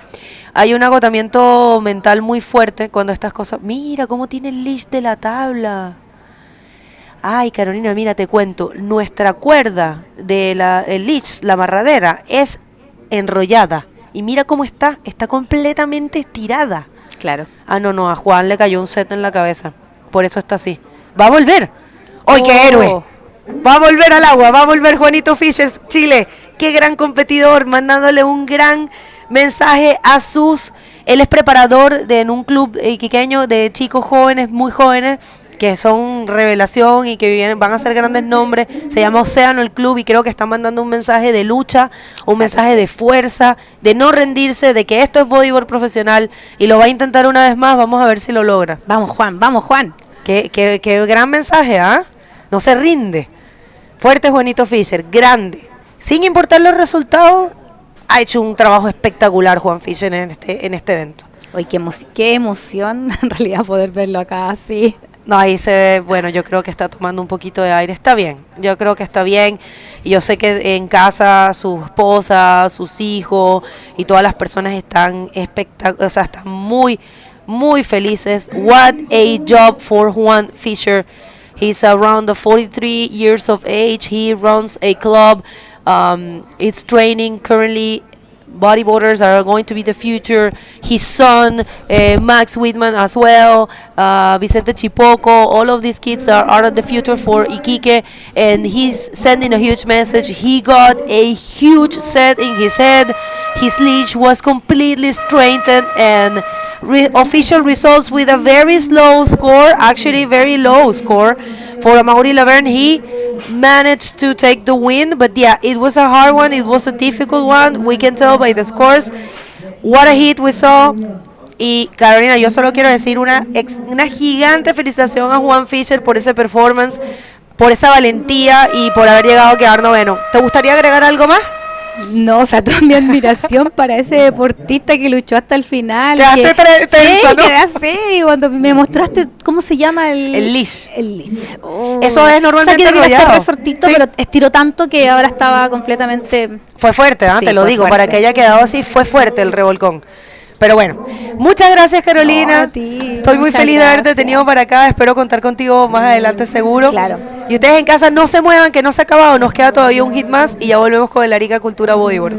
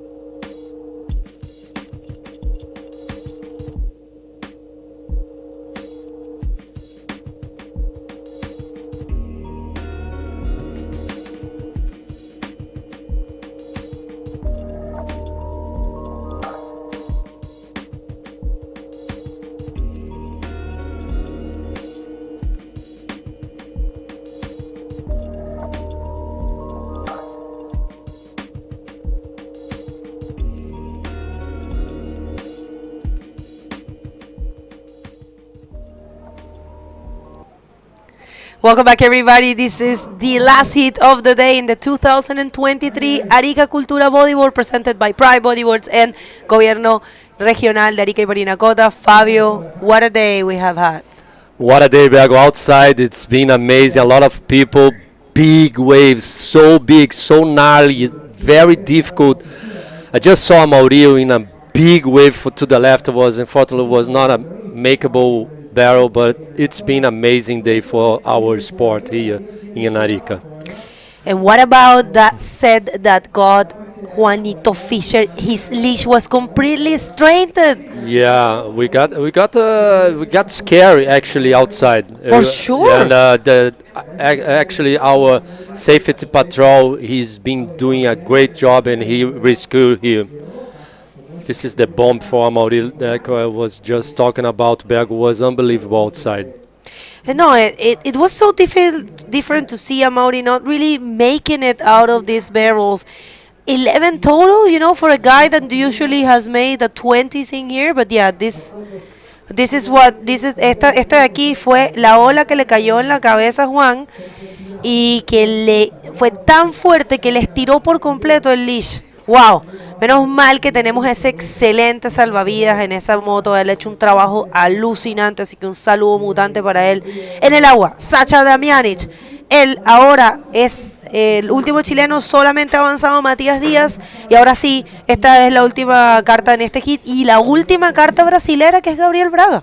Sim, é o último atleta brasileiro aí que temos na competição, Gabriel Braga, atleta lá de Salvador.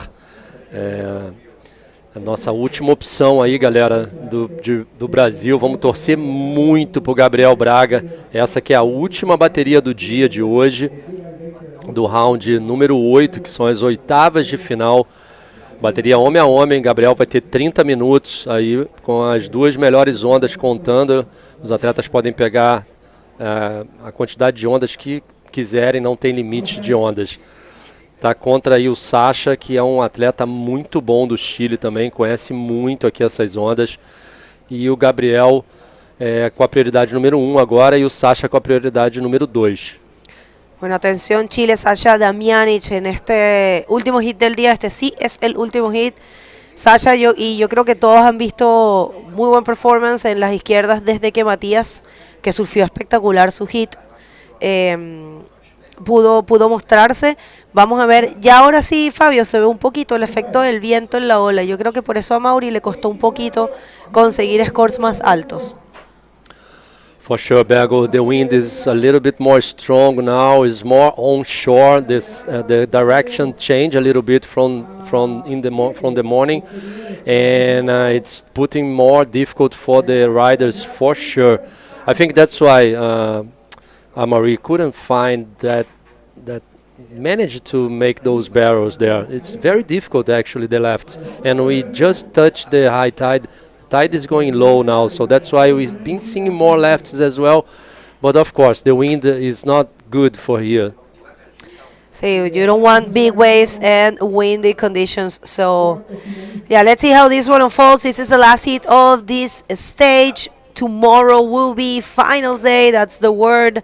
We will be doing the quarterfinals, which are 4 hits of man-o-man, and we will be doing the semifinals and the finals, so that will be 7 hits for tomorrow.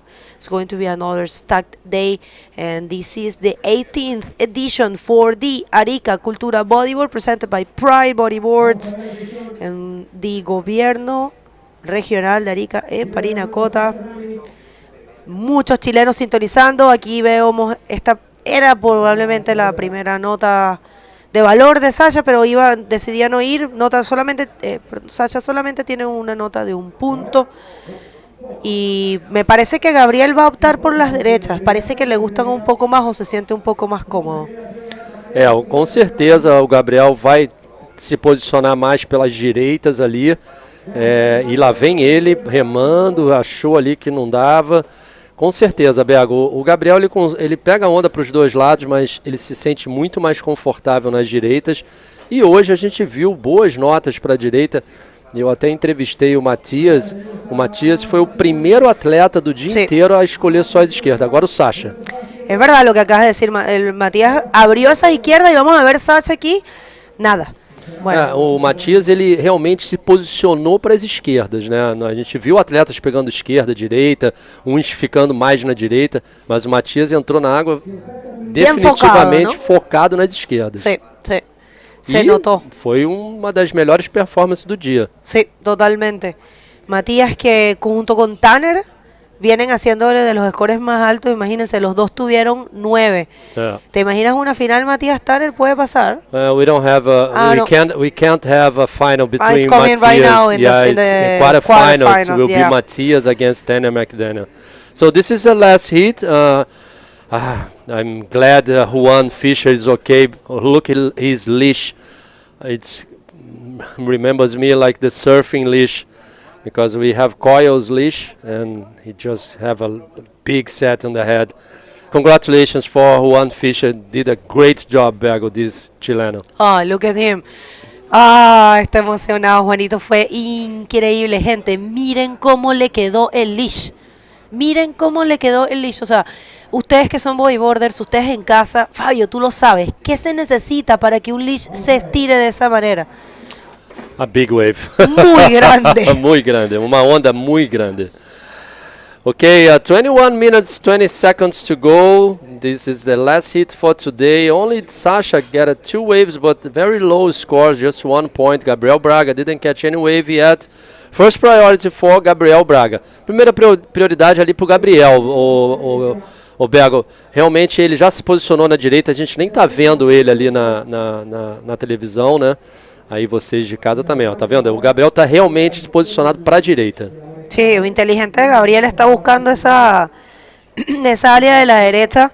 Está marcado. Sasha va a ir por las izquierdas y Gabriel va a ir por las derechas. Así que, mira, Amaury sabe que, él sabe que no hizo el performance de su vida.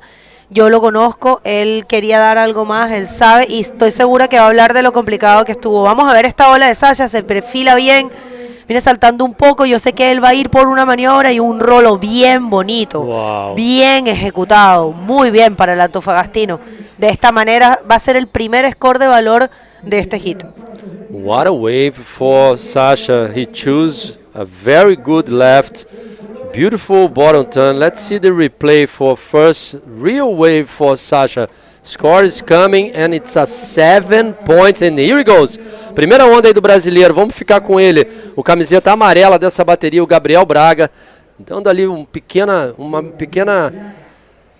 cutbackzinho ali só para repor a prancha na linha da onda. Vamos ver se ele vai conseguir achar algum momento ali para fazer a manobra. Muita velocidade, Bego, bate no lip. Um el rolo também ali para começar, ele faz outro el rolo. Deve ter sido ali completo, com certeza. Gabriel, 2 rolos. Não sei se vai chegar aos 7 pontos, Bego. Tem que esperar aí o resultado dessa nota. Vamos a ver si esa repetición es esta. Take us through this replay. Oh, was a beautiful bottom turn. Hit the lip on the perfect timing. And he received a 7 points. Look at this. Beautiful, El Rolo. Oh, that was so smart. I have to say, so well executed, so well done for Sasha Damjanic. And there is a big comparison, and I really wanted to compare this. Miren, vamos a comparar aquí. El tema es el siguiente, los rolos de él fueron buenos, bien buenos, y de hecho fueron 2. Pero ¿qué pasa? Este es el final de la ola. La gran diferencia entre la izquierda y la derecha es que la izquierda tiene una forma mucho más pronunciada en su primera sección. Y la primera sección de la derecha es un poco más gorda, un poco más difícil de leer, un poco más difícil también de frenarse, Fabio. Porque uno genera una velocidad tan grande en esa ola de tanto tamaño que tú viste que a Gabriel quiso pegarle a esa sección y no se lo permitía la velocidad, iba demasiado rápido. Esas son las cosas que pasan con la derecha de aquí. Entonces definitivamente, y lo decía Ricardo, cuando él venía para acá que no conocía la ola, le decían trata de irte para las izquierdas porque uno, tiene mejor forma, tiene más potencial para poder hacer una maniobra explosiva o un tubo. La ola es como bien shapeada para bodyboard y además vuelves rápido, ¿me entiendes?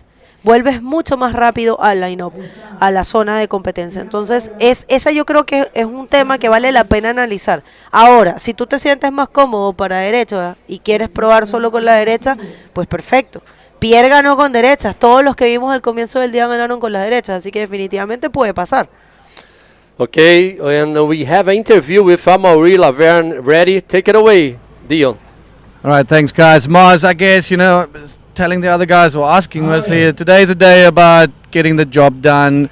I think it's a big physical and mostly a mental battle out there because there's some mountains out there and you took off on one of those noticeable mountains. How was that emotion and your mental game, your mental fortitude leading into this heat? Yeah, it's definitely some really big waves out there. I mean, it's like 12 to 15 feet maybe sets, and you don't want to be there at the wrong place. I've been pretty stressful since this morning, seeing the guys there, and just don't know if I get that left option. Not sure, but I was like, well, this is my this is the way I can make that hit. Maybe trying to find a crazy left there. I had a couple attempts, not really getting any good scores. Finally made it, but yeah, it was definitely like a really physical and mental effort out there. I guess now the next question is you're moving into finals day, big pressure off your back. You can now maybe look at the conditions and feel a bit more at home tomorrow, a bit more relaxed. Yeah, I think tomorrow we should have some really good good action. The sweat's going to drop a bit. We should have some really good glassy condition in the morning. and they just have a couple of hits to do. So yeah, it's gonna try to reset. I mean, it's gonna be another day tomorrow. Let's see what the universe have a plan. Yeah, exactly. Massive day, but also, you know, that amazing finals day. And congratulations for making it this far. Quick shout out to friends and family back home. Yeah, thanks to all the guys tuning in, supporting the IBC. Un abrazo especial para la family, Oliver, mirándome, Nara, Maleni, y toda la gente que nos apoyan desde alrededor del mundo. Merci à tous les gars qui nous regardent. À demain. All right, thank you, Mars. Good luck for tomorrow. Back to the live action. Well, I just have to say, Fabio, that if a Maori, one of the most physically prepared riders in Tour, says it was a lot of effort physically and mentally, I don't know what's left for us, for example. Yeah, I expected that for sure, because it's not easy, Bergo. We've been seeing the whole day a lot of extreme situations for the riders. But Ana Mauri did the job. He's in the quarterfinal. He will be surfing against the winner of this heat, number 8. So this is the last heat of the day. If you guys just tuned in, we almost finished the day here. Less than 15 minutes to go. Last wave for Gabriel Braga was a 5 points. Now he needs a 3.11. And here he comes again. O brasileiro para a direita, vamos ver se ele vai conseguir fazer uma bonita manobra, freando muito a sua prancha ali, usando a perna e a prancha para frear muito. Agora sim ele pega a velocidade, mas ele sabe que não vai proporcionar nenhuma manobra para ele. Infelizmente, o Gabriel vai ter que remar novamente lá para o pico e escolher outra onda. Sí, lo que estábamos comentando. De hecho, él sintió que en la ola anterior iba con demasiada velocidad y dijo, me voy a frenar todo lo que pueda, pero no logró frenarse lo suficiente. Es el antofagastino con la primera posición, con un 7 y un 1.10. Y ustedes ahí en pantalla les traemos esto. Es un QR muy bueno, que ustedes simplemente escanean y lo manda directo a todas nuestras redes. Y así pueden acompañarnos y nos pueden dar ese cariño a través de los likes que son tan importantes hoy en día, ¿no? Que todo está medido por eso, lamentablemente. Ustedes en casa, les contamos que ya tenemos los cuartos de finales casi listos. El primer cuarto de final es Sami Morretino con Maxime Castillo. El segundo es Tristan Roberts con Pierre-Louis. El tercero é Tanner McDaniel against Matias Diaz. Will be a great final for you guys at home. And the last hit, Samauri against the winner of this one. Here he comes, Sasha. Sasha Damianich siendo muy inteligente, haciendo muy bien el trabajo, yendo básicamente por las maniobras, por los rolos, concretando con tranquilidad, escogiendo bien la ola, escogiendo también, porque Fabio, al escoger tú la ola tienes que pensar otra cosa. No es solamente una ola que te dé el potencial, sino que no vayas a escoger la ola que después venga un set que no te deje ni subir, ¿me entiendes? Sim. Tem que ser muito inteligente para pegar essas esquerdas e não tomar na cabeça. Exato. Porque se você pega uma onda no momento errado, na volta você com certeza vai tomar a série na cabeça. Esse é o replay do camiseta vermelha, um outro é o rolo ali. Não deve ser, Bergo. I don't think it will be like more than 7, but it will be put more pressure under Gabriel Braga's hands. Gabriel, of course, now with first priority. But here he comes, o brasileiro novamente. Vamos ficar com ele aí, a torcida brasileira toda pro Gabriel. É o último representante brasileiro. Ele procurando ali algum momento da onda. Acho que viu alguma coisa. Vamos ver. Infelizmente, novamente, não consegue uma manobra. Last wave for Red, Bergo 5.50. Bueno, muy buen trabajo, Sacha, un 5.50, claramente cambiaba el 1.10 que tenía de score de respaldo, de nota de respaldo, y ahora está más sólido con un 12.50. En este momento deja a Gabriel Braga necesitando un 7.50. Gabriel no ha tenido para nada suerte con las olas que ha tomado, tiene un 5. Un 7.50 tampoco es imposible. Recuerden que Gabriel dejó a todo un hit en combo desde casi el comienzo en el último día de competencia. Gabriel surfió muy bien, pero bueno, tal vez estas condiciones no le están acomodando, no le están entregando lo que él necesita. Eu acho que com o vento à direita fica mais difícil ainda pelo fato de vocês podem ver que não está liso o mar. E a direita ela tem muita velocidade, é uma onda difícil de leitura para você achar o momento certo das manobras e com muita velocidade ao mesmo tempo. Vocês podem ver aí de casa que as bandeiras agora estão, né, balançando muito. A direção do vento também mudou. De manhã a gente tinha um vento terral, um vento vindo da terra para o mar, né, em direção ao mar, mais de lado. Agora não, agora é mais maral, vindo exatamente do mar para a terra. Então não é um vento bom para quem pega onda, mas a gente tem que fazer o campeonato, tem que finalizar o round. Competição é assim, Bego. Às vezes as pessoas acham que tem que parar o campeonato, mas não, o campeonato é assim, a gente depende da natureza, do oceano, né, do vento, de tudo que, né, faz parte aí da praia em si, né, do environment. So that's it. We have wind. It's more hard. Happens everywhere. Yeah, happens everywhere, and anytime can happen this. So totally right. this is the end of and this is El Boi. We have a lot of surfers and bodyboards as well surfing in that spot today. El Boi es una ola que está hacia el lado sur de Arica y es grande, es una ola grande, así como oceánica, bien fuerte. Buena situación en el agua con 9 minutos con 50. Es Sasha Damianic con un performance muy inteligente. Oye, ¿ese era Jared? Yeah. No. Maybe Jared, yeah. Me dijo que le encantaba la izquierda del buey. Me dijo, me encanta, la gente no la mira. Eu me encanto também. ¿Vas a ir, Fabio? Não, hoje não. Com vento assim, sim. jamais. E trabalhando muito aqui, estou focado no trabalho para levar para vocês aí tudo que está passando aqui em Arica, esse campeonato super importante para o nosso circuito da IBC desse ano. Gabriel Braga aí com a prioridade número 2, ele precisando ainda de 7,50. O Gabriel que fez uma performance incrível no round 7, fazendo umas ondas muito boas. Isso aí é a visão da praia. A gente tem muita gente na praia aqui. Hoje é segunda-feira, dia de trabalho, mas temos muita gente observando aí, vendo os atletas. E esse é o nosso calendar, the 2023 IBC. We already have 2 events, and this is Arica. After this, we're going to Itacoatiara to finish the South America leg, and the forecast is looking huge for Itacoatiara. I'm pretty sure Juliano has been having so great days because he loves those kind of conditions for the event. Juliano, el promotor de Itacoatiara, ya nos informó que se viene increíble. Ese es el evento que nos vamos ahora mismo. El miércoles se está yendo todo el mundo para Itacoatiara. Así que ese será el tercer evento para la categoría masculina de la IBC World Tour. Después hay un evento que es solo de Dromni, que es el Garden Island Boogie Classic, que es del 20 al 23 de julio.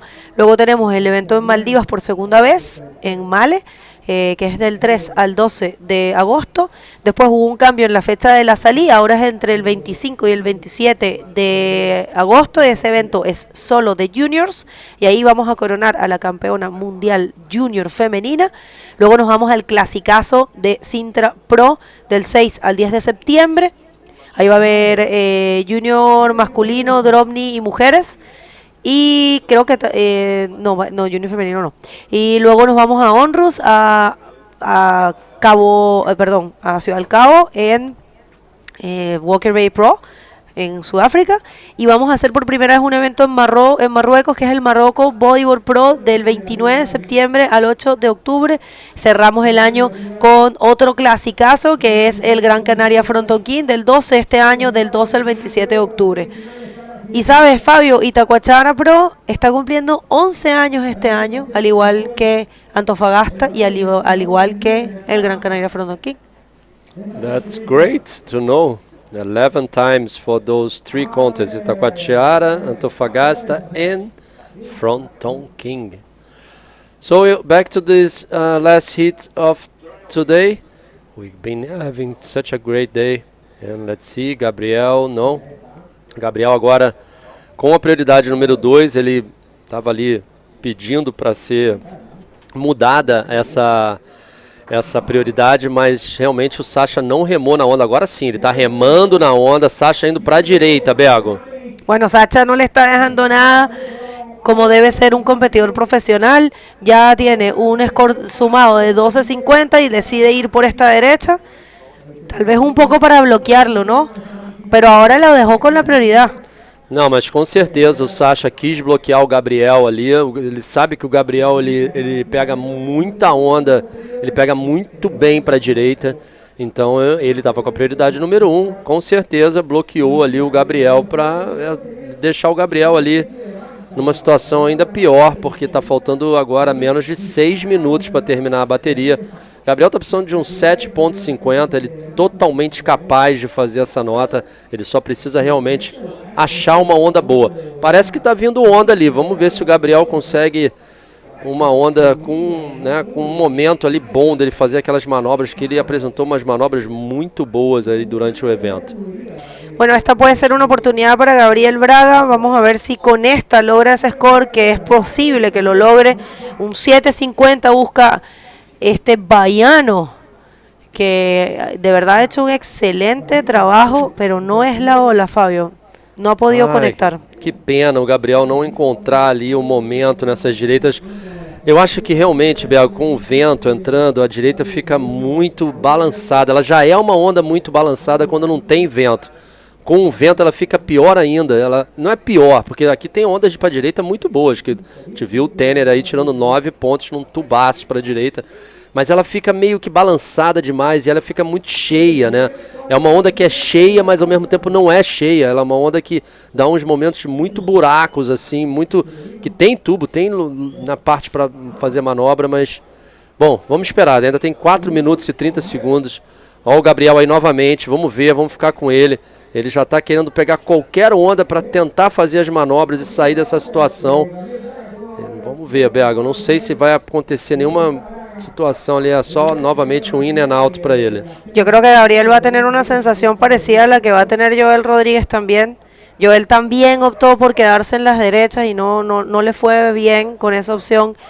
A veces es una pena esa sensación, ¿verdad, Fabio? Porque son riders muy buenos. Gabriel viene a hacer un performance alucinante. Yo te digo, de verdad, el hit que dejó en combo a todo el mundo fue impresionante. Wow. ¿Estaba Sacha ahí? I don't know, era o Sacha. Estaba Sacha aí, era parece. O Sacha com a prioridade número 1. Ah, lo van a rescatar, mira. Tomou uma bomba na cabeça. Vamos ver se ele está tudo bem. O nosso piloto perdeu a prancha, he lost the board. Tá vendo, Bego? Hoje foi um dia extremo pro campeonato. Muy extremo. Esto extremo. Es bodyboarding de extremo, extremo, extremo. Sacha pierde la tabla, Chile. Qué bueno que tenemos ese rescatista. De verdad, ha sido una cosa espectacular. Ele tá cansado. Sí, desculpa, sí, hein, Bego? Sí. Porque você viu ali ele deitado em cima da prancha atrás do jet. Ele tá cansado. Debe haber sido fuerte. Es que la ola era grande. Se está yendo la... Bueno, alguien yo creo que va a rescatar esa tabla, no hay problema. Pero bueno, Sacha, vamos a ver, porque esta puede ser la opción que tenga Gabriel Braga. Yo creo que Sacha no va a poder rescatar su tabla y vamos a ver si Gabriel puede conseguir ahora quedándose solo. Pero miren, esto que está allá afuera, tú que debes conocer muchas de esas tablas, Fabio, pues son muchas de tu época. Sim, eu tô há muito tempo. Tem uma prancha ali Genesis também, assinada por mim. Tem umas BZs, tem uma Turbo, Wave Rebel, são Match 77 do Jay, Wave Rebel, são várias pranchas de pé de patos também, de vários anos. É uma coleção? É uma coleção do chileno, uma coleção grande, na verdade, uma Challenger também, uma Gyro ali, uma das primeiras do Mike Stewart, uma Mac 20 também, pô, essa é muito velha, a Mac 10 também.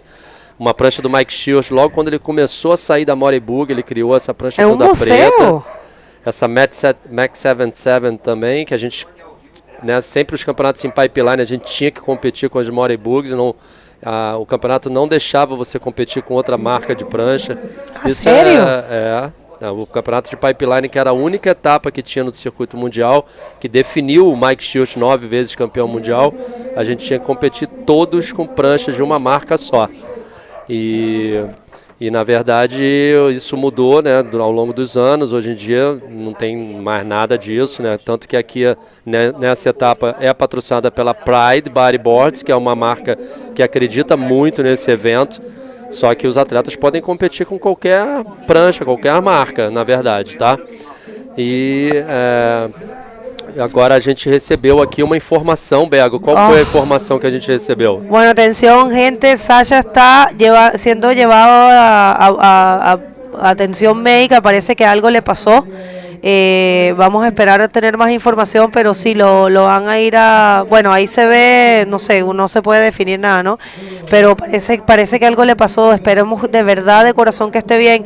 Imagínate este momento y la tensión, porque deja a Gabriel Braga solo, pero Gabriel no ha podido conseguir ese score. La verdad que solamente esperemos que Sasha esté bien. A ver, ahí se está moviendo su... No, es muy difícil determinar desde aquí. Perdió su tabla y está en el canal de ahí de la derecha, que tampoco creas que es muy fácil salirse por ahí, Fabio. Igual tiene su dificultad. Aqui hay una escalerita. Eu creo que esta é a última oportunidade. Lá vem o Gabriel com a última oportunidade dele, de novo para a direita. Ele vai travando ali a velocidade da prancha. Ele precisa de um lip da onda para fazer a manobra. Agora sim, uma outra cavada. Vamos ver se ele acha. Aí era. Agora já entrou no final da onda ali, Bego, para tirar 7,50, que é o que ele precisa. Infelizmente, Gabriel Braga dá adeus à competição. Mas muito parabéns para ele, fez uma performance excelente. Espero que o Sasha esteja bem também, Bego. Ahí está caminando, gracias a Dios. Está caminhando, Ya eso es algo bueno. A ver, parece que está, ahí lo van a ayudar. Sasha Damjanic parece que tuvo algún accidente, perdió su tabla. Nos estaba informando aquí Fabio que la gente estaba corriendo a rescatarlo. Pero bueno, está un poco oscuro, no podemos darnos cuenta, pero pareciera que salió caminando, ya es una buena señal. Espero que de verdad no se haya lastimado. Esta fue la bomba que le cayó a Sasha. E óbvio que se ele ia romper el leash, imagínate. Sim, e ali é muito raso. It's very shallow, that part of that particular part on that right there. It's not good to be where Sasha was, and wow, receiving that big wave on the head, it's not easy at all. Ese fue un precio que él pagó por bloquear, pero estuvo bien, estaba haciendo el trabajo. Tenía que bloquear a Gabriel. ¿Qué tal si Gabriel agarraba esa ola y cambiaba la situación? Gabriel es un adversario muy peligroso. Sasha estaba haciendo el trabajo. Mira, está caminando bien, no veo sangre. Yo creo que tal vez fue el susto y probablemente se quedó sin aire, probablemente estaba complicado. Vamos a ver si quiere dar la entrevista. La verdad que quisiéramos escuchar de él. Ahí lo están grabando. Yo creo que debe estar bien. Solamente que Fabio se debe haber quedado sin aire, ¿ah? Debe haber sido un susto muy grande. For sure, Bego. I'm pretty sure I think he's okay. He's talking now. Yeah. I'm gonna try to interview him. You guys at home, don't go anywhere. We're gonna go for a quick commercial break, and we want to hear about what happened with Sasha.